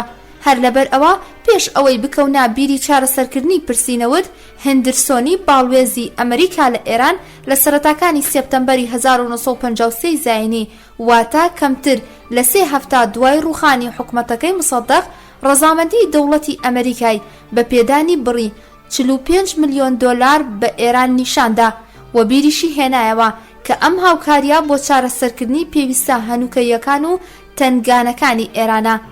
دەوڵەتی ئێران دەبێت دەست بەجێ هەنگاو بۆ چارەسەرکردنی پرسینەوت و دابینکردنی پێداویستە داراییەکانی خۆی هەڵبگرێ لە ڕێگای بەرهەمهێنان و فرۆشتنی نەوتی خۆیەوە. دووەمین هەنگاوی ئەمریکا بۆ چارەسەرکردنی کێشەی نەوتی ئێران ناردنی هەربرت هۆڤێر، کوڕی سەرۆک کۆماری پێشووی ئەمریکا و ڕاوێژکاری داڵاسی وەزیری دەرەوەی ئەمریکا بوو بۆ تاران. هۆڤێر کە پەیوەندی نزیکیشی هەبوو لەگەڵ کۆمپانیا گەورەکانی ئەمریکا، ڕۆژی 7 ئۆکتۆبەری 1953 زاینی بەرامبەر بە 25 مهری 1332 هەتاوی گەیشتە تاران و لەگەڵ بەرپرسە نوێیەکانی دەوڵەتی ئێران کەوتە دانوستان. ئەرکی هۆڤێر سەرباری ئامادەسازی بۆ چارەسەرکردنی پرسینەوت فراهەمهێنانی زەمینەیەکی لەباریش بوو بۆ دووبارە دەستپێکردنەوەی دانوستانە سیاسیەکان لە نێوان ئێران و بەریتانیادا. بەپێی ئەو گفتوگۆیانەی کە پێشتر لە نێوان واشنگتۆن و لەندەندا ئەنجام درابوون، 3 ڕۆژ دوای گەیشتنی هۆڤێر بۆ تاران، واتە ڕۆژی 20 ئۆکتۆبەری 1953 زاینی بەرامبەر بە 28 مهری 1332 هەتاوی، ئایدنی وەزیری دەرەوەی بەریتانیا لە وتارێکیدا لە پەرلەمانی وڵاتەکەی خۆی داوتی: ئومێدەوارم کە وەرزێکی نوێ لە مێژووی ئێران کرابێتەوە. لە وڵاتەدا دەوڵەتێکی نوێ هاتۆتە سەرکار. دەوڵەتی شاژنی پاشای ئینگلیستانیش لە ناخی دڵەوە ئارەزومەندە کە دەستی دۆستایەتی خۆی بەرەو ئەو دەوڵەتە و گەلی ئێران درێژ بکە. دەوڵەتی ئێران ئاگادارە لەوەی کە ئێمە ئارەزومەندی سەر لە نوێ دەستپێکردنەوەی پەیوەندیە سیاسیەکانی خۆمانین لەگەڵ ئەو وڵاتەدا. ئەگەر ئەم کارە پراکتیکی بکرێ، ئێمە زیاتر دەتوانین پێکەوە دەربارەی پرسی ئاڵۆزی نەوتی ئێران گفتوگۆ بکەین. حەز ئەکەم ئەوەش بڵێم کە لەم بارەیەوە دەوڵەتی ئەمریکاش بە دڵسۆزیەوە هاوکاریمان دەکا. 2 ڕۆژ دوای ئەم ڕاگەیاندنەی وەزارەتی دەرەوەی بەریتانیا، چەرچڵی سەرۆکوەزیرانی بەریتانیاش بابەتێکی بە هەمان ناوەڕۆکەوە لە پەرلەمان واتە ئەنجومەنی پیراندا پێشکەش کرد. هیواداری دەوڵەتی بەریتانیای بۆ دووبارە ئاساییکردنەوەی پەیوەندیە سیاسیەکانی نێوان ئێران و بەریتانیا ڕاگەیاند، بەڵام لەلایەن دەوڵەتی ئێرانەوە وەڵامێکی گونجاو بۆ ئامادەکاریەکانی بەریتانیا نەدرایەوە، لەبەر ئەوەی دەوڵەتی ئێران دەیویست بەر لە ئاساییکردنەوەی پەیوەندیە سیاسیەکانی لەگەڵ بەریتانیادا لەگەڵ ئەمریکادا بگات تا ڕێکەوتنێک لەبارەی چارەسەرکردنی پرسینەوتی ئێران. بە بۆچوونێکی بەهێزیش ئەوەیە خودی ئەمریکەکان بوون کە دەیانویست پێش ئاسایی بوونەوەی پەیوەندیە سیاسیەکانی نێوان ئێران و بەریتانیا و ئەنجامدانی دانوستانی ڕاستەوخۆ لە نێوان هەردوو وڵاتدا بە گێڕانەوەی ڕۆڵی ناوبژیوان بەرژەوەندی کۆمپانیا نەوتیەکانی ئەمریکا بپارێزن. هۆڤێر ماوەی نزیکەی 2 مانگ لە نێوان لەندەن و تاران و واشنگتۆندا لە هاتوچۆ بوو، هەتا سەرکەوتوو بوو لە ڕەزامەندی وەرگرتن بە پێکهێنانی کنسریۆمێکی نێودەوڵەتی بۆ پێدانی نەوتی ئێران بە بەریتانیەکان. کنسریۆم کۆمپانیایەکی گەورەیە و لە چەند کۆمپانیایەک پێک دێ بۆ پاوانکردنی شومەکێک یان بەرهەمێکی کانزایی پێک دەهێنرێت، وەک کنسریۆمی پەموو، کنسریۆمی خەڵوسی بەردین، کنسریۆمی نەوت هەتا دوایی. ئینگلیزەکان لە سەرەتادا بە هیچ جۆرێک ڕازی نەبوون کە لە کاتی بەرهەمهێنانی نەوتی ئێراندا جگە لەوان نەوت بە هیچ کەسێکی دیکە بفرۆشرێت، بەڵام کاتێک پێیان وترا ئێرانیەکان هەرگیز ناچنە ژێرباری وەها چارەسەرێک، کۆمپانیا ئەمریکیەکانیش پێداگری زۆر دەکەنەوە لەسەر هەبوونی پشکی خۆیان لە نەوتی ئێراندا. هەر بۆیە ئینگلیزەکان بە ناچاری ڕێگە چارەکەیان پەسەند کرد بە مەرجی ئەوەی کە بژاردنێکی گونجاو لەلایەن دەوڵەتی ئێران و کۆمپانیا نەوتیە نوێیەکانی ئێرانەوە بدرێ بە ئینگلیزەکان. لەم نێوەندەدا زەمینەی ئاساییکردنەوەی پەیوەندی سیاسی نێوان ئێران و ئینگلیز فراهەم هات. لە نیوەڕۆی ڕۆژی 5 دیسامبەری 1954 زاینی بەرامبەر بە 5 ئازەری 1332 هەتاوی ڕاگەیەندراوی هاوبەش لە نێو هەردوو دەوڵەتدا ڕاگەیەندرا کە ئەمە دەقەکەیەتی. هەردوو دەوڵەتی ئێران و ئینگلیستان بڕیاریاندا پەیوەندیە سیاسیەکانی نێوان خۆیان ئاسایی و دەست پێ بکەنەوە، هەریەکەیان بە زووترین کات باڵوێزی خۆیان بنێرنەوە بۆ وڵاتانی بەرامبەر دواتر لە نزیکترین کاتدا کەمایی ڕەزامەندی هەردوولا بێ لەبارەی چارەسەرکردنی ناکۆکیەکانی تایبەت بە پرسینەوت کە لەم دواییانەدا بوویە هۆی ساردی پەیوەندی نێوان هەردوولا دانوستانەکانیان دەست پێ بکەنەوە و لەم ڕێگایەوە دۆستایەتی لە مێژینەی خۆیان بەهێز و پتە بکەن. هەردوولا دڵنیان لەوەی کە بە نیەت پاکی دەتواندرێ بگەن باش چارەسەرێک کە ئومێد و ئارەزوەکانی گەلی ئێران بە تایبەتی لە چارەسەرە سروشتیەکانی وڵاتەکەیاندا بەسەربەرزیەوە بهێنێتە دی. سوود و بەرژەوەندی هەردوولاش بەکارکردن لەسەر بنەمای دادپەروەری دابین دەکرێ. ڕۆژێ دوای بڵاوبوونەوەی ئەم ڕاگەیاندنا کۆنفرانسێک لە دوورگەی بەرمۆدا لە نێوان ئایزەنهاوەری سەرۆک کۆماری ئەمریکا و سەرۆکوەرزیرەکانی بەریتانیا و فەڕەنسادا بەسترا. بەر لە ڕێکەوتن بۆ بەشداریکردن لەو کۆنفرانسا ئایزەنهاوەر ڕایگەیاند کە پرسینەوتی ئێران و نۆکەندی سویس گرنگترین ئەو بابەتانن کە لە نێو خۆی و سەرۆکوەرزیرەکانی بەریتانیا و فەڕەنسا باسی لێوە دەکرێت. ڕێکەوتنامەی کۆتایی دەربارەی پێکهێنانی کنسریۆمی نەوتی ئێرانە کە سەرباری ئەمریکا و بەریتانیەکان هۆڵەندی و فەڕەنسیەکانیش بوون بە شەریک.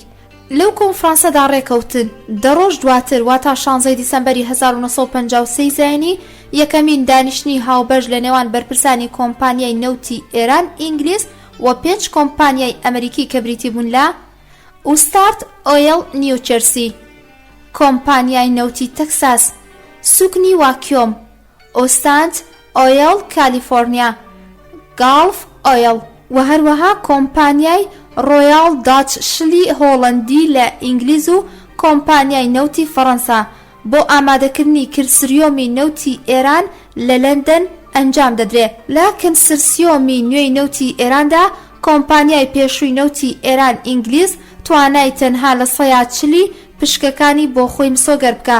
لە 140 دیکە بەر کۆمپانیاکانی ئەمریکا کەوت کە 5 کۆمپانیاکە بوون.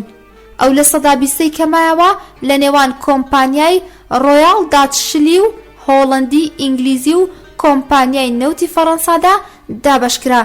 دانوستانەکانی ئینگلیز و کنسرسیۆم لە 25 فەروەردینی 1332 هەتاوی دەستی پێکرد و سەرنجام ڕۆژی نۆی شەهریوەری هەمان ساڵ پەیماننامەیەکیان بەست بۆ ماوەی 25 ساڵ و دەتواندرێ بۆ 3 خولی 5 ساڵیش درێژ بکرێتەوە ئەگەر بیانەوێ. هەرچەندە ئەم پەیماننامەیە لە چوارچێوەی یاساکانی خۆماڵیکردنی نەوتی ئێران و لەسەر بنەمای بەیەکسانی دابەشکردنی داهات ڕێکخرابوو، بەڵام بەڕادەیەک چیاوگی بۆ پەیماننامەکانی پێشوو هەبوو کە نەیتوانی ئامانجەکانی خۆماڵیکردنی نەوت بپێکێ. کۆمپانیا نەوتیەکانی دیکەش بە بیانووی ئەوەی کە ناتوانن چیاوگی زیاتر لە وڵاتانی دیکەی بەرهەمهێنەری نەوت بە ئێران بدەن، خۆیان لە پێدانی بەشێکی زۆری داواکاریە ڕەواکانی ئێران دزیەوە. دەوڵەتی زاهیدی هاوکات لەگەڵ دانوستانەکانی نەوتدا هەڵبژاردنی پەرلەمان و ئەنجومەنی سەناشی بەڕێوە برد. پەیماننامەی نوێی نەوت لە ڕۆژی 29 میهری 1339 هەتاوی لە خولی 18 پەرلەمان و لە ڕۆژی 6 ئابان لە خولی دووەمی ئەنجومەنی سەنادا دەنگی لەسەردرا و پەسەند کرا. لەم کاتانەدا دادگا سەربازیەکان بە خێرایی سەرقاڵی دادگاییکردنی ئەفسەر و پلەدارەکانی ئەندامانی شانە سەربازیەکان و حیزبی توودە و بەرپرسەکانی دەوڵەتی مصدق بوون. شانەی سەربازی حیزبی توودە کە سەدان ئەفسەر و پلەداری لەشکر و ژاندارمیری و شارەوانی تێدا ئەندام بوون لە شەهریوەری 1333 هەتاویدا ئاشکرا بوون. یەکەم دەستەی دەکەسیان لە 27 میهریدا گول لە باران کران. بە درێژایی مانگی ئابانی 1333 هەتاوی 4 دەستەی دیکەی ئەفسەرانی توودەی گول لە باران کران. ئەوانی دیکە کەمانەوە بە زیندانی درێژخایەن سزادران. لە نێو وەزیرەکانی حکومەتی مصدقیشدا تەنها دکتۆر فاتمی بە فەرمانی لە سێدارەدان سزادرا. لە ڕۆژی 19 ئابانی 1333 هەتاویدا گول لە باران کرا. دوای چارەسەرکردنی پرسی نەوت و پەسەندکردنی پەیماننامەی کنسرسیۆم لەلایەن پەرلەمانەوە شاکەنی گەران بوو لە دەستخوازی و زیادەڕەویەکانی زاهیدی، هەر بۆیە کەوتە بیری بەهێزکردنی دەسەڵاتی خۆی.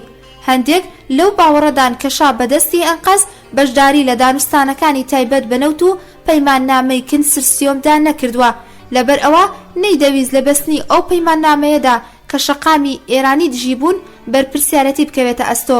شا بە پێچەوانەی ئەو بۆچوونانەی کە لە دەرەوەی دەربار هەبوون زۆر گرنگی بە ڕایگشتی دەدا، یان بە جۆرێکی دیکە بڵین ڕایگشتی لە بەرچاو دەگر. لاوازی شا لە بەرامبەر دکتۆر مصدقیشدا لە هۆشیاری ئەو پێگەی بەهێزی دکتۆر مصدقەوە لە نێو شەقامی ئێراندا سەرچاوی گرتبوو. ئەگەریش لەگەڵ ئەو پێداگیری و فشارانەی ئەمریکا بۆ واژووکردنی لادانی مصدق خۆی دزیەوە هەتا کۆتا ساتەکانی ناچاری لە ترسی دژایەتی و پاشە کشێکردنی تواناکانی خۆی بوو لە نێو جەماوەردا. گومانێکی دیکە لە خۆدزینەوەی شاو دوورخستنەوە و دوودڵی ئەو لە واژووکردنی فەرمانی لە کارخستنی مصدق و دانانی زاهیدی بوو لە پۆستی سەرۆکوەزیریدا. ترسی شاو بەدگومانی لە خودی زاهیدی هەبوو. ئەمریکەکان زاهیدیان هەڵبژاردبوو بۆ جێگرتنەوەی مصدق. هۆکاری ئاشنایی و پەیوەندی زاهیدی لەگەڵ ئەمریکەکاندا بە بۆنەی ئەردەشیری کوڕیەوە بووە کە ئەردەشیر لەو کاتەدا لە ئیدارەی بەندی چواری ئەمریکادا کاری کردووە، سەرباری ئەوەی کە شانەی دەویست کەسانی دیکە سەرۆکوەزیرانی بۆ دیاری بکەن لە پێشینەی دوژمنایەتی زاهیدی لەگەڵ باوکیشیدا نیگەران بوو. زاهیدی لە سەردەمی جەنگیشدا بە تۆمەتی هەبوونی پەیوەندی لەگەڵ ئەڵمانیەکان و پیلانی ئەنجامدانی کودەتا لەلایەن هاوپەیمانەکانەوە دەستگیر کراوە و دوور خراوەتەوە بۆ فەڵەستین. لە سەروبەندی حکومەتی مصدقیشدا وەزیری ناوخۆی کابینەکەی ئەو بووە. بەم پێشینەوە ئەو پەیوەندیە نزیکەی دواتری زاهیدی لەلایەن ئەمریکەکان دروستی کردبوو. حەمەڕەزا شای بەباشی دەیزانی کە ئەو سەرۆکوەزیرانە وەزیرێکی بەوەفا و گوێڕایەڵ نابێت بۆی. دواتر لە ئەمیرانی بەڕێوەبەری گۆڤاری خواندنیها کە یەکێک بوو لە دۆستان نزیک و هاوڕازەکانی زاهیدی بیستم کەشا لە باتی ئەو کەسانەی دیکە لە بەرپرسانی لەشکر وەک سپەهبەد ئەمیر ئەحمەدی و سپەهبەد یەزدان پەنای بۆ وەرگرتنی پۆستی سەرۆکوەزیری کاندید کردبوو. بەڵام ئەمریکەکان دەڵێن کە پەیمانیان لەگەڵ زاهیدی داوە و تەواوی کردووە و فەرمان دەبێت بە ناوی ئەوەوە واژوو بکرێ. هەر لەو کاتانەدا دەنگۆیەکی دیکەم بیست، ئەویش ئەوە بوو کە شا هیچ کام لە فەرمانەکانی لە کارخستنی مصدقی لە سەرۆکوەزیرانی و دانانی زاهیدی وەکو سەرۆکوەزیران واژوو نەکردووە، بەڵکو هەردووکیان لەلایەن موردادی دەربارەوە کاغەزی سپی واژوو کراوە و خۆشی ڕۆیشتووە بۆ باکوور و لە کارخستن و دانانیشی دواتر لەسەر ئەم کاغەزە سپیە ئیمزاکراوانە نووسراوە. ئەم بابەتەش لە کاتی دادگاییکردنی دکتۆر مصدقیشدا باس کراوە و ئەووتی کە گومان لە ڕاستەقینەی ئەو فەرمانە هەبووە و ئەگەریش ئەم فەرمانەیان لە کاتی ڕوخاندن و تاڵانکردنی ماڵی ئەودا نەتزیبا دەیتوانی هۆکاری گومانەکانی خۆی ڕوون بکاتەوە. ئەوەی شیاوی باسە کە شا بە ناچاری و بە پێچەوانی ئارەزووی ناخی خۆیەوە ڕازی بوو بەبوون بە سەرۆکوەزیرانی زاهیدی. هەر لەو ڕۆژەوە کە گەڕایەوە ئێران هەمیشە لە کەمیندا بووە بۆ ئەوەی هەلێکی دەست بکەوێت و لە کاری بخە. بەو هۆکارانەی کە خرابوونە ڕوو شانەی دەویست بەر لە چارەسەرکردنی کێشەی نەوت و بەستنی پەیماننامەی کنسرسیۆم دەست بە وەهاکارێک بکە. لەگەڵ ئەوەی لە ناخیشیدا ئارەزووی وەهاکارێکی هەبوو، بەڵام لەوانە نەبوو لەو بارودۆخەی ئێراندا توانای ئەنجامدانی ئەو کارەی هەبوو بێ.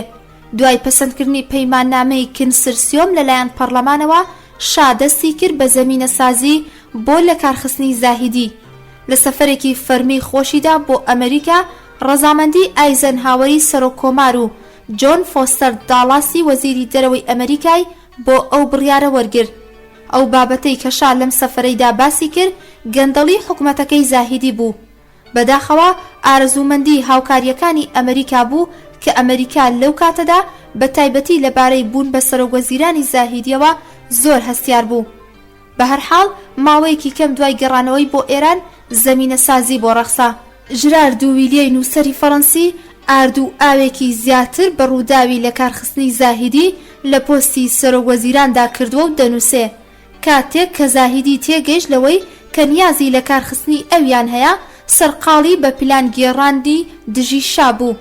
ئەگەر شا کەمێک دواتر بکەوتایە خۆی ئەم جارەیان دژی خودی شا کودەتای دەکرد. ڕاست و دروستی بانگەشەی ئەم نووسەرە فەڕەنسیە ڕوون نییە، هەرچەندە سەرچاوی ڕاستەقینەی ئەم وتەیە خودی دەرباریەکان بوون. هەرچۆنە بێ دوای پشوەکانی مانگی فەروەردینی 1334 هەتاوی شا لە ڕێگای عەلەمەوە وەک زاهیدی لە بڕیارەکەی خۆی بۆ لە کارخستنی ئاگادار کردەوە. عەلەم یەکێک بوو لەو کەسانەی کە ڕاست پێدرا بوو بۆ لە کارخستنی زاهیدی. عەلەمیش لەلایەن شاوە پەیامێکی بۆ زاهیدی نرد کە خاوەن شکۆ وا بە باش دەزانێ خۆی دەست لە کار بکێشێتەوە. زاهیدی ڕۆژی 16 فەروەردینی 1334 هەتاوی دوای نزیکەی 20 مانگ لەو پۆستەدا دەستی لە کار کێشایەوە و بوو بە باڵوێزی گەڕۆکی پێشوازیەکانی ئێران لە ئەوروپا. ئەم پۆستە تەشریفاتیە کە بە بۆنەی زاهیدیەوە داهێنرا بوو زیاتر لەبەر ئەوە بوو کە لە ئێران دوور بێت. ئەمیش بەهۆی ئەو بەرپرسیارەتەی کە پێی ڕاستپێدرا بوو یان بە ئارەزووی خۆی بووە. هەتا مردنی زاهیدی لە ساڵی 1342 هەتاویدا تەنها جارێک نەبێ، ئەویش بۆ بەشداریکردن لە ڕێوڕەسمی زەماوەندی ئەردەشیری کوڕی لەگەڵ شاهینازی کچی شادا کە چەند ڕۆژێکی کەم لە تاراندا مایەوە زاهیدی نەگەڕایەوە بۆ وڵاتی ئێران. داستانی هاوسەرگیری شاهینازی کچی تاقانەی شا لە فەوزیەی ژنی یەکەمی شا لەگەڵ ئەردەشیری کوڕی سپەهبەدی زاهیدیش شیاوی بۆ خوێندنەوەیە. شا دەیویست کچە تاقانەکەی بدات بە مەلیک فەیسەڵی دووەم پادشای لاوی عێراق تا ڕادەیەک زەمینە سازیشی بۆ کرابوو کە داستانی عەشق و عاشقی شاهیناز لەگەڵ ئەردەشیر هاتە پێش. بە ناچاریشا ڕەزامەندی لەسەر ئەو هاوسەرگیریە دەربڕی. لەگەڵ ئەنجامدانی ئەم هاوسەرگیریەدا ئەردەشیر پێگەی خۆی لە نێو دەرباردا چەسپاند و دوای ماوەیەکی کەم بەبێ هیچ کارێکی لە پێشینە لە وەزارەتی دەرەوە بوو بە باڵوێزی ئێران لە ئینگلیستان. دوای ماوەیەک شاهیناز بەهۆی نەگونجاندنیان پێکەوە لەگەڵ ئەردەشیردا جودا بوونەوە. بەڵام بە ئەنجامدانی ئەم هاوسەرگیریان نەگونجاوە لە مەترسی مەرگ ڕزگاری بوو. لەبەر ئەوەی مەلیک فەیسەڵی دووەم کە بڕیار بوو ببێت بە مێردی شاهینازی کچیشا لە ژوئینی 1958 زاینی بەرامبەر بە مانگی تیری 1337 هەتاوی لە ئەنجامی کودەتایەکی سەربازی بە شێوەیەکی نەگونجاو مەلیک فەیسەڵ کوژرا. ئەگەر زەماوەندی ئەو لەگەڵ شاهینازدا سەری بگرتایە شاهیناز و مەلیک فەیسەڵ هەردووکیان دووچاری هەمان چارەنووس دەبوون. یەکەمین کاری شا دوای لە کارخستنی زاهیدی لادانی دکتۆر عەلی ئەمینی وەزیری دارایی کابینەکەی ئەو بوو لە سەرۆکایەتی شاندی نوێنەراتی ئێران لە کۆنفرانسی باندونگ و دیاریکردنی دکتۆر جەلال عەبدە بوو لە شوێنی بۆ سەرۆکایەتی شاندەکە. کۆنفرانسی باندونگ کە لەسەر بانگێشتی دکتۆر سۆ کارنۆی سەرۆکۆماری ئەو کاتەی ئەندەنوسیا دەبەسترا لەو ڕوانگەیەوە گرنگی هەبوو کە بە یەکەمین کۆبوونەوەی سەرانی وڵاتانی ئاسیا و ئەفریقای دوای جەنگی جیهانی دووهەم دەهاتە هەژمار و ئامادەبوونی کەسانی خاوەن پێگەی وەک جەواهیر ئالنەهرۆی سەرۆکوەزیرانی هیندستان و جوئینی لای سەرۆکوەزیرانی چین و جەمال عەبدولناسری سەرۆکۆماری میسر لەم کۆنفرانسەدا ئامادە بوون. قورساییان بەو کۆنفرانسە بەخشی بوو. شا لەگەڵ ئەوەی یادگاریەکی خۆشی لەگەڵ دکتۆر جەلال عەبدەدا نەبووە بەهۆی ئەو توندڕەویانەی لە کاتی دادگاییکردنی موختاری سەرۆک شارەوانی سەردەمی ڕەزاشا و هاوڕێکانیدا نواندبووی، هەروەها هاوکاری دڵسۆزانەی ئەو لەگەڵ دکتۆر مصەدەقدا لە کاتی سەفەری ئەو بۆ ئەمریکا. ئەمیش بۆشا هەردوو مای خۆشحاڵی نەبوون، بەڵام دکتۆر عەبدەی وەک گونجاوترین کەسایەتی بۆ سەرۆکایەتی ئەو شاندەی ئێران لە باندوک دیاری کرد. شابەر لە ڕێکەوتنی شاندەکە بۆ باندونگ لەگەڵ ئەندامانی شاندەکە کۆبوونەوەی ئەنجامدا. یەکێک لە ئامۆژگاریەکانی بۆ دکتۆر عەبدە ئەوە بوو کە لە میانی کۆنفرانسەکەدا دیدار لەگەڵ جەمال عەبدولناسردا ئەنجام بدا و بە شێوەیەکی تایبەت بانگێشتی بکا بۆ تاران. شاوتی زانیاری پەیدا کردووە کە عەبدولناسر لە ڕێگای گەڕانەوەیدا لە ئەندەنوسیاوە چەند ڕۆژێک دەبێتە میوانی دەوڵەتی ئەفغانستان. ئەگەر ئارەزووی هەبێ ئێمەش بەو پەڕی خۆشیەوە لە تاران پێشوازی لێ دەکەین. لەو کاتەدا عەبدولناسر بیرێکی چەپڕەوی هەبوو، بە هیچ شێوەیەک مای ڕەزامەندی ئەمریکەکان نەبوو. بە سەرنجدان بەو بابەتە خۆشحاڵی دەربڕینی شا بەسەردانکردنی عەبدولناسر بۆ تاران زۆر گرنگ بوو. دکتۆر عەبدە لە یادداشتەکانیدا دەربارەی بەرپرسیارەتی خۆی لە کۆنفرانسی باندۆکدا دەنووسێت: بانگێشتی جەمال عەبدولناسرم لەلایەن حەمەڕەزاوە بۆ سەردانیکردنی وڵاتی ئێران لە ڕێگەی دکتۆر مەحموود فەوزیە کە لەو کاتەدا وەزیری دەرەوەی میسر بوو گەیاندا خزمەتی عەبدولناسر و دیدارمان لەگەڵیدا ئەنجامدا. بە شێوەیەکی داواکاری سەرۆک کۆماری میسرم دەعوەت کرد. عەبدولناسر زۆر سپاسی بانگێشتەکەی شای ئێرانی کردووتی زۆر ئارەزوومەندە کە دوای سەردانی ئەفغانستان سەرێکیش لە تاران بدا، بەڵام بەهۆی کارێکی گرنگەوە دەبێت دەست بەجێ دوای سەردانەکەی ئەفغانستان بگەڕێتەوە بۆ قاهیرە. سەرباری ئەوەش ئارەزوو دەکا وەک هاونیشتیمانیەک ئاماژەدان بۆ ئەوەی کە کەیبانوەکەی عەبدولناسر لە بنەماڵەی کازرونی ئێرانی نەژاد بووە. حەزی کردووە سەردانی ئێران بکە و ماوەیەکیش لەوێ بمێنێتەوە. عەبدولناسر بنەمای بانک هێشتەکەی پەسەند کرد، بەڵام کاتەکەی بۆ ماوەیەکی دیکە دواخست. بەداخەوە دواتر بە بەشداریکردنی ئێران لە پەیماننامەی بەغداددا نێوان ئێران و میسر ڕووی لە گرژی کرد و سەردانەکەی عەبدولناسر بۆ ئێران ئەنجام نەدرا. دوای لە کارخستنی زاهیدی شاه حسین عەلای کردە سەرۆک وەزیران. عەلا یەکێک بوو لە خزمەتکارە دڵسۆز و ڕازگۆکانی شا، بەڵام کەم تا زۆرێک سربەخۆیی بڕیاری هەبوو لە دەربڕینی بۆچوونەکانی خۆی لەبارەی کاروباری وڵاتانی ترەوە ترسی نەبوو. هەرچەندە پێچەوانەی بۆچوونەکانی شایش بووایە، زۆربەی وەزیرەکانی کابینەکە لەلایەن شاوە دیاری کراون، بەڵام چەند وەزیرێکی وەکو عەبدوڵڵا نیزامی وەزیری دەرەوە و دکتۆر ئەمینی وەزیری دارایی بە پێداگیری و سووربوونی عەلا هاتوونەتە نێو کابینەکەوە. دیارترین گۆڕانکاری سیاسی لە سەردەمی عەلادا چوونە ناوەوەی ئێران بوو لە پەیماننامەی بەغداددا. پەیمانی سەربازی بەغدا وڵاتانی تورکیا، عێراق، پاکستان، بەریتانیا تێیدا ئەندام بوون. لە ڕاستیدا ئەم پەیمانە پردی بە یەکگەشتنی پەیمانی باکووری ئەتڵەسی ناتۆ و پەیمانی سەربازی باشووری ڕۆژهەڵاتی ئاسیا سەنتۆ بوو.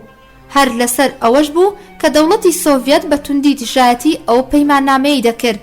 هەوڵی تیرۆرکردنی حسین عەلا لە ڕۆژی 25 ئابانی 1334 هەتاوی واتا ڕۆژێک بەر لە ڕێکەوتن بۆ بەغدا بە مەبەستی بەشداریکردن لە دانیشتنی سەرۆکوەزیرانی وڵاتانی ئەندام لە پەیماننامەی بەغدادا درا. ئەم ڕووداوەش بیانوویەکی دایە دەست دەوڵەت کە نەواب سەفەوی سەرۆکی کۆمەڵەی فیدائیانی ئیسلام و ژمارەیەک لە ئەندامانی ئەو کۆمەڵەیە دەستگیر بکە و دوای دادگاییکردنیان لە دادگایەکی سەربازیدا گولە بارانیان بکە. گولە بارانکراوەکان بریتی بوون لە نەواب سەفەوی، سەید محەممەد واحدی، خەلیل تەحماسبی، ئەو خەلیلەی کە تۆمەتبار بوو بە کوشتنی ڕەزم ئارا، و هەروەها مزەفەر زولقەدر تەقەکەر لە حسین عەلا. عەبدولحسین واحدی جێنشینی نەواب سەفەویش پێشتر لە کاتی لێکۆڵینەوە لەگەڵیدا بەدەستی تەیمور بەختیاری فەرماندەی سەربازی تاران کوژرا بوو.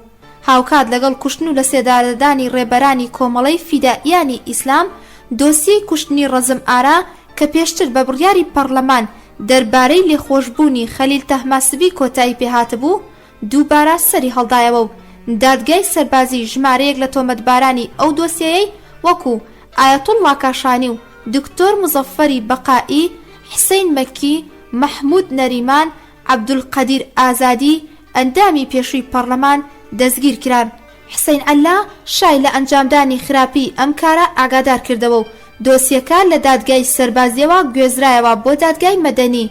لە کۆتاییشدا بە ئاماژەدان بەوەی کە تۆمەتباری سەرەکی ئەم دۆسیەیە پێشتر دادگایی کراوە و سزای خۆی وەرگرتووە، بڕیاری ڕێگرتن لە سزادانی تۆمەتبارانی دیکە دەرکرا.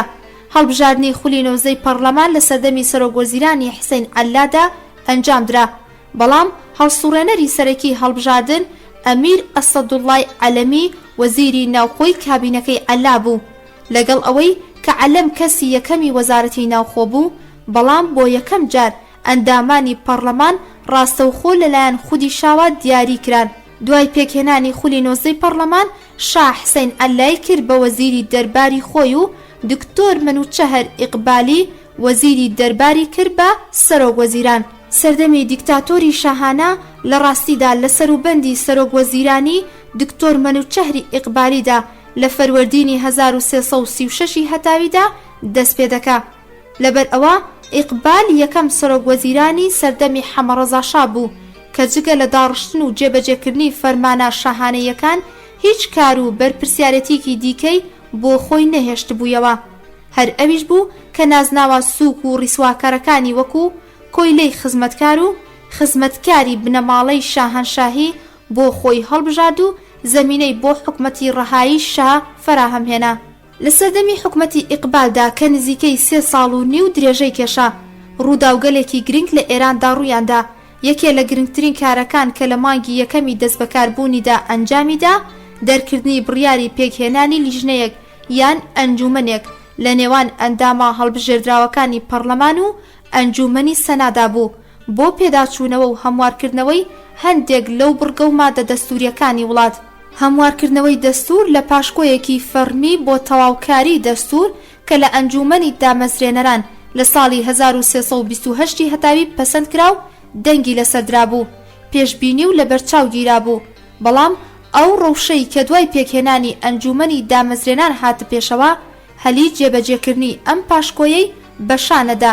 بەشێک لەو یاسایانەی کە دواتر هەموارکرایەوە تایبەت بوو بە زیادکردنی ئەندامانی پەرلەمان و خولی پەرلەمان لە 2 ساڵەوە بۆ 4 ساڵ و بڕیارەکانی تایبەت بە چۆنیەتی دیاریکردنی زۆرینە بۆ پەسەندکردنی پرۆژە یاساکان.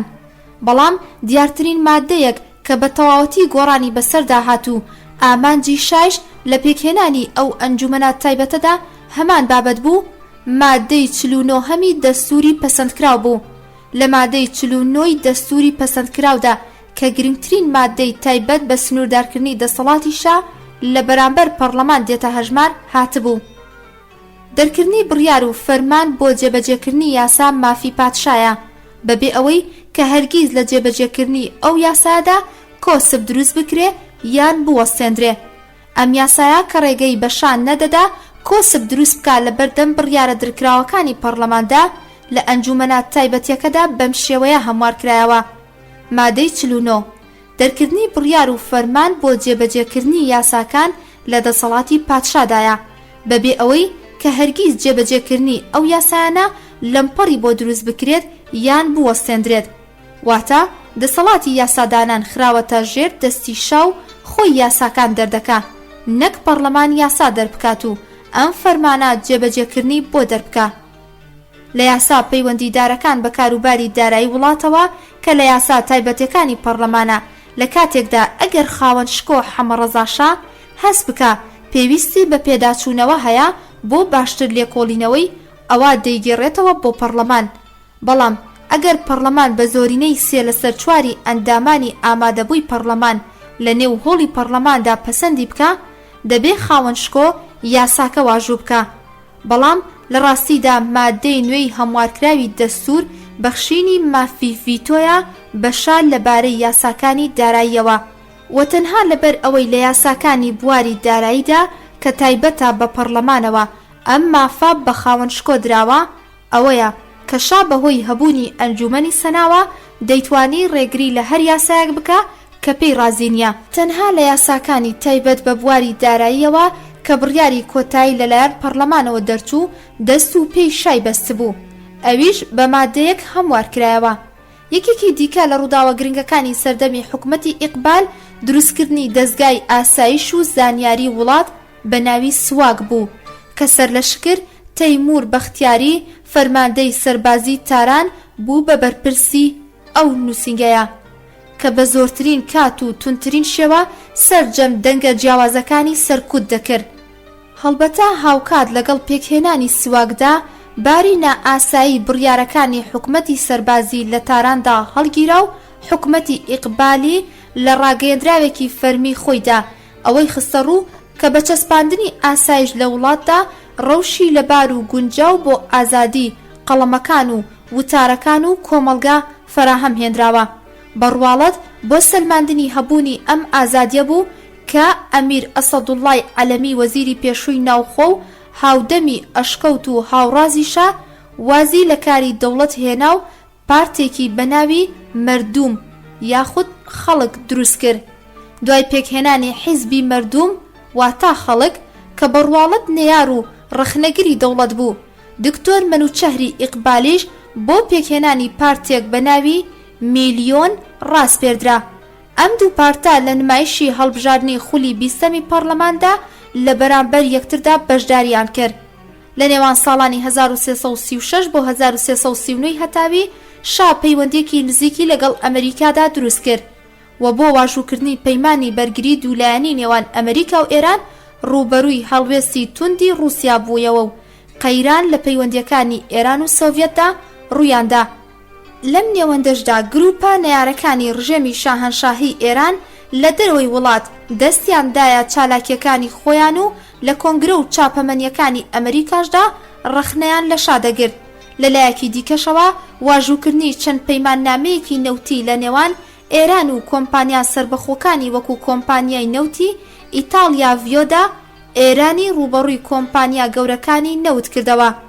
ڕاگەیاندنەکانی دکتۆر عەلی ئەمینی باڵوێزی ئێران لە ئەمریکا دەربارەی ئەوەی سەرچاوەی نەوتی دنیا پەیوەستە بە هەموو خەڵکی جیهانەوە ئەو داهات و دەستکەوتانەی کە لێوە دەستدەهێنرێ دەبێت لە نێو جیهاندا دابەش بکرێ. شای زۆر تووڕە و نیگەران کرد. دکتۆر ئەمینی گەڕایەوە بۆ تاران و بە سوود وەرگرتن لەو ئازادیا ڕووکەشەی کە فراهەم هێنرا بوو بۆ چالاکیەکانی هەڵبژاردننی دکتۆر ئەمینی لەگەڵ سەید جەعفەر بەهبانی کە کەسایەتێکی بەهێزی هەبوو لە نێو شەقام و ڕۆحانیەکانی ئێراندا بەرەیەکی هاوپەیمانی هەڵبژاردنیان پێکهێنا. بەڵام پارتی حوکمی میلیۆن نەک تەنها ڕێگەی بەم بەرهێنەدا بەڵکو ڕێگری لە چالاکیەکانی پارتی دەرباری مەردوومیش کرد. دەسوەردانی ئاشکرای دەوڵەت لە هەڵبژاردنەکانی خولی بیستەمی پەرلەماندا کە لەلایەن بەرەی سربەخۆی ئەمینی و بەهبانی و پارتی مەردووم پەردەی لەسەر هەڵماڵدرا نمایشی هەڵبژاردننی ئازادی شاهانشاهی ڕیسوا کرد و شاش بۆ قەرەبووکردنەوەی ئەم هەڵەیە کۆیلەی خزمەتکار و خزمەتکاری بنەماڵەی خۆی کردە قوربانی. هەڵبژاردننی خولی بیستەم هەڵوەشایەوە و یەکێ لە وەزیرەکانی کابینەی ئیقبال ئەندازیار جەعفەر شەریف ئیمامی وەزیری پیشەسازی و کانزای کابینەی دەست لە کار کێشاوە ڕاست پێدرا بۆ پێکهێنانی کابینەیەکی گوێڕایەڵ بۆ چارەسەرکردنی ئەنجامەکانی هەڵبژاردن. لە هەڵبژاردننی نوێی خولی بیستەمدا ڕوخسار گەلێکی نوێ چوونە ناو پەرلەمان. یەکەم جار دوای کودەتاکەی 28 مرداد چەند کەسێک لە ئەندامانی جەبهەی میلیان لایەنگران کە دیارترینیان ئیلاهیار ساڵحی پەرلەمانتاری کاشانی بوو چوونە نێو پەرلەمان. هەڵبەتە ئەم دەستەیە کەمینەیەکی بچووک زیاتر هیچی دیکە نەبوون. توێژان ناڕازیەکانی کۆمەلگا کەوتنە جوڵان و یەکەمین بزوتنەوەی ناڕازیش لەلایەن مامۆستایانەوە بوو. ڕۆژی 12 ئۆردیبەهەشتی 1340 هەتاوی مامۆستایان بە مەبەستی زیادکردنی مافەکانیان دەستیان بە خۆپێشاندان کرد لە سەرانسەری وڵاتدا. لە تارانیش خۆپێشاندەران لە مەیدانی بەهارستان گرد بوونەوە. شەریف ئیمامی لە باتی ئەوەی بیر لە دابیرکردنی مافەڕەواکانی مامۆستایان بکاتەوە خۆپێشاندانەکەی بە نایاسایی لە قەڵەمدا و فەرمانی بڵاوە پێکردنی خۆپێشاندەرانی دەرکرد. لە ئەنجامی تەقەکردنی کارمەندانی پۆلیسەوە مامۆستایەک بە ناوی دکتۆر خان عەلی کوژرا و چەند مامۆستایەکی دیکەش بریندار بوون. ئەم ڕووداوەی تایبەت بە خۆپێشاندانی مامۆستایان کە لە سەرەتاوە ڕواڵەتێکی ناوچەیی هەبوو گەرم و گوڕی و فراوانیەکی زیاتری بە خۆپێشاندانەکە بەخشی. دوای ئەم ڕووداوە شەریف ئیمامی لە پەرلەماندا ڕوبەڕووی هێرشی ڕەخنەی پەرلەمانتاران بوویەوە. بەهۆی ئەوەیش کە ئاوازێکی توندی لە وەڵامی پەرلەمانتاراندا بەکاردەهێنا سەردار فاخر حکمەتی سەرۆک پەرلەمان بەگژیدا چوویەوە و پێیدا هەڵشاخە. شەریف ئیمامی بە تۆراوی لە پەرلەمان ڕۆیشتە دەرەوە و هەمان ڕۆژیش لە 14 ئۆردیبەهەشتی 1340 هەتاوی لە پۆستی سەرۆکوەزیران دەستی لە کارکێشایەوە. گرنگترین ڕووداو لە ژیانی تایبەتی شادا لە سەردەمی حکومەتی ئیقبال و شەریف ئیمامیدا هێنانی ژنی سێم و لە دایکبوونی کوڕێک بوو لە فەرەحی هاوسەری نوێی لە نۆی ئابانی 1339 هەتاویدا کە درێژەی ئەو هاوکات لەگەڵ باسکردنی تایبەتمەندیەکانی سێم ژنیشا لە بەشێکی جیاواز و سربەخۆدا دەخرێتە بەردیتی خوێنەران. بیسەرانی ئازیز و خۆشەویست هاتینە کۆتایی بەشی دەیەم لە کتێبی دوایین شای ئێران. بۆ بەشی 11 دێنەوە خزمەتتان کاتێکی خۆش بۆ هەموو لایەک.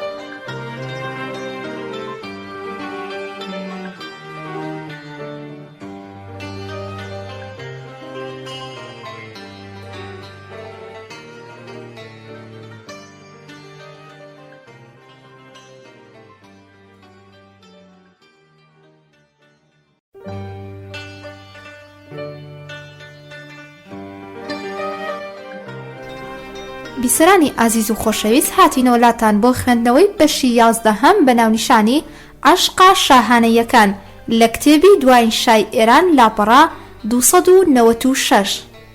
پوختەیەک دەربارەی ئەم بەشە. نوێبوونەوەی یاداشتی سورەییا، شا عاشقی شازادە خانمێکی ئیتاڵی دەبێ، دیداری پاپا بە مەبەستی وەرگرتنی ڕەزامەندی بۆ ئەنجامدانی هاوسەرگیری لەگەڵ ئەو شازادە خانمە ئیتاڵیەدا، داستانی ڕاستەقینەی ئاشنایی و هاوسەرگیری شا لەگەڵ فەرەحدا، پێشینەی توودەی بوونی فەرەح. فەرەح جێپێی خۆی بەهێز دەکا، ناکۆکەکانی شا و فەرەح. فەرەح هەڕەشەی جیابوونەوە لە شا دەکا. بۆچی شا لە کۆتایەکانی سەڵتەنەتەکەیدا لە فەرەح دەترسا؟ حەمەڕەزا شا لە سەروبەندی ئەو دەورانەی کە بە دیکتاتۆری شاهانە ناسراوە کەوتە بیری خۆشگوزەرانیەکانی سەردەمی لاوێتی خۆی، لەبەر ئەوەی بەهۆی منداڵ نەبوونەوە شا لە سوورەیای هاوسەری جودابوویەوە، ئاساییە شا بیەوێ بۆ ئەوەی سەڵتەنەتداری لە بنەماڵەکەی خۆیدا درێژەی هەبێ بە خێرایی ژنێکی دیکە بهێنێ، بەڵام پەلە و تاسەی بۆ دووبارە ئەنجامدانی هاوسەرگیری نەبوو. هەوڵی دەدا کە سوود لە دەورانی بێژنی و ئەو ئازادیە تەواوی کە لە ژیانی تایبەتی خۆیدا بەدەستی هێناوە وەربگرێ. شا لە لاوێک زیاتر وابەستەی دەورانی خۆی بوو. ئێستا کە بە خەیاڵی ئاسوودەوە پاڵی بە پایەی سەڵتەنەتەوە دابوو، نیوەی کاتی شەوانە کاتی خۆی بە دیداری ژنانی جوان بەسەردەبن. زیاتر شەوانی لەگەڵ ژنا ڕەشیقە ئەوروپیەکاندا کە زیاتر لە نێو میوانداری هێڵە ئاسمانیەکان هەڵبژێردرابوون ڕۆژی دەکردەوە. بەڵام شا تەنها بەوە ڕازی نەدەبوو، هەمیشە ژمارەیەک مەعشوقەی چاوڕەشی ئێرانیشی لەبەردەستدا بوو. ژرار دوویلیەی نووسەری فەڕەنسی کە بەشێکی کتێبەکەی خۆی بۆ باسکردنی عەشقا شاهانەیەکان تایبەت کردووە، تایبەتمەندی هەندێک لە مەعشوقە ئێرانی و بیانیەکانی شای لە خودی دەربارەکانەوە وەرگرتووە و نووسیویەتی. لەوانە ناوی هەندێکیان دەبات وەکو کچێکی باڵابەرزی 21 ساڵە بە ناوی دۆخی، کچێکی زۆر جوان لە بنەماڵەیەکی خانەدان بە ناوی مونیژا، کچێکی جوانی 19 ساڵەی خاوەن بڕوانامەی ئینگلیستان بە ناوی سەفیا، کچێکی جوانی دیکەی 18 ساڵان بە ناوی لەیلا فەرەح کە لەگەڵ ئەمیاندا بابەتی هاوسەرگیری باز دەکرێت. لە نێو مەعشوقا بیانیەکانی شادا نووسەری فەڕەنسی تەنها ئاماژە بە هونەرمەندێکی چاوسەوزی جوانی ئەڵمانی دەکا بە نێوی ئەلگان ئەندەرسۆن کە جوانی سوورەیای تاکە عەشقی ڕاستەقینەی شای لە ڕوخساری ئەوەوە دیوە. هەر بەو بۆ نێشەوە ماوەیەکی زۆر مەعشوقەی سوورە گوڵی شا بووە.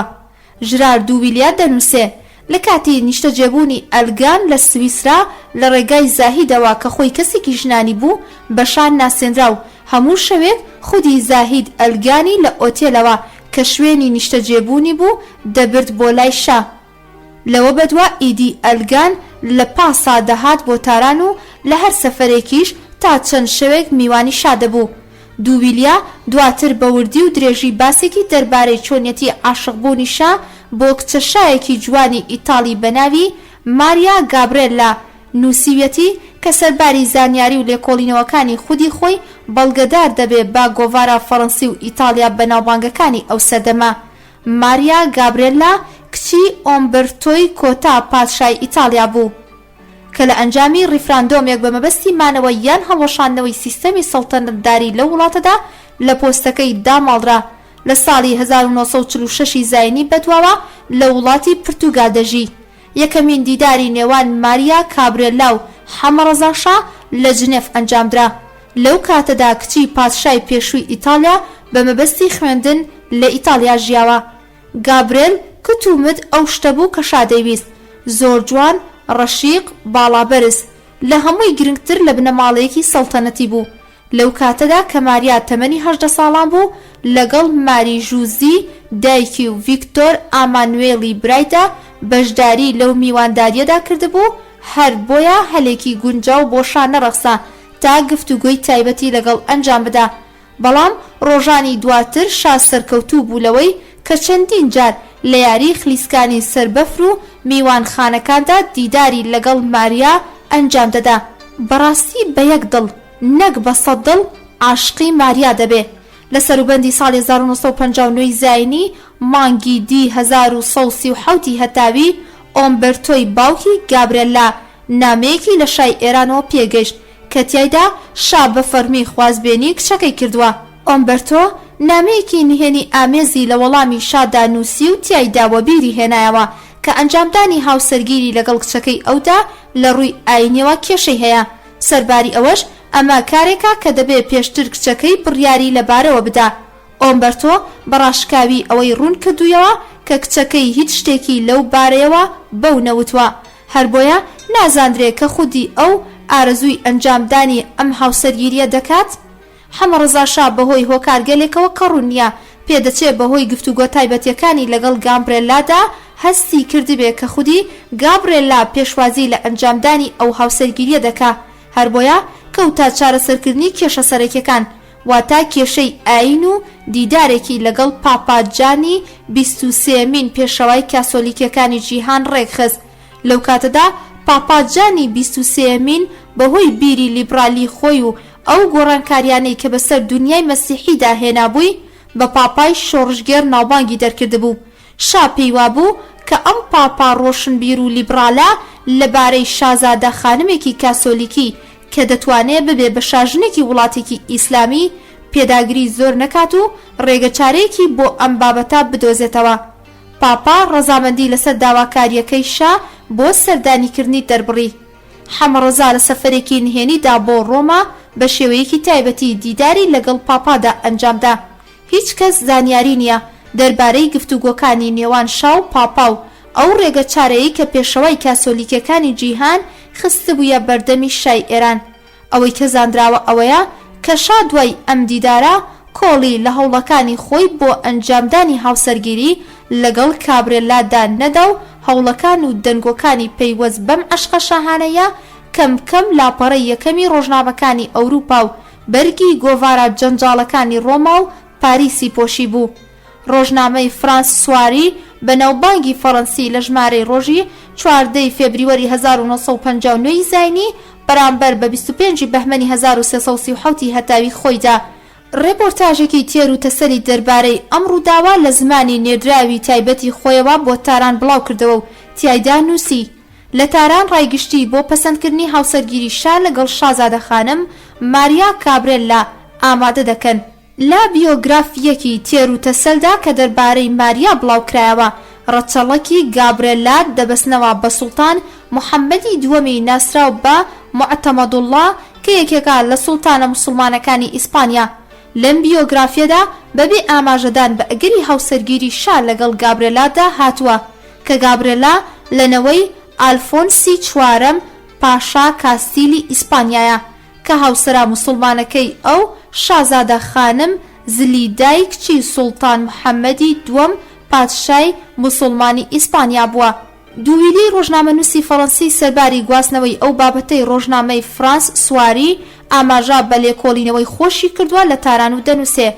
شا بەڕادەیەک سوور و دڵگەرم بوو لەسەر ئەنجامدانی ئەم کارە بە فەرمی خودی ئەو دکتۆر ئیقبالی سەرۆکوەزیرانی ئەو کات پرۆژە یاسای بەخشینی ناسنامەی ئێرانی بەو شازادە خانمە ئیتالیا ئامادەکرا لەبەر ئەوەی بەپێی دەستوری ئێران دەبێت دایکی شازادەی جێنشینی ئێران ئێرانی بێت. بۆ چارەسەرکردنی ئەم کێشەیە لە کاتی هاوسەرگیری حەمەڕەزا لەگەڵ فەوزیەی یەکەم ژنیدا لە پەرلەمان پرۆژە یاسایەک پەسەند کرا و شازادە خانمی میسریان بە ئێرانی ناساند. بەڵام سەرجەم ئەم پلانانە لە ناکاو بوونە بڵقی سەر ئاو. لەبەر ئەوە گابرێلا لە چاوپێکەوتنێکی ڕۆژنامەوانیدا لە جنێڤ سەرجەمی ئەو دەنگۆیانەی کە دەربارەی نزیک بوونەوەی ئەنجامدانی هاوسەرگیری ئەو لەگەڵ شای ئێران بڵاوکرابوونەوە بە درۆی خستەوە وتی ڕاستە کە شای ئێران پێشنیاری هاوسەرگیری پێداوم، بەڵام ئەو دوای بیرکردنەوە لەبارەی ئەم بابەتەوە بڕیاری داوە کە داواکاری شای ئێران پەسەند نەکا. لەبەر ئەوە یەکەم هیچ هەستێکی بەرامبەر شای ئێران نییە و ناتوانێت لەگەڵ کەسێکدا زەماوەند بکا کە خۆشی نەبێ، دووەمیش ئەگەر بگونجێ عاشقی کەسێکی ناکاسۆلیکی ببێ خۆ لەبەر خاتری ئەو عشقەی دەست لە ئاین و مەزهەبی خۆی هەڵناگرێ. لە چاوپێکەوتنەکەدا شاژنا ماریا ژوزەی دایکی ماریا گابرێلاش کە لە کەناری کچەکەی وەستا بوو وتی سەرباری هەموو ئەو شتانەش شای ئێران و گابرێلا جیاوازێکی زۆری تەمەنیان هەیە. ئەم هاوسەرگیریە گونجاو نییە، لەگەڵ ئەوەی کە عشقی ئەم شازادە خانمە ئیتالیا وازی لە شانە دەهێنا.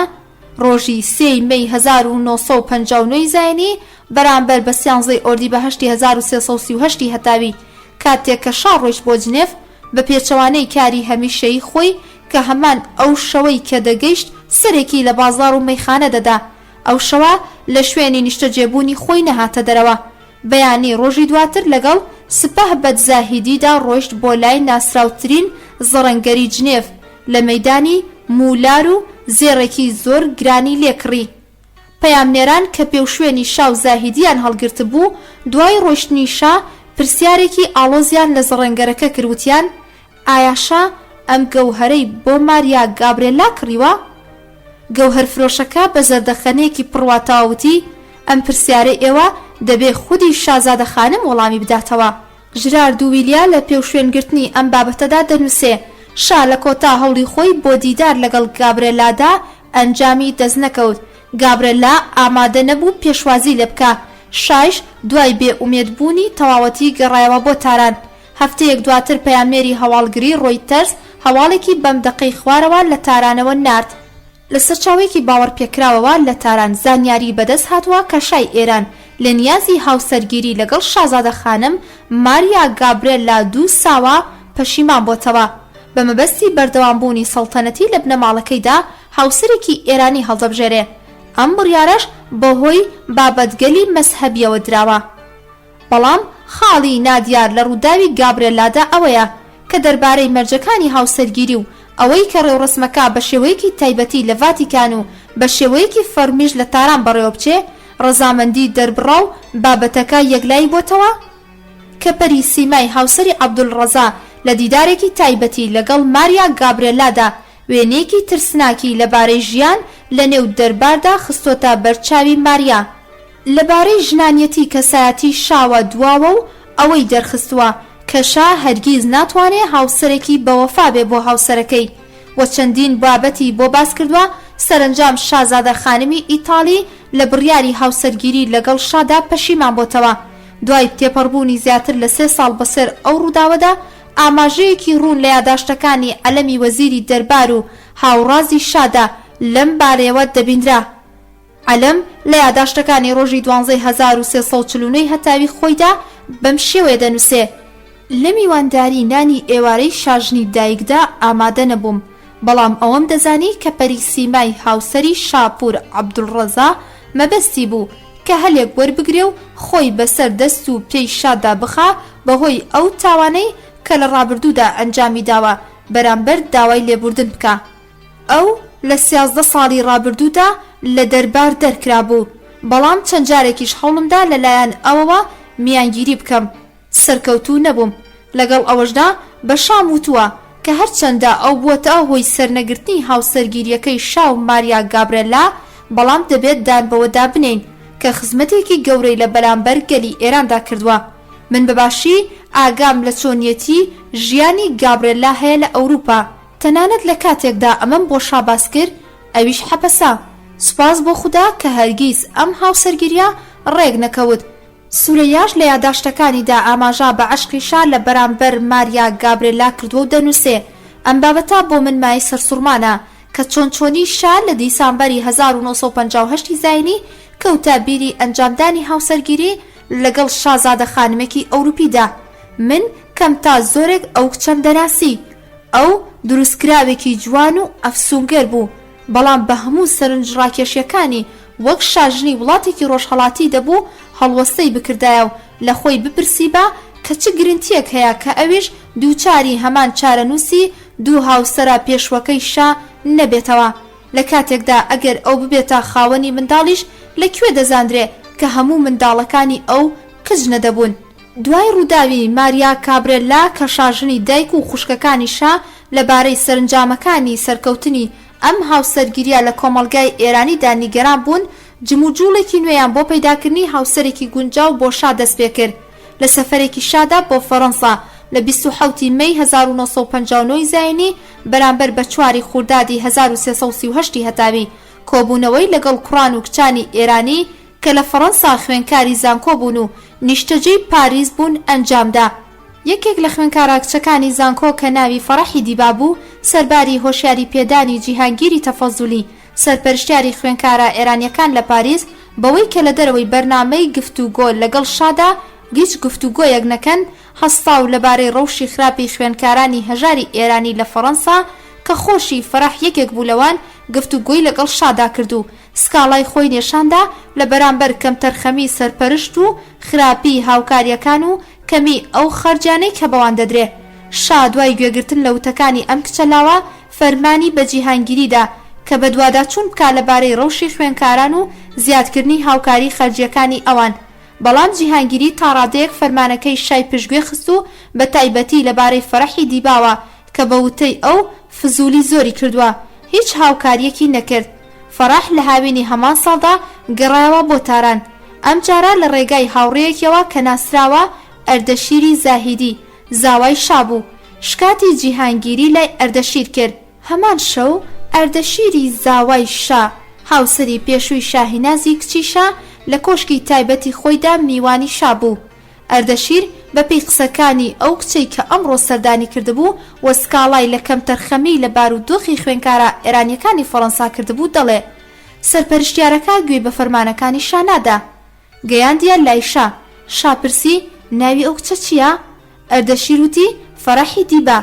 شا هەموو ڕوودا و قسەکانی ئەو کچەی لە باڵوێزخانەی ئێران لە پاریس بیرکەوتەوە وتی بە دڵنیاییەوە دەبێ بە دواتاچوون بۆ کارەکانی ئەو بکەم. ڕۆژی دواتر کە فەرەح بۆ وەرگرتنی وەڵامەکەی سەردانی ئیدارەی ئەردەشیری کرد شاهینازیش لەوێ بوو.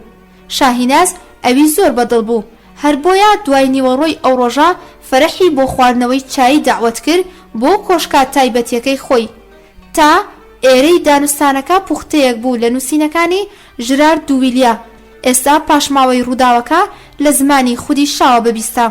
ڕۆژێک شاهینازی کچم بە چاوانێکەوە کە لە ڕادە بەدەر گزنگی شادی لێ دەدرەوشایەوە هاتە لای من وتی کە ئەو هاوسەرەکەی واتە ئەردەشیر لەگەڵ کیژۆڵەیەکدا بە ناوی فەرەحی دیبا ئاشنا بوون کە بە بۆچوونی ئەوان بۆ وەرگرتنی پلەی شاژنی ئێران لە هەموو لایەکەوە شایستگی هەیە. ماوەیەک بوو کە زاواکەم پەیوەندی لەگەڵ کاروباری خوێنکارانی ئێران لە دەرەوەی وڵات سەرقاڵی خوێندن بوو. هەر لەو ڕۆژانەدا لەگەڵ خانم فەرەحی دیبا ئاشنایەتی پەیدا کردبوو کە لەو کاتانەدا 21 ساڵ زیاتر نەبوو و بۆ ڕاوێشکردن دەربارەی کاروباری خوێندنی خۆی لە فەڕەنسا سەردانی ئەردەشیری کردبوو. بەڕاستی من دەمویست شارەزایم لەبارەی پێشینەی بنەماڵە و پەروەردە و پلەی خوێندن و کەسایەتی ئەم خانمەوە هەبێ. دواتر زانرا کە باوکی لە بنەماڵەیەکی کۆنی تەبرێزی و دایکیشی لە بنەماڵەیەکی ئاینی ڕێزداری گێلانیە. باپیری باوکی ئەو خوێندنی لە یەکێ لە قوتابخانە سەربازیەکانی وڵاتی رووسیا تەواو کردووە و لە سەردەمی سەڵتەنەتی قاجەریدا لە سوپای ئێران خزمەتی کردووە. باوکیشی بەشێکی خوێندنی خۆی لە وڵاتی رووسیا ئەنجامداوە و دواتر ڕۆیشتووە بۆ وڵاتی فەڕەنسا و لە بواری مافدا خوێندوویەتی و بڕوانامەی بەکالریۆسی بەدەستهێناوە. لەبەر ئەوەی کە ئارەزووی لە خزمەت بووە لە سوپادا ڕۆیشتووە کۆلێژی سەربازی سنسیری فەڕەنسا و بڕوانامەی لە سەربازیدا بەدەستهێناوە.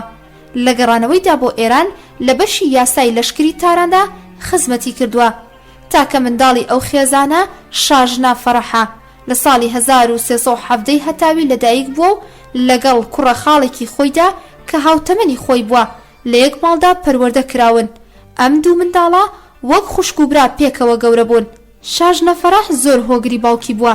کاتێک کە لە تەمەنی 10 ساڵیدا دەبێ بەهۆی نەخۆشی سەرەتانەوە باوکی لە دنیا دەردەچێ. دایکی تا ماوەیەک مەرگی باوکی لێ دەشارێتەوە. وای نیشان دەدا کە بۆ چارەسەرکردن سەردانی فەڕەنسای کردووە، بەڵام ئەو بە پۆشینی بەرگی ڕەشی خزمانیەوە مەرگی باوکی هەست پێ دەکا و خزمەتکارەکانیش ڕاستیەکانی پێدەڵێن و ئەو دووچاری خەم و پەژارێکی زۆر دەکەن. شا دواتر دوو لاپەڕی تەواو لە کتێبەکەی خۆی تایبەت دەکا بە باسکردنی خوێندنی فەرەح لە قوتابخانە ئیتاڵیەکان و ئامادەی ڕازی لاتاران تا کۆلێژی تەلارسازی لە پاریس. دوای ئاماژەدان بە زەوق و ئامادەی فەرەح لە مۆسیقا و وێنەکێشان بەم شێوەیە بەردەوام دەبێ. کیژۆڵەخان بۆ بەسەربردنی پشووی هاوینەی خۆی لە ساڵی 1338 هەتاوی هات بۆ تاران. لەو کاتانەدا کچەکەم و زاوەکەم ئاشنایەتیان لەگەڵ ئەودا پەیدا کردووە. بۆ نان خواردنی ئێوارەش دەعوەتی ئەویان کردووە. ئەوەیان زانی کە کچەکەم و فەرەحخان چەند هاوڕێیەکی هاوبەشیان هەیە و لە زۆرێک لە کاروبارەکاندا هاوشێوەیگیەکی دەرونیان هەیە. جارێکی دیکە کە دەعوەتی فەرەحخانم کرایەوە، شاهی نازی کچم بە شێوەیەک زەمینەسازی کرد کە منیش لەو دەعوەتەدا بەشداری بکەم. من فەرەحخانمم چەند مانگێک پێشتر لە کاتی دیدارێکی گشتی خوێنکارە ئێرانیەکانی زانکۆ لە پاریس بینی بوو. بەڵام لەبەر ئەوەی کە ژمارەی خوێنکارەکان یەکجار زۆر بوو، لەو قەرەباڵغیەدا بەباشی لە بیرم نەما بوو. لەبەر ئەوە هەمان دیداریش بۆ ئەو بووەتە بیانووی گەڵتەکردن. بەڵام لەو میوانداریەی کە لە ماڵی زاواکەمدا ڕێکخرابوو، زەمینەیەک سازێنرا کە بتوانین پێکەوە گفتوگۆ بکەین. هەفتەیەک دوای ئەو میوانداریە پێشنیاری هاوسەرگیریم بۆ کرد. ڕۆژنامە نووسانیش عاشقی دروستکردنی هەواڵن. بۆیان لە بڵاوکراوەکانی زۆربەی وڵاتاندا بڵاوکرایەوە کە من لە کاتێکدا فەرەحخانمم بردووە بۆ گەشت و سەیران لە فڕۆکەدا ئەم پێشنیارم خستۆتە بەردەمی. لەوانەیە هەندێک لە هەواڵنێرانی ڕۆژنامە و گۆڤارەکان ویستوێتیان ڕادەی ئارەزوومەندی من بە فڕۆکە و ژن پێکەوە گرێ بدەن. بەڵام ڕاستیەکەی ئەوەیە کە پێشنیاری هاوسەرگیری لە ماڵی زاواکەم هاتەبوون. هەڵبەتە دوای ئەم پێشنیارە چەندین جار پێکەوە دیدارمان ئەنجام داوە. فەرەحخان بڕیاری وابوو کە پۆشاکی بووکێنی خۆی لە فەڕەنسا ئامادە بکە و بۆ هەڵهاتن لە ڕێوڕسم و پێشوازی زۆر بڕیاردرا بە شێوەیەکی نافەرمی و ئاسایی بڕوا بۆ پاریس، هەتا گەڕانەوەشی چاوپۆشی بکرێ لە ڕاگەیاندنی مارەبڕین و دەستگیرانداری. فەرەح لەگەڵ مام و ئامۆژن و خاڵۆژنی خۆیدا ڕۆیشت بۆ پاریس. 2 ڕۆژ دوای گەڕانەوەی فەرەح بۆ تاران لە هاوسەرگیری ئێمە ڕاگەندرا. نزیکەی 3 هەفتە دواتر ئاهەنگی مارەبڕینی ئێمە بەپێی ڕێوڕسمی ئاینی ئیسلام لە دوانیوە ڕۆی 29 ئازەری 1338 هەتاوی سازرا. لە هەمان شەودا خوانی ئێوارە و میوانداریەکی بەشکۆ لە کۆشکی گوڵستان ئەنجامدرا. خاوەن پلات جۆرا و جۆرا سیاسیەکان ئێمەیان ناچار کرد کە سەفەری مانگی هەنگوینی خۆمان بۆ ماوەیەک دوا بخەین. بەڵام ماوەیەک دواتر پێکەوە سەفەرێکی کەنارەکانی دەریای خەزەرمان کرد. فەرەح دەمانگ و دەڕۆژ دوای ئەنجامدانی هاوسەرگیری کوڕێک بۆ شاد دێنێتە دنیا و بەم شێوەیان نیگەرانیەکانی بنەماڵەی سەڵتەنەتی لەبارەی بەردەوامی پادشایەتی لە بنەماڵەی پەهلەویدا ڕەوایەوە. بەڵام هیچ کەس نەیدەزانی کە بەر لە باڵغبوونی ئەم کوڕە خودی شا لە نێو تۆقانی شۆڕشدا لە وڵاتەکەی وەدەردەنرێ و تاج و تەختی سەڵتەنەت لە ئێراندا ژێراو ژوور دەبێ. فەرەح لە بنەماڵەیەکی مامناوەند هاتە بۆ دنیا. هەر بەو شێوەیە کە ئاماژەی بۆ کرا لە کاتی وانە خوێندنیدا لە پاریس لە ڕووی دابینکردنی خەرجی خوێندن شوێنی نیشتەجێبوونی لە پاریس تەواو لە تنگانەدا بووە. فەرەح لە ژێر کاریگەری بارودۆخ و ڕەوشی ژیانی خۆی و برەوسەندنی بیر و باوەڕی کۆمۆنیستی لە فەڕەنسای ئەو ڕۆژگارانەدا مەیلی بەلای چەپەکاندا پەیدا کردبوو. بەڕادەیەک کە ئیحسان تەبەری لە ڕێبەرەکانی حیزبی توودا ماوەیەک دواتر لە کتێبەکەی خۆیدا بە ناوی گژراها نووسیویەتی. لە ناوەندەکانی حیزبی توودە لە پاریسیشدا ئامادە دەبوو. هەموو هاوڕێکانی مەیلی چەپڕەویان هەبووە کە مەبەستی فەرەح بووە. ڕەزا قوتبی کوڕا خاڵیشی کە ئەویش هەر لە پاریس دەیخوێند پەیوەست بوو بە گروپە چەپەکانەوە. ڕێکخراوە ئاسایشەکانی ئێران کە تازە بە تازە دروست بووبوون لەو کاتانەدا دەستە و شانەی تایبەتیان لە ئەندامانی دەرەوەی وڵاتدا نەبوو.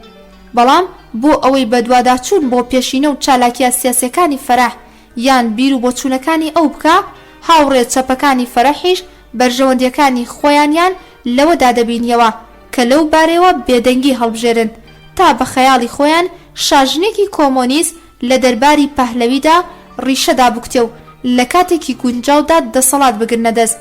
پێدەچێ فەرەحیش دوای ئەوەی کە نازناوی شاژنی ئێرانی بەدەسێنا بە وتەی پێشینان بە مەرامی خۆی گەشت بێ، لە بیری بەردەوام بوون لەسەر بیر و باوەڕی ڕابردووی خۆی نەبوو.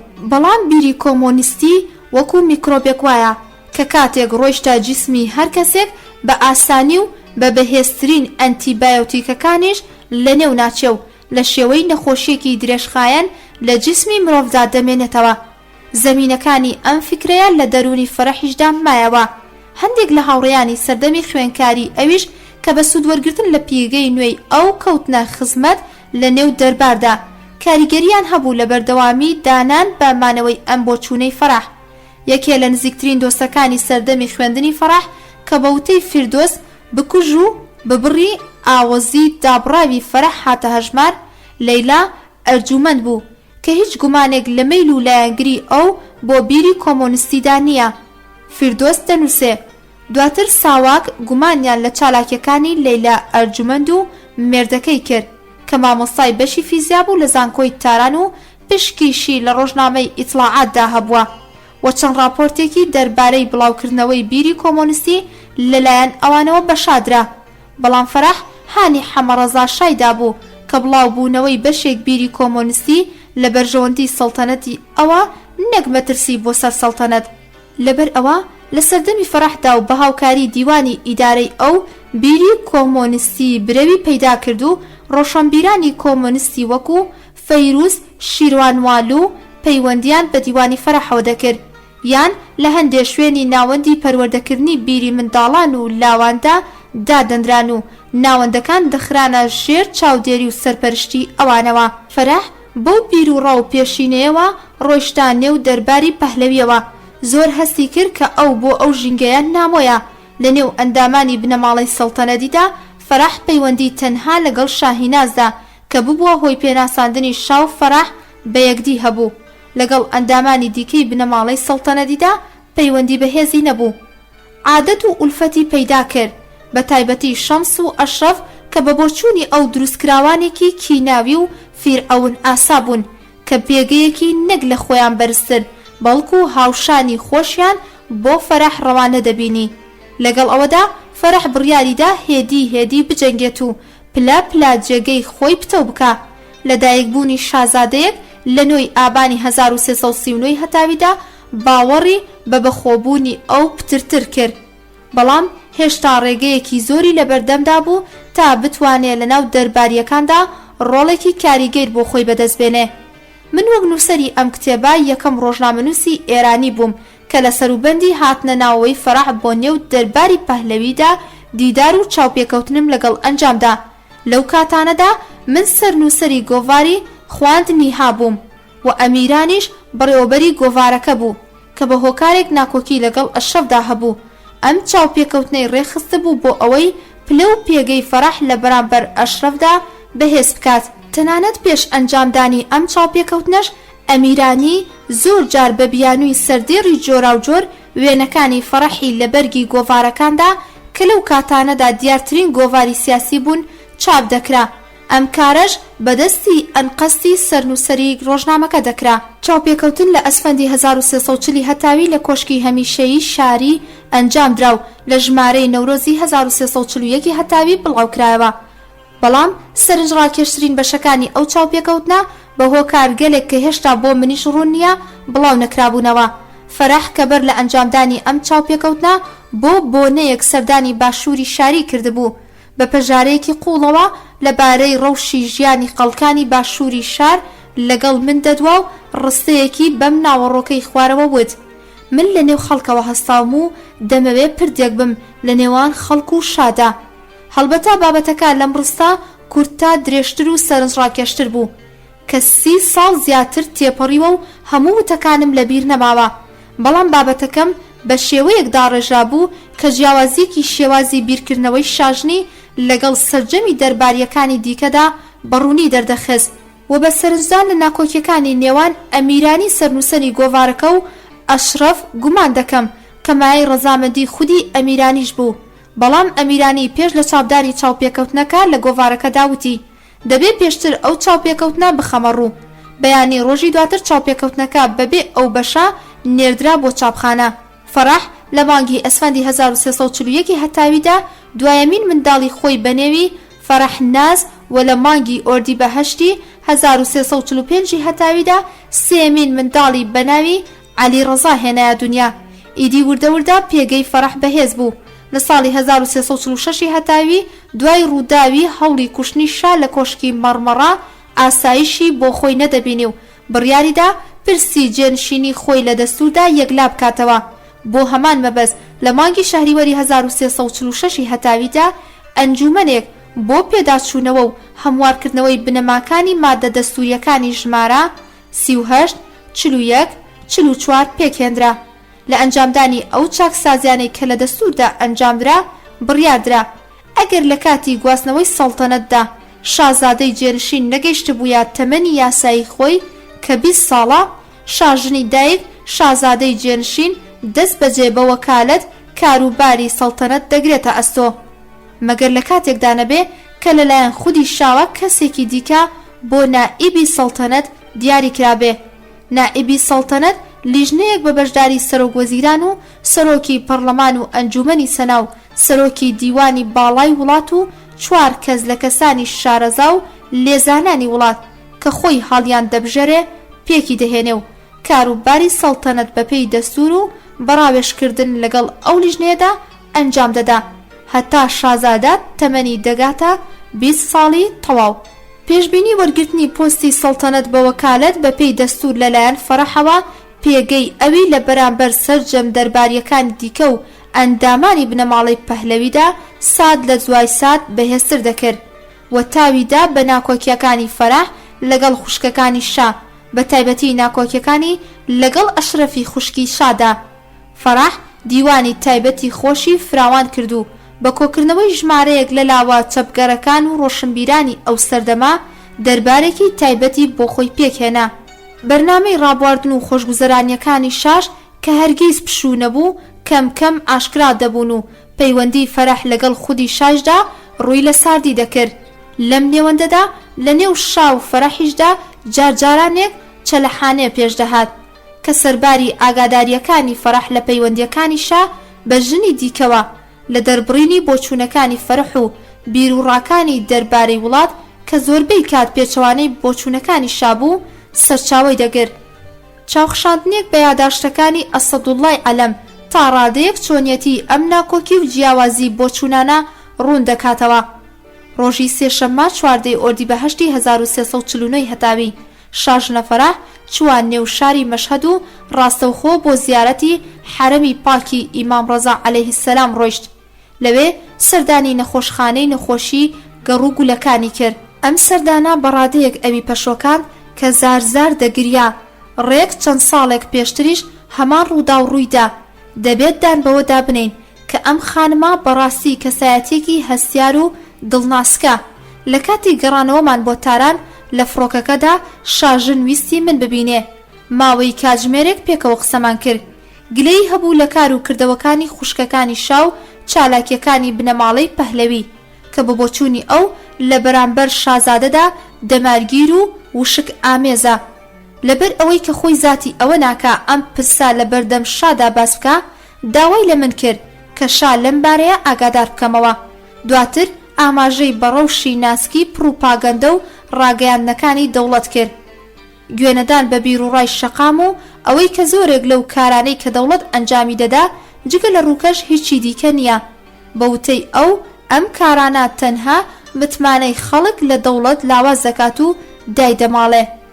ڕۆژی هەینی 6 شەهریوەری 1349 هەتاوی لەم دواییانەدا بۆچوونی شاژن بەرامبەر بەشا بە شێوەیەکی هەستپێکرا و ڕووی لە ساردی کرد. لەو باوەڕەدام کە ئەو ژنێک نییە بتوانێ بە ئاسانی لی تێبگەی. هەڵبەتە ئەو باش ئاگای لە پەیوەندی زۆری نزیکی من و شا هەیە، لەوانەشە دەنگۆی نێربازی شەوانەی ئێمەشی بیست بێ. ڕۆژی یەکشەممە 6 دی 1349 هەتاوی ماوەیەک پێشتریش پێشنیارم بۆ شا کرد کە خراب نییە میوانداریەک بۆ نانی ئێوارە ئەنجام بدەین و کۆمەڵێک لە دەستە بژێرەکانی تێکەڵ وەک دیبلۆماتکارە بیانیەکان و سەرمایەدارەکان و خاوەن کارگەکان و هونەرمەندان بانگێش بکەین. شا پێشنیارەکەمی بەدڵ بوو. هەوڵمدا ئەم شەو لە کاتی نانی ئێوارەدا هەردوو شا و شاژن ڕۆژێک بۆ ئەو ڕێڕەسمە دیاری بکەن و هەروەها ڕێکیش بکەون کە لەسەر لیستی ناوی ئەوانەی بانگێش دەکرێن. شاژن دژی بانگێشکردنی سەرمایەدارەکان بوو. لەبەر ئەوەی بڕوای وایە کە سەرجەمیان پیاوانێکن کە پێگەیان لە کەدار و نازناوێکی خراپیان هەیە. شا لەم قسانەی فەرەح تووڕە بوو، وتی کێ لە بۆچوونی تۆی پرسی؟ من ئەم کارە ڕێک دەخەم نەک تۆ. عالم هەمیشە لە بۆچوونی تۆ دەپرسێ کە من لە هۆکارەکەی تێناگەم. بەداخەوە بووم کە من بوومە هۆی ناڕەحەتکردنی شاژن. ڕۆژی دووشەممە 1349 هەتاوی بە شام وت داوا دەکەم ئەوەی کە دەمەوێت بیڵم لێی بێباک بیت و من ببەخشیت، بەڵام وا هەست دەکەم دوێنێ شەو لە کاتی نانی ئێوارە خاوەن شکۆ زۆر توند قسەکانی کرد بۆ شاژن سوکایەتیەکە کە بەو شێوەیە قسەی لەگەڵ بکرێ، بە تایبەتی لە لای کەسانی دیکە. ئەو بەڕادەی پێویست کینەی منی لە دڵدا هەیە. ئەم بابەتانە کۆ دەبنەوە و لەوانەیە ڕۆژێک ببێتە هۆی دەردی سەری بۆ خاوەن شکۆ. شاوتی من لەگەڵ هەموواندا ڕاشکاوەنە و بەڕقی قسە دەکەم، بەرپرسیارەتی هەموو شتێکیش لە ئەستۆی مندایە. هەر کاتێک هەر حەسەن و حسەینیەک بیەوێ خۆی لە کارەکانمدا هەڵقورتێنێ و بە من بڵێت چی بکەم یا چی نەکەم، وای بۆ دەچم ڕقێکی شاراوە هەبوو. وای کرد کە دوێنێ شەو بەو شێوەیە لەگەڵ شاژن ڕەفتارم بکەم. لەوانەشە بەوتەی سەعدی هەمان ڕووداوی دوو پاشا لە هەرێمێکدا پێکەوە هەڵناکەن بێت. ئەو هەموارکردنەوەیە کە لە دەستووردا کرا لە کاتێکدا شا بەر لە تەمەنی 18 ساڵی شازادەی جێنشین بمرێت، ئەوە شاژن دەبێت بە نائیبی سەڵتەنەت. ئەم پرسان ناکۆکیەکانی نێوان شا و شاژنی ئاشکرا کرد. هەڵبەتە ئەم هەموارکردنەوەیە خودی شا بۆ دەستوری زیاد کرد. من لەو باوەڕدام کە شاژن دەیویست بە لەبەرچاوگرتنی دەستور پێگەی خۆی نیشانی شا بدا و بە ئاسانی دەتوانێت بزوێنەری خودی ئەو یان جم و جوڵی دەوروبەرەکەی بێ. دەگونجێ هەستیاری لە ڕادەبەدەری خودی شا لەم دواییانەدا لەبەر هەمان هۆکار بێت. ڕۆژی دووشەممان 14 دی 1349 هەتاوی دوێنێ شاژن لە ناوەندی چاکسازی کۆمەڵایەتی وتارێکی پێشکەش کرد کە من بچووکترین ئاگاداریم لە ناوەڕۆکەکەی نەبوو. ئەمڕۆ ڕادیۆ 15 دقیقا بەر لە کاتی پێشکەشکردنی هەواڵەکان دەقی وتارەکەی دایە دەزمن. بە بۆچوونی من بەشێکی زۆری بابەتەکە هەڵەکاری و پێچەوانەی سیاسەتەکانی شا بوو. خودی شا لەوێ نەبوو. منیش ڕاستەوخۆ فەرمانمدا کە وتارەکە لە ڕادیۆ پێشکەش بکرێ، بەڵام ڕۆژنامەکان دوا بخرێن لە چاپکردنی دەقی ئەو وتارە. کاتژمێرێک دواتر ئاگادار کرام کە نووسەری تایبەتی شاژن چەند ڕەنووسێکی نوسخە لە وتارەکانی شاژن بەسەر ڕۆژنامە نووسەکاندا دابەش کردووە و بە هیچ شێوەیەک نابێ ڕێگری بکرێ لە بڵاوکردنەوەی ئەو وتارە لە ژمارەی ڕۆژی دواتری ڕۆژنامەکاندا. ئەم بابەتە شەڕێک هەڵدەگیرسێنێت. ڕۆژی سێشەممە 15 دی 1349 هەتاوی پێشبینیەکەم ڕاست دەرچوو. بەیانی ئەمڕۆ کە بە خزمەتی گەیشتم شا بەم ڕستەیە دەستی پێکرد. زۆر ئارەزومەندم کە بزانم بەڕاستی خاوەن پایە چی دەکەیت. وتم من خزمەتکار و وەفاداری بەڕێستانم، هەر کە ئەمە متتەقیەوە دەی بە یارمەتیت ڕوونی بکەرەوە چۆن چۆنی وتاری شاژن بەبێ ڕەزامەندی من لە ڕۆژنامەکان بڵاو کراوەتەوە. بابەتەکەم ڕوون کردەوە و ئەوەی کە هیچ چارەیەکم نەبوو جگەلەوەی کە دەستی تێوەرنەدەم و ئەگەریش فەرمانی ڕێگریم لە بڵاوکردنەوەی وتارەکە بدابایە ئەو کات ئابڕوچوونەکان زیاتر دەبوون. دەست بەجێ شا تەلەفۆنی بۆ شاژن کرد و بە کورتی و ڕاشکاوی پێیوت کە سەرۆکی دیوانی تایبەتی ئەو لە بەکرێگیرا و پیلانگێڕەکان من نەم دەتوانی وەڵامەکانی ئەو ببیستم. قسەکانیشی زۆر کورد بوون، بەڵام دەمتوانی لەوە تێبگەم کە دڵی شاژنی زۆر بریندار کردووە. دواتر شاژن تەلەفۆنی بۆ کردم و داوای لێ کردم بە دوواداچوون بۆ ئەو بابەتە بکەم. منیش وتم پێویست بە بەدواداچوون ناکە، هیچ گومانێک نییە خەتای نووسەر و سەرۆکی دیوانی تایبەتی خۆتە. بەڕاستی جێگەی داخە کە لێ نەهاتووی دەوروبەرەکەی هۆکاری تێکچوونی پەیوەندیەکانی ئەم ژن و مێردە دەبێت. ڕۆژی هەینی 14 مهری 1351 هەتاوی شا ئفتتاحی دانیشتنی نوێی پەرلەمانی کرد. وتارێکی دوور و درێژ و نائاسایی پێشکەش کرد و ئەو پێشکەوتنانەی دەژمارد کە لە ئێراندا دەمانبینی. دواتر شا و شاژن بە مەبەستی پشودا ڕۆیشتن بۆ ئەو ژوورەی کە تایبەت بوو بە بۆنەکەوە. لەوێ شاژن ئاماژەی بەوە کرد کە شا لە وتارەکەیدا جگەر لە پێشکەوتنەکانی وڵات باسی هیچی دیکەی نەکرد و بچووکترین ئاماژەی بەکەم و کوڕیەکانی وڵات نەدا. شا بە زەردەخەنەیەکی کرد و وتی ئێستا کە باسی خۆمان و سەرکەوتنەکانمان دەکەین، پلانگێڕان خراپەکاران بە بۆمب و گولە وەڵاممان دەدەنەوە، وای لە حاڵمان ئەگەر ڕەخنەش لە خۆمان بگرین. دواتر ڕووی لە شاژن کردووتی خۆ تۆش بوویتە شۆڕژگێر. دڵم هیوا خوازە ئەوە ببینێ کە چۆنی لە کاتی وتنی دروشمی شۆڕژگێرانە و گەندەڵی و خراپەکاریەکانی دەوڵەتدا دەتەوێ ئیدارەی ئەم مەملەکەتە بکەیت. بەڕاستی کە ئێستا بوویتە شۆڕژگێر. بڵێ بزانم چۆنی ئەم پۆشاکە شیک و گەوهەر و گرانبەهایانە دەپۆشیت؟ ئەموتانە بە ئاوازێکی گاڵتە ئامێزانەوە، چونکاشا لەوە تێگەیشت بوو کە لە لای من و سەرۆگوەزیران و سەرۆکی پەرلەمان قسە دەکات. لەگەڵ ئەوەشدا ڕێگر نەبوو لەوەی کە شاژن هەتا گردنی سوور بێتەوە. ڕۆژی سێشەممە 18 مهری 1351 هەتاوی ئەمڕۆ کاتژمێر 11 شاو شاژن بە مەبەستی دیدارێکی فەرمی دەڕۆژا گەیشتنە مۆسکۆ. لا فڕۆکەخانە لە شاژنم پرسی مۆڵەت دەدا کە شازادە ببەم بۆ بینینی فلیمی دیکۆمێنتاری جەژنەکانی شاهەنشاهی ساڵی ڕابردوو. لەگەڵ ئەوەشدا پێم وت کە شا ڕەزامەندی لەسەر ئەم داواکاریەت دەربڕیوە. شاژن وتی لەبەر خاتری خوددا دەست لەسرم هەڵگرا، من هەرگیز نامەوێت ناوی ئێمە بچووکترین پەیوەندی بەو ڕێوڕەسما وەحشانەوە هەبێت. کاتی باسکردنم نەبوو لەبارەی ئەو بابەتەوە تاوە بیری بێنمەوە کە چ بیەوێت یان نەیەوێ ئێستا ڕێوڕسمی جەژنەکان بەشێکە لە مێژووی ئێران و بە شێوەیەک لەبارەیەوە باسکراوە کە ناتواندرێ وای دەربخەین گوایە هەرگیز ئەم ڕووداوانە ڕووی نەداوە و وەحشی گەرانەیە. دواتر لە کاتێکدا بە بیستنی وتەکانی ئەو تووشی شۆک بووبووم پێم وت من و شا لەبارەی هیچ شتێکەوە پێکەوە هاوڕانین. من تا ڕادەیەک لەبارەی هەموو شتێکەوە لەگەڵ ئەو جیاوازم. هەرگیز نەمدی بوو کە شاژن زاتی ئەوە بکە بەو شێوەیە و بەڕاشکاوی ئەم قسانە بکە.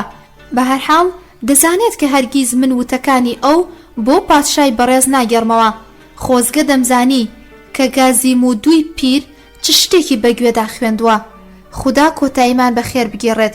گازیم و دوی پیر مەبەست لە میر عەباسی هوەیدایە. ڕۆژی سێشەممە 22 خوردادی 1352 هەتاوی کچێک بە ناوی گولیدا دەنگۆیەکی خستان نێو شەقامی تاران کە گوایە شا عاشق و دڵسوتاوی ئەو کچە بووە. ئەمەم بە راپۆرت تێگەیاند و ئاماژەم بەوەدا کە سرم سوور دەمێنێ بۆچی خاوەن شکۆ هیچ پەرچەکردارێک نیشان نادا. شاوتی کچەی دەبەنگ ئەڵبەتە دەبێ بڵێم کە چەند جار ئەوم دیوە و هەروەها بیستومە کە شتانێک دەڵێ. ئەم دەنگۆیانەش خەریکە بە شێوەیەکی مەترسیدار بە گوێی شاژن دەگا. ئاگاداری بکەنەوە ئەگەر کۆتایی بەم یاریانە نەهێنێ ئەوە دەکەوێتە پشتی میلەکانی زیندانەوە. ڕۆژی شەممە 30 تیری 1352 هەتاوی ئێوارە لە کۆشکی شاژنی دایک دیسانەوە خانمی دیبا. وتی دەربارەی دەنگۆی هاوسەرگیری خاوەنشکۆ دەستی پێکرد. وردە وردە خەریک بوو حاڵم تێک دەچوو. بەداخەوە دەبێ ئەوە بڵێم کە خراپ دام لە زەوقی. ڕۆژی یەکشەممە 31 تیری 1352 هەتاوی وتا پەرت و بڵاوەکانی خانم دیبام کردە راپۆرتێک بۆ شا. وتم لەگەڵ ئەوەی تەنانەت جارێکیش باسی تەڵاقی نەکرد بەڵام قسەی زۆر گرنگی بە واتایە کرد کە کچەکەی جوانکاری پەرز نییە. ئەمەش بە تەواوەتی واتای ئەوەیە کە جودابوونەوەی کچەکەی لە شان نابێتە هۆی سەختی کێشان لە ڕووی داراییەوە. شاوتی وڕاوە دەکات. دوای گفتوگۆیەکی زۆر ڕێکەوتین لەسەر ئەوەی کە دەبێ بە زووترین کات مێردێک بۆ ئەو کچان نەفرەتیا بدۆزینەوە کە ئەم دەنگۆیانە بڵاو دەکاتەوە. ڕۆژی شەممە 10 شەهریوەری 1352 هەتاوی بەوتەی شا ئێستا شاژن لەو باوەڕەدایە ئەو کچە کە باس کراوە بڕیاری لەسەر زەماوەند دەدرێ. لە ڕاستیدا پەیوەندی لەگەڵ ئەرتەشبەندی خاتمی فەرماندەی هێزی هەواییدا هەیە. بە بڕوای شاژن دادپەروەرانە نییە کە ئەو شا بەرگەی ئەم دەنگۆ ناڕاستانە بگرن تەنها لەبەر ئەوەی کە ئابڕووی تیمسار پارێزراو بێ. لە ڕاستیدا ڕاستە کە شا چەندین جار ئەو کچەی بینیوە بەڵام دواتر بیندراوە کە ئۆتۆمبیل و هەلیکۆپتەرە دەوڵەتیەکان بۆ ئەم لەو ئەولا دەڕوا لە کاتێکدا لەو کاتەدا معشوقەی خاتەمی بوو نەکشا. لەگەڵ ئەوەی کە خەڵکی وایان دەزانی کە ئەو کچە و شا دەستگیرانی یەکترن کچێکی زۆر جوانە بەڵام زۆریش لە خۆڕازی و پۆست و ناوبانگخوازە. ئەم دەنگۆیانەش پەیوەست بەخۆیەوە هیچ کارێک بۆ وەستانەوە ناکات. ڕۆژی یەکشەممە 19 خوردادی 1353 هەتاوی لە کۆشکی نیاوەران بەشداریم لە میوانداریە کرد کە بۆ دیبلۆماتکارە بیانیەکان ڕێکخرابوو. لەسەر مێزەکە من لە تەنیشتی شاژن و ڕووبەڕووی شا دانیشت بووم. وتم دکتۆر فەرەیدون مەهدەوی وەزیری بازرگانی لە ئیتالیا گەڕاوەتەوە. ئەو وڵاتە لە قەیرانی قوڵی ئابووری و سیاسیدا نوقم بووە و هەمووان دوعا دەکەن کە خواوەند ڕابەرێکی وەک شا بەوان ببەخشێ. شاوتی لەوانەیە بتوانم بۆ ماوەیەک خزمەتەکانم بخەمە خزمەتی ئەوانەوە. لەم کاتەدا شاژن هاتە نێو قسەکان وتی بەو هەموو پێشکەوتنانەوە هێشتا خەڵکی ناڕازی لەسەر و هەمووشیانەوە کەمی کەرەستەکانی خواردن و خراپی بەڕێوەبردنی ئیداری. من ناچار بووم پاڵپشتی بۆ چوونەکانی ئەو بکەم، بەڵام دەمتوانی ئەوە ببینم کە شا چەندەنی گێران بووە. ڕۆژی شەممە 16 ئەسفەندی 1354 هەتاوی کاتی ئێوارە شاژن لە ناخی دڵەوە وتی کە دەیەوێت جڵەوی سەگەکانی شا کە سەگێکی دێوە ئاسای دانیمارکی نەژادی بوو بگرێت بۆ ئەوەی کە پووی نەخاتە نێو قاپی کەسانی دیکەوە. شا لێی پرسی وا بیر دەکەیتەوە خەریکی چ کارێک دەکەیت؟ شاژن وتی ماستاوچی و چڵکا و خۆرەکان لە هەموو شوێنێک هەن. من پەیڕەوی کەسانی وەها ناکەم، تەنانەت ماستاویش بۆ ئەو سەگە دەکەن تەنها لەبەر ئەوەی کە سەگی تۆیە. تەنها منم کە گرنگی بەو درۆ و دەلەسانە نادەم. گومانم هەیە کە شا خۆشی لە وتانە هاتبێ. ڕۆژی یەکشەممە 24 ئەسفەندی 1354 هەتاوی وەبیری شام هێنایەوە کە نەورۆز نزیکە. خانمی دیبا چاوەڕێ دەکا یان بە پێدانی نازناوی شانازی خاوەن شکۆوە شادومان بێت یان ئەوەی کە نازناوی خۆی بەدەست بهێنێ. ژیرانە نییە کە ئەو بێ ئومێد بکەین. شاوتی دەربارەی ئەم بابەتە قسەم لەگەڵ شاژن کردووە. ئەویش زۆر سەرسامە بە خۆسەپاندنی دایکی بەڕواڵەت دەروێشی. شا بەردەوام بوو وای دەبینێت کە من نازناوی خۆرم بەودا ئەو کات چۆن ئەم بابەتە بۆ دایک ڕوون بکەمەوە. بەدڵنیاییەوە شەمسی خوشکم ئەو دەبزوێنێت و ئەو کات دیسانەوە جەنگێکی دیکە ڕوودەدا. ئەم جاوتم محەممەد عەلی قوتبی برای خانمی دیباش دەیەوێت نازناوی باڵوێزی گەڕۆکی پێ ببەخشرێ. شاوتی هەرگیز بڕوا پێکراو نییە. ڕۆژی دووشەممە 31 خوردادی 1355 هەتاوی لە کۆشکی مەڕمەڕی ڕامسەردا لە کاتێکدا کە چاوەڕێی کاتی دیاریکراو بۆ هێنانی میوانەکان بووین لە ناکاو شاژن بەبێ هیچ پێشەکیەک گوتی کە نیگەرانی ئەوەیە خەڵکی لە دەستی خۆی و شا هیلاک بوون و پێناچێ ئەو خەڵکەی کە جاران تاسەی بینینی ئێمەیان دەکرد ئێستا هەر بەو شێوەیە بن. شایش وەکو من لە بیستنی ئەو قسانە بەتوندی هەڵوەستەی کرد، بەڵام بەتوندی بەگژیدا چوویەوە. لەم کاتەدا من خۆم لە نێو قساندا هەڵقورتاند، چونکە بەڕوونی دەمتوانی ئەوە ببینم کە خەریکە شا لە گێچەنە دەردەچێ و بیری شاژنم هێنایەوە کە زۆر بەکەمی دەگونجێ ڕایگشتی خەڵک لەگەڵ ئەودا بێتەوە. خەڵکی زۆر بەدەگمەن خاوەن شکۆ دەبینن، بەڵام هەمیشە لە بینینیان خۆشحاڵ دەبین. ڕۆژی پێنجشەممە 4 ئازەری 1355 هەتاوی بە خزمەتی شام ڕاگەیاند. دوێنێ لە کاتی بەڕێکەوتنیان بۆ میسر خوددا حافیزیم لە شاژن دەکرد. بینیم کە وەکو هەمیشە هەمان کەسانی سووک و بێبایەخ دەوریان گرتبوو. دەگونجێ چاوەڕێی ئەوە بکرێ کە سەرروکەلەی ئەوانە لە کیش و بیرجند و نەوشەهر و تەنانەت لە عومانیش دەربکەوێت. بەڵام بەڕاستی لە میسردا شتێکی دیکەیە. خاوەنشکۆ پەیوەندێکی تایبەتی لەگەڵ میسردا هەیە و لەم کەسانە بە ئاسانی دەتوانن ئەو پەیوەندیە بخەنە مەترسیەوە. شا لە وەڵام داوتی ئاخر من چی بکەم؟ شاژن لە دڵەوە پەیوەندی لەگەڵ ئەواندا هەیە. تەنانەت دایکیشی چەندین جار ئەمەی پێوتوە، بەڵام بە ئاوازێک وەڵامی دایکی داوەتەوە کە فزولی نەکات. ئیدی ئەویش زاتی ئەوە ناکا کە ئەم بابەتە باس بکە. ئەوەی کە لە چەند لاپەڕی پێشوودا لە یاداشتەکانی دووبەرگەی عەلەمەوە وەرگیراوە مشتێکە لە خەرواری جیاوازی بۆ چوونەکانی شاو فەرەح کە لە عەلەم ئاگای لێ بووە. ئەمەش بەڵگەی هەبوونی جیاوازی و چەلەحانیەکانی ئەوانە لە کاتێکدا کە هەر خۆیان بوو بن. بەدڵنیاییەوە تونتر و قوڵتر بووە لەوەی کە هەندێک جار بیندراوە. بە لەبەرچاوگرتنی ئەو وتانەی کە لە عەلەمە وەرگیراوە دەتوانرێت پێی بەم خاڵانەی خوارەوە ببرێت. یەکەم، بەو پێشینە چەپگەراییەی فەرەح کە پێشتر ئاماژەی بۆ کرا و لە ژێر کاریگەری ئەو چەپانەی کە لە دەرباری تایبەتی ئەودا دەسەڵاتیان پەیدا کردبوو لە هەمان کاتیشدا کە هەندێک بۆ چوونە چەپەکان و هاو شێواز سۆسیالیستیەکانی شا و دانانی هەندێک یاسای ناسراو بە شۆڕشی سپی بێکاریگەر نەبووە کە فەرەح هەنگاوەکانی شای بە پارێزگار و لێنەهاتوو دەزانی و ئارەزومەندی گۆڕانکاری بنەڕەتی و ڕادیکاڵی بووە لە سیاسەتی گشتی وڵاتدا. هەر بۆیە شاهێرشی دەکردا سەر ئەو بۆ چوونە و بە نێوی بیری شۆڕشگێڕیەوە گاڵتە و سوکاتی پێدەکرد. دووەم، فەرەح ڕازی نەبوو بە گێڕانی بۆنە و ڕێوڕەسمەکانی 2500 ساڵەی شاهەنشاهی و جارێکیان لە سەروبەندی سەفەرێکیدا بۆ وڵاتی سۆڤێت بە ئاشکرا بە عەلەم دەڵێت من هەرگیز نامەوێ ناوی ئێمە واتە خۆی و شازادەی جێنشین بچووکترین بە پەیوەندی بەم بۆ ناوەحشیانەوە هەبێت.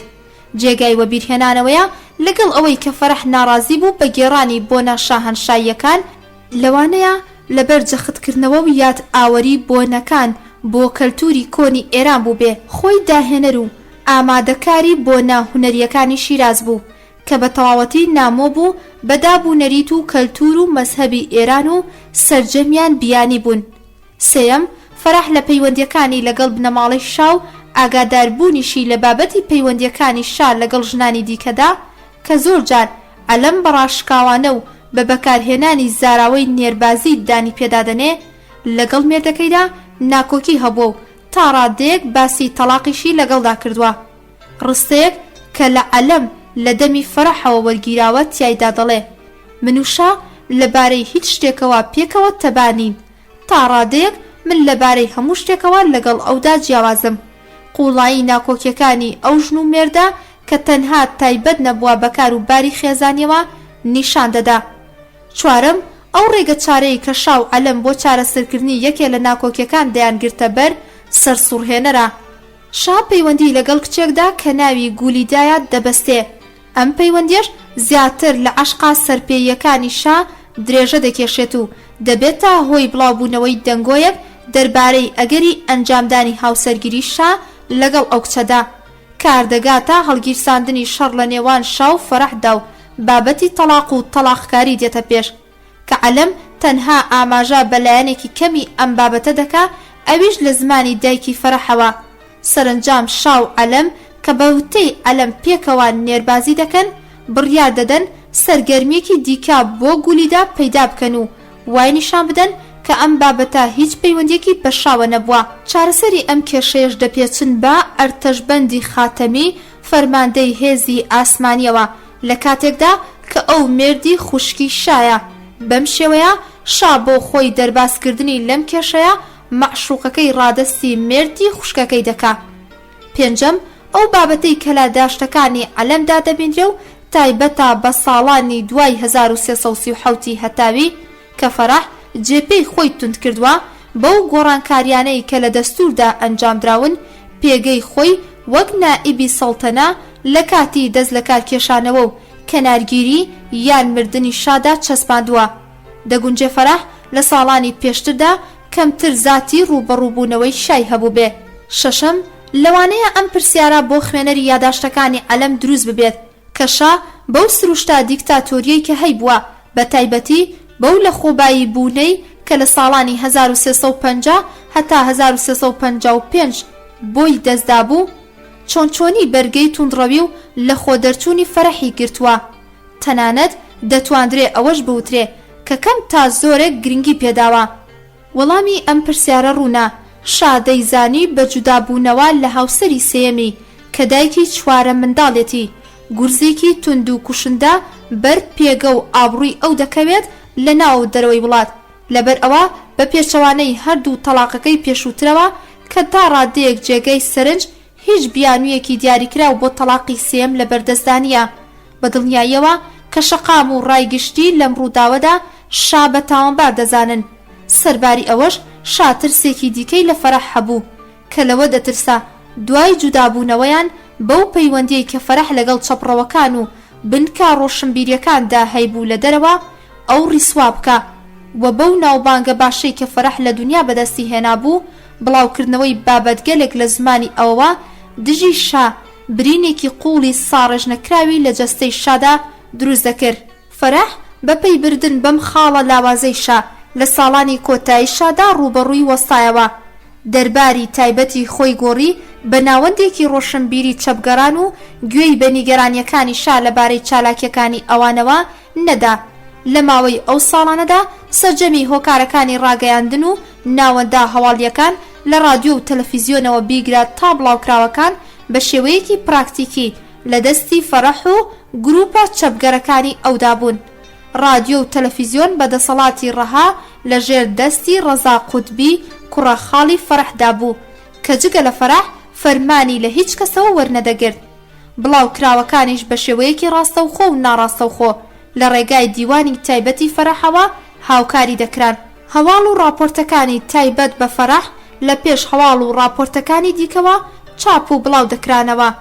لە ماوەی ئەو ساڵانەدا رادیۆ و تەلەڤیزیۆن و بڵاوکراوەکان گۆڕدرابوون بە ناوەندی ڕاستەقینەی چالاکی گروپە چەپگەرەکان. هەروەکو دەزانین زۆرێک لە کارکەران و نووسەران و پەیامنێرانی ئەم ڕێکخراوانە لە هەمان قۆناغا سەرەتاییەکانی شۆڕشدا پەیوەندیان بە بزوتنەوەی شۆڕژگەڕیەکانەوە کرد. هەڵبەتە گروپە چەپگەرەکان لەم ڕێکخراوانەدا کاریگەریان هەبوو و ئامانجی جیاواز و هەندێک جاریش دشکارانەیان دەگرتە بەر لە بەرامبەر شۆڕشی ئیسلامیدا. هەر بەو بۆنەیەوە لە هەمان مانگا سەرەتاییەکانی سەرکەوتنی شۆڕشی ئیسلامیدا لە گۆڕەپانەکە وە دەرنران. گوێگرانی ئازیز و خۆشەویست، هاتینە کۆتایی بەشی 11 لە کتێبی دوایین شای ئێران. بۆ بەشی 12 دێینەوە خزمەتتان. کاتێکی خۆش بۆ هەموو لایەک.